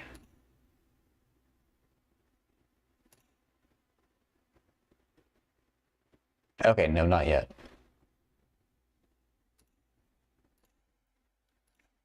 Let me see what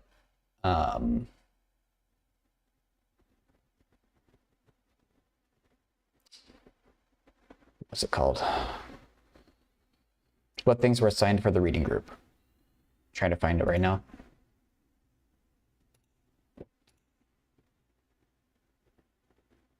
I'm still on chapter 5 as well. Okay, I think it's somewhere around 19 or 23. What does 23 say? Oh, and hey, Neon. Sorry, I missed that.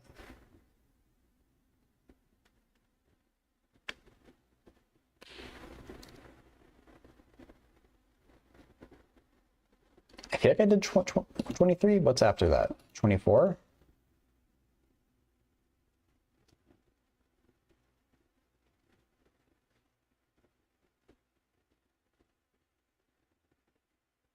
I definitely haven't done 24.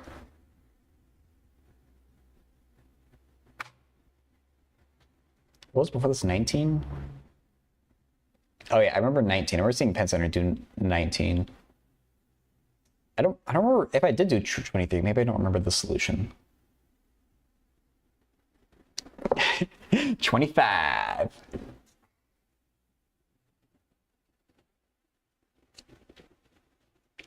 I want like a lot more follower alerts because I'm getting a little bit. I feel like the one I have like 7 right now, but I feel like I'm still like they're playing enough that it's becoming like a little bit annoying even for me. But I need to think of more like funny clips. You will let a few taps with the random Twitch channels open. It rolled from raid to raid the whole day. Now you're getting gift subs from really weird channels. Hey, more emotes, I guess. What is that? It's quite the nose right there.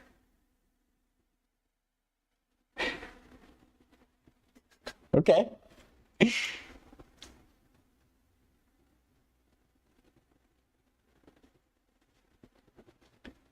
Oh, yeah, it's even showing up in the chat box up there. It's only half. Oh, is it a four-parter?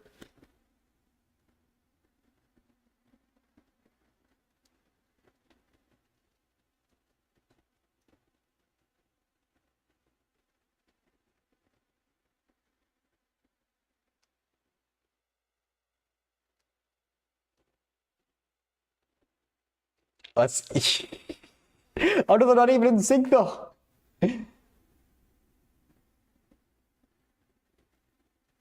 Oh, because the messages come in at random times. You have to do it like super quick, like a bot would, I guess.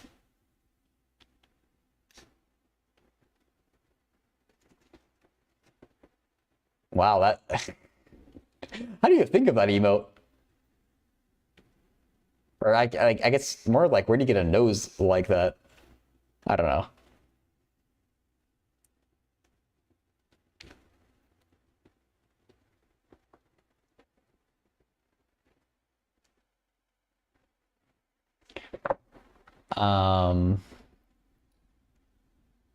Okay, if H is a subgroup of S sub n, then every member of H is even, or exactly half of the members are even.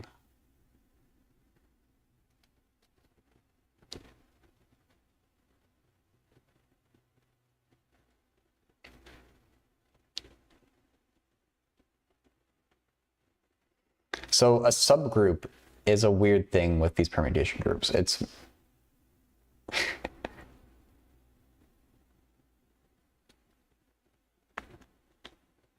oh my god.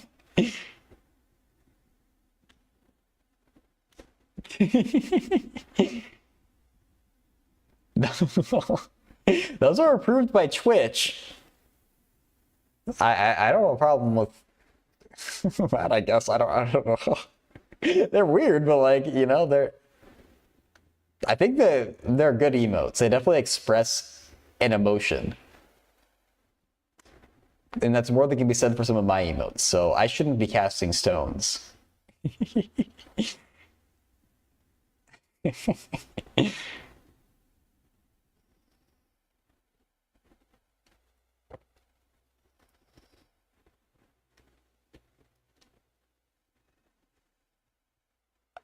Can't with an integral. Yeah, sure, Krish.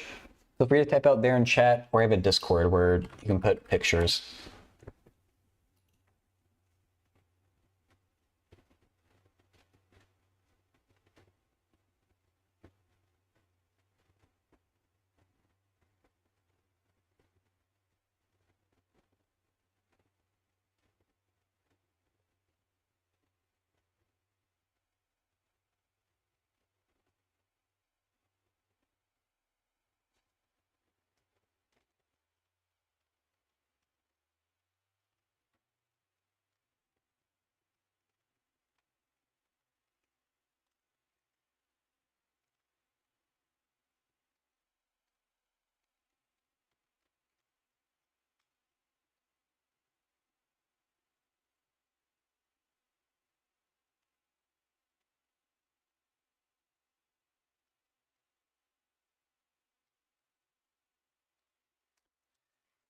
I remember if H is an even permutation, or exactly half its members are even, so I might need to go back and read a little bit of chapter 5 to remember how to deal with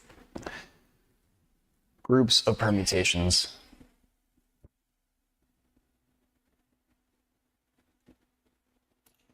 Yeah, Waffle. I'm probably gonna. Alright, I'm trying to hold out until Pen Center starts up his stream. Seems like it might be soon, because I see he's already like in his Discord, so.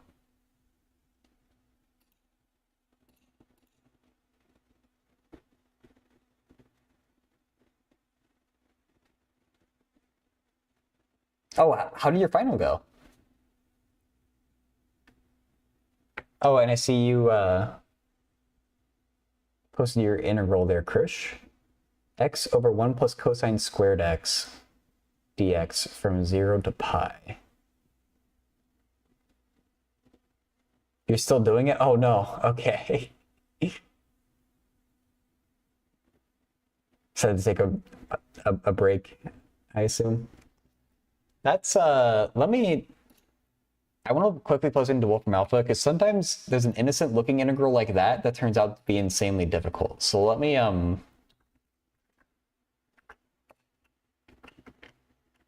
I just want to make sure this isn't going to be something crazy. 100% of the first two parts out of 3. Nice. Okay, yeah. This might be the exact same integral that someone brought up the other day. Because I remember a crazy looking thing just like this. Let me try and find it.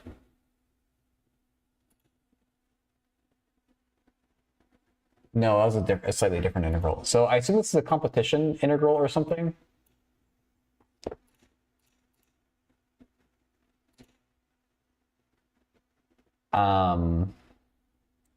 We can try and find like whatever the answer key is, but I can't do this. Easy Ender says, you're more than welcome to work it out and post a solution.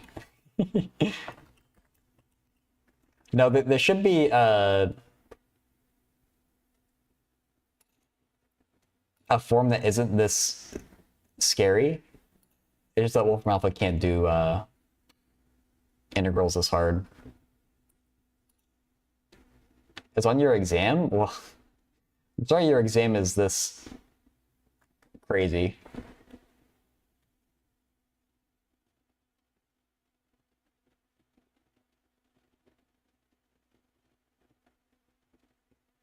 Oh my god, they shift it forward by a period.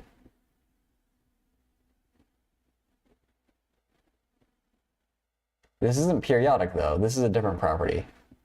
I think it's King's property or something.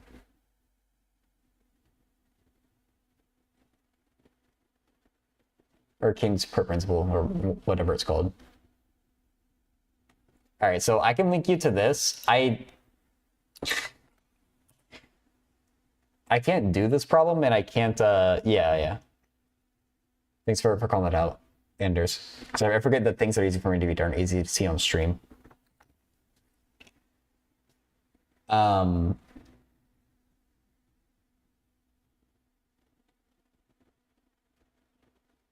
I don't know how to really do these types of integrals. Oh, you get, oh, wow, what a clever way of simplifying it. Yeah, Pen, this is the integral right here, and I think this is King's property. Oh, you had it paused. Oh, wait, you need to start your stream, I see. Okay. Well, I'm going to raid you once you start, but yeah. It's another crazy integral.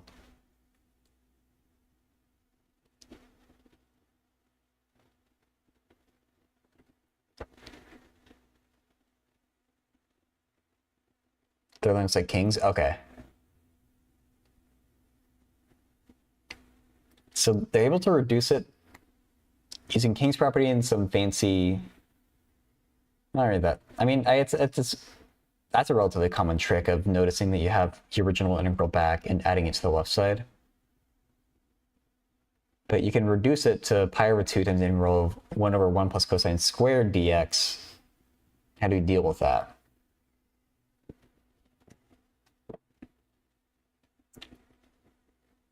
Multiply by secant squared over secant squared.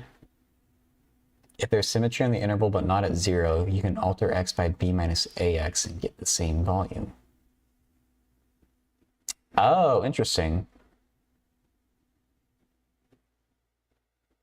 I tried that site for a similar integral that I saw that someone asked me on Tuesday, and I don't think it's going to work for this one.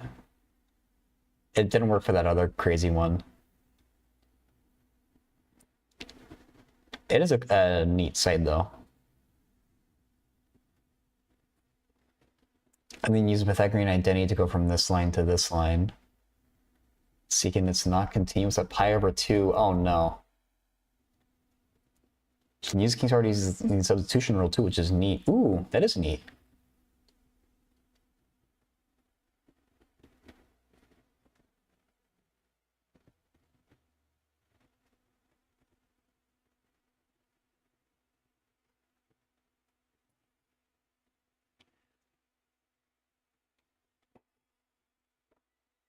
Oh, and then they're taking tan x equal to t as a sub, and then you have to work out what all your bounds are now.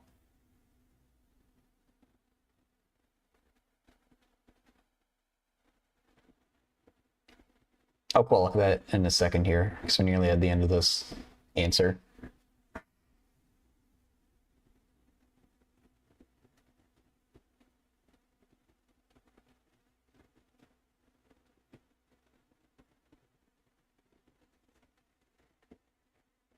Oh, they're making the argument that this is an even function, I think.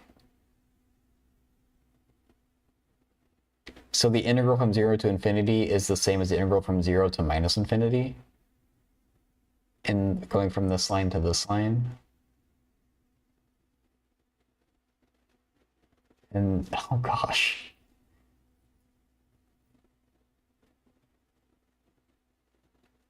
What? Oh, you get, okay, you have to get it to be like an arctan. Wow.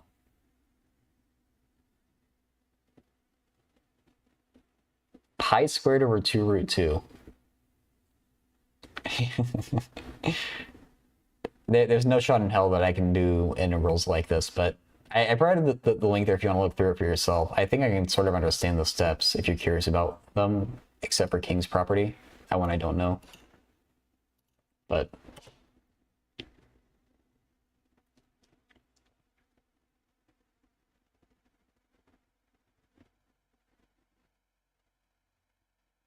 a plus b minus x.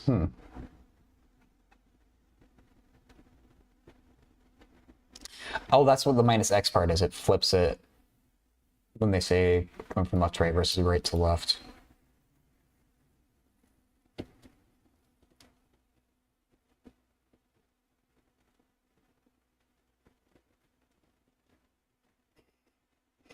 I read this as the integral of a to b factorial. It's like, oh god, how does that work? Exclamation points in math are dangerous.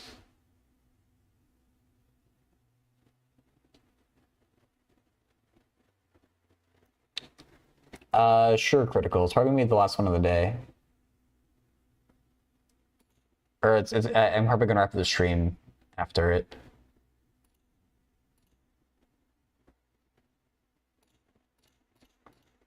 Depending. I was kind of waiting for the complex, or I mean, in part, I'm just doing this math, but once the complex variables class starts up, I'm gonna end things. Yeah, feel free to post it. There should be time to work it out.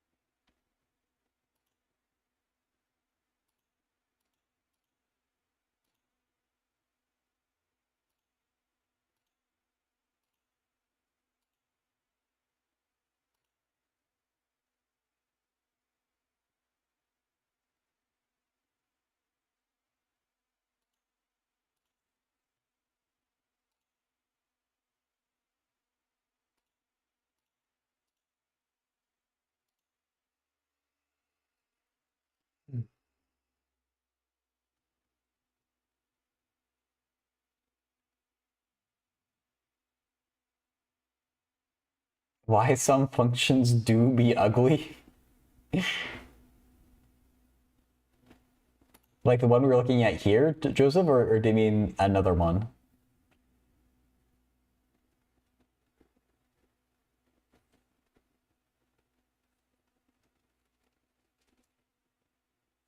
That one? Yeah. I don't know. You have to ask Stephen Wolfram, I think.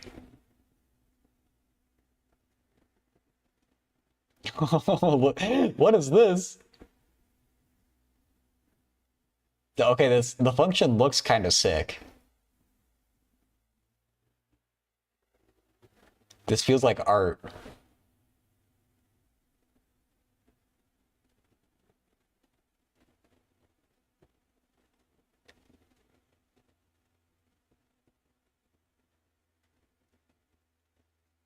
The worst looking functions have the best graphs. Actually, they're probably what. This is probably a graph of the integral rather than this thing. Well, no, they're equal. I don't know what I'm talking about.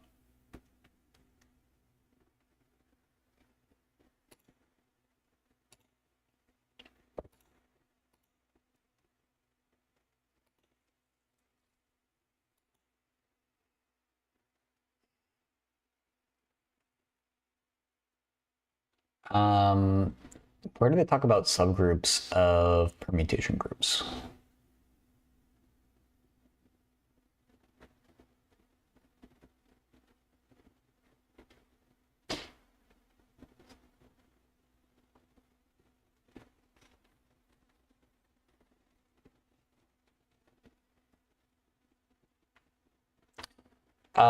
Yeah, Krish, that was what they did in the first thing in the thing that I linked. And I believe it's called King's property.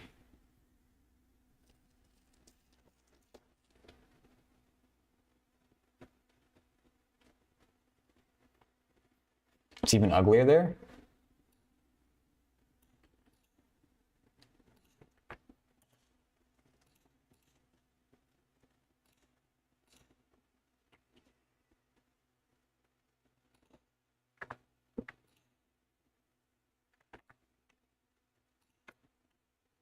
Yeah, but there, I definitely do not know how to do that problem. So the best thing I can do is, you know, give you the link to the solution that I found online that was there before. So I don't know the first thing about doing those integrals on my own.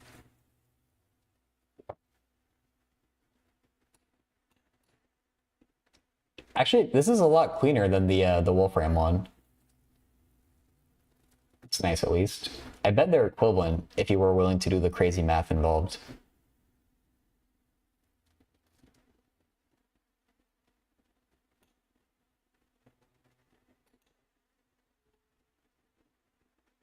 Pen is live. Oh, good. The emotes really make it. Thank you for letting me know. I'm gonna wait to see Critical's question, hopefully work through it, and then we'll close things down for the day. Hey, Milk. You don't like how it expanded the natural logs? Oh, you'd rather them be multiplied in like these two? Wait, no, you can't do that. That's if you have them added.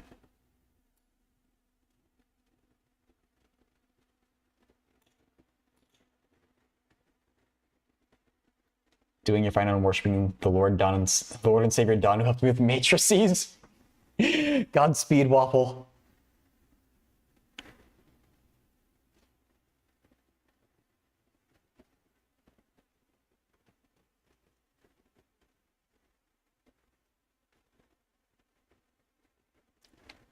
The minus and the plus.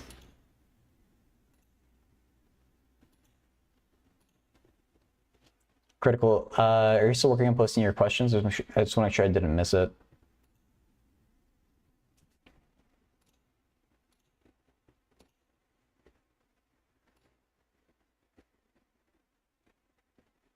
Okay, no worries.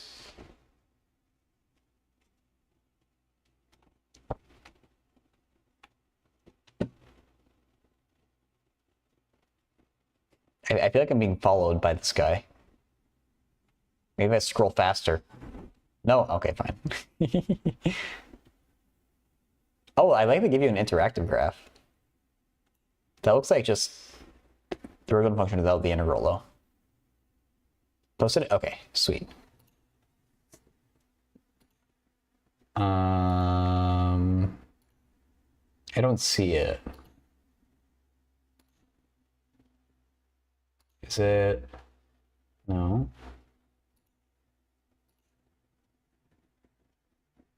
Oh, there it goes. Oh.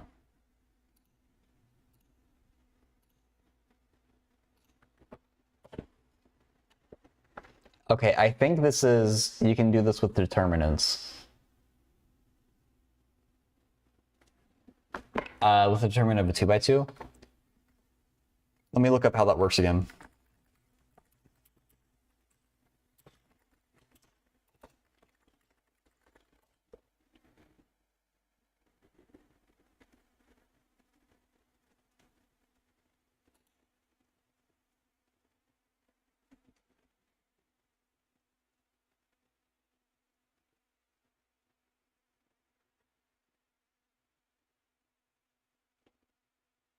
So we don't even need the fourth vector.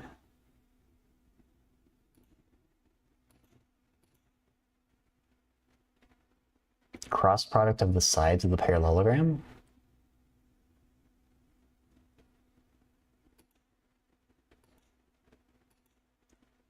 I don't know what that part means, but I think we can just get the vectors using these, like the vector from 5, 2 to 0, 0, and the vector from 6, 4 to 0, well, I reverse it. From the origin to 5, 2 and from the origin to 6, 4, put them in a 2 by 2 matrix, get the determinant, and that's the area of our parallelogram. I think that's how this works.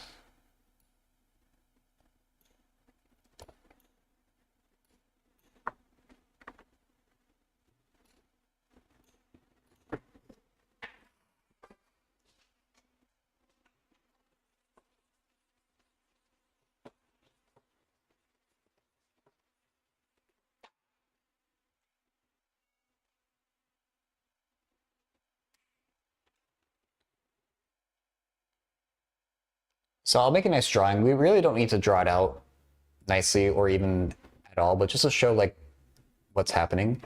1, 2, 3, 4, 5, 6, 7, 8, 9, 10, 11. Go up to 6. 1, 2, 3, 4, 5, 6. So we have 0, 0, 5, 2, 6, 4,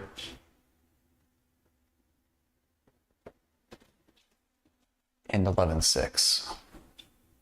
That's a weird looking parallelogram, but it's very narrow.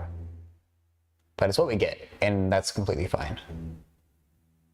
So that's what the parallelogram looks like. And as it happens, we know that the area of the determinant of a 2 by 2 matrix is the same as the area defined by, is the same as the area of the parallelogram defined by like these two vectors here.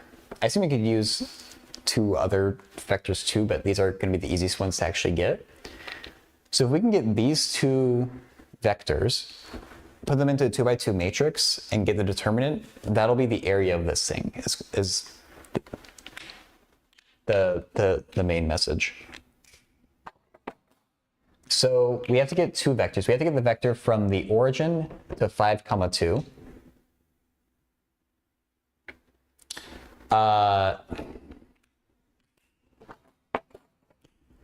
And we do that by taking the x's minus the x's, so 5 minus 0, and the y's minus the y's, 2 minus 0. So it's just 5, 2.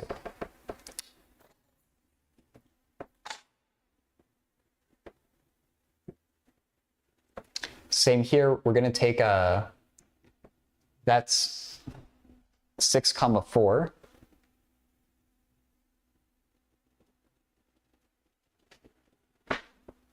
Six, 4, and 0, 0. So 6 minus 0 is 6, 4 minus 0 is 4. And I'm doing that the minus 0 thing because they didn't have to like have it at the origin. If they shifted the entire thing like up and to the right by 1, this would matter more. But they made the numbers nice. So let's take these two vectors that we have here, put them into a 2 by 2 matrix. I don't think the order matters. Should be the same thing. Oh yeah, it doesn't matter because we're going to make it positive anyway. And we are interested in the determinant of this thing, so let's make those straight bars. So 5 times 4 is 20, 6 times 2 is 12, so we get 8. And it's possible to get a negative number. I think you would if you did the columns in the other order and you just make it positive. So I think the answer is 8.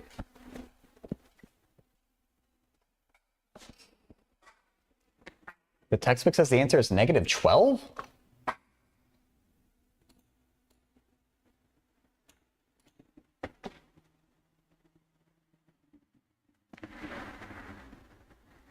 How do you have a negative area?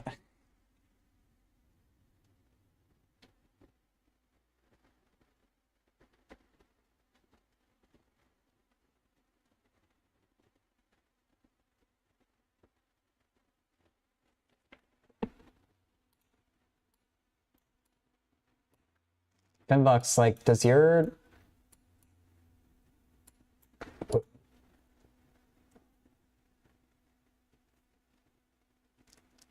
I thought the cross product gave you like a parallelepiped, like the volume or something?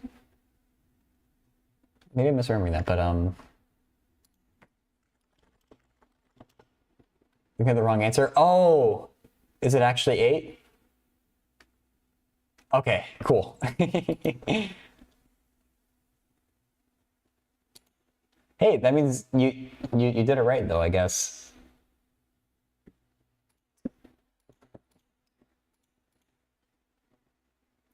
One more? Yeah, sure.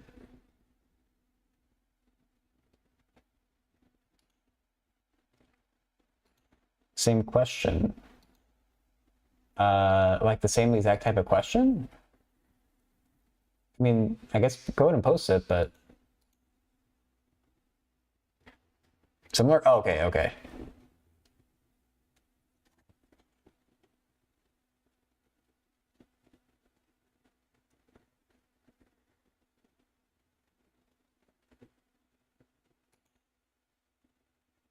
Oh. Well...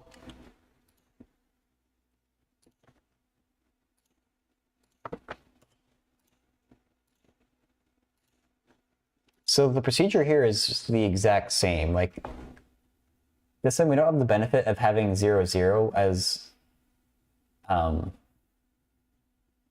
starting point that's like kind of obvious and easy to use, but the thing is,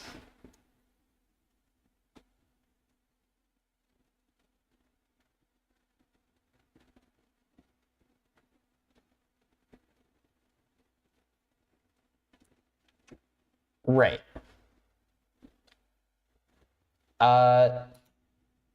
You're allowed to choose any one of these as your starting point, and then the only thing you have to be careful of, yeah, this is a good one for a picture. You can choose any of these as your starting point, but you need to be careful to choose your other 2 points correctly. You don't want to choose like the opposite corner. You want to choose the 2 corners that are close to it.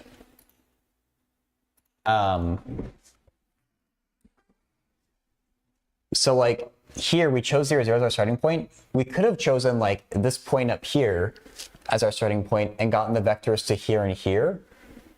We just don't want to accidentally choose the corner that's opposite. So you could in theory do it without drawing a picture and do the exact same like subtraction that I was saying here. Just make sure you choose the right corners to actually use. That's the way that you can get tricked here.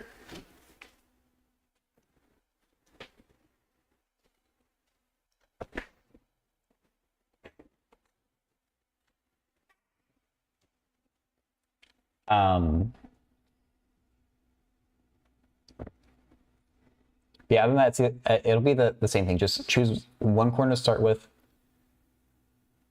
choose the proper other 2 corners and get the vectors between them, and then it's the same exact procedure of getting the 2 by 2 determinant.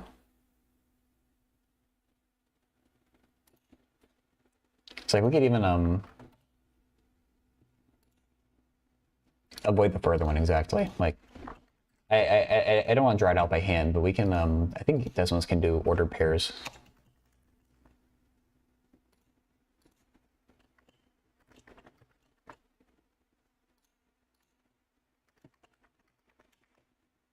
So yeah, they're not connected by lines, but those are the corners of our determinant there, of our parallelogram there. So choose any one of these that your heart desires, and then choose the 2 corners close to it.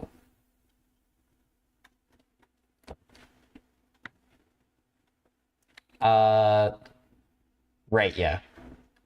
It's like if you want to choose like -1, 0, get the vector from here to -2, 0, and also to 1, 3. But you could choose any other corner you want as well.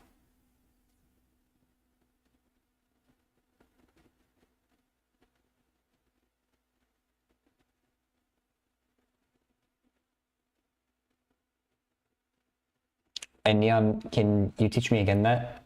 It looks like the parallelogram thing. So I'll go back to what it was a slightly different problem that we had on the board here, but if you're given the vertices of the parallelogram, that's the origin, 5, 2, 6, 4, and 11, 6. In this one, we found the vectors from the origin to the other 2 corners that are close by. So you take the endpoint and subtract the starting point. So if this is 5, 2, and that's 0, 0, you do 5 minus 0, 2 minus 0, and you get the vector 5, 2. And that'll be one column of your 2 by 2 matrix. Do the same thing with your other point to get 6 minus 0 is 6, 4 minus 0 is 4, and that's your second column. And the determinant of a 2 by 2 matrix is the same as the area of the parallelogram, is how they want you to do that problem.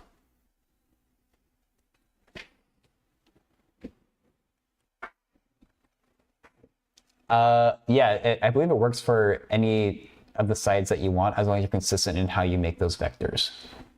Oh, any number of sides? I doubt it, no. Maybe there's some other thing that works for any number of sides. It worked? Awesome. Glad to hear it. Critical.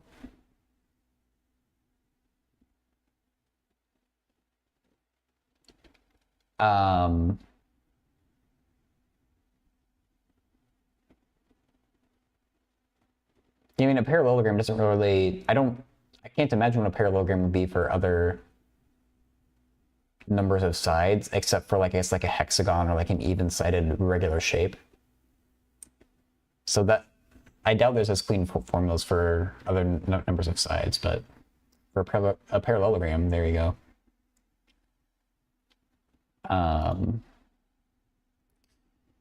But Penn Center's live, so I think I'm going to wrap things up here.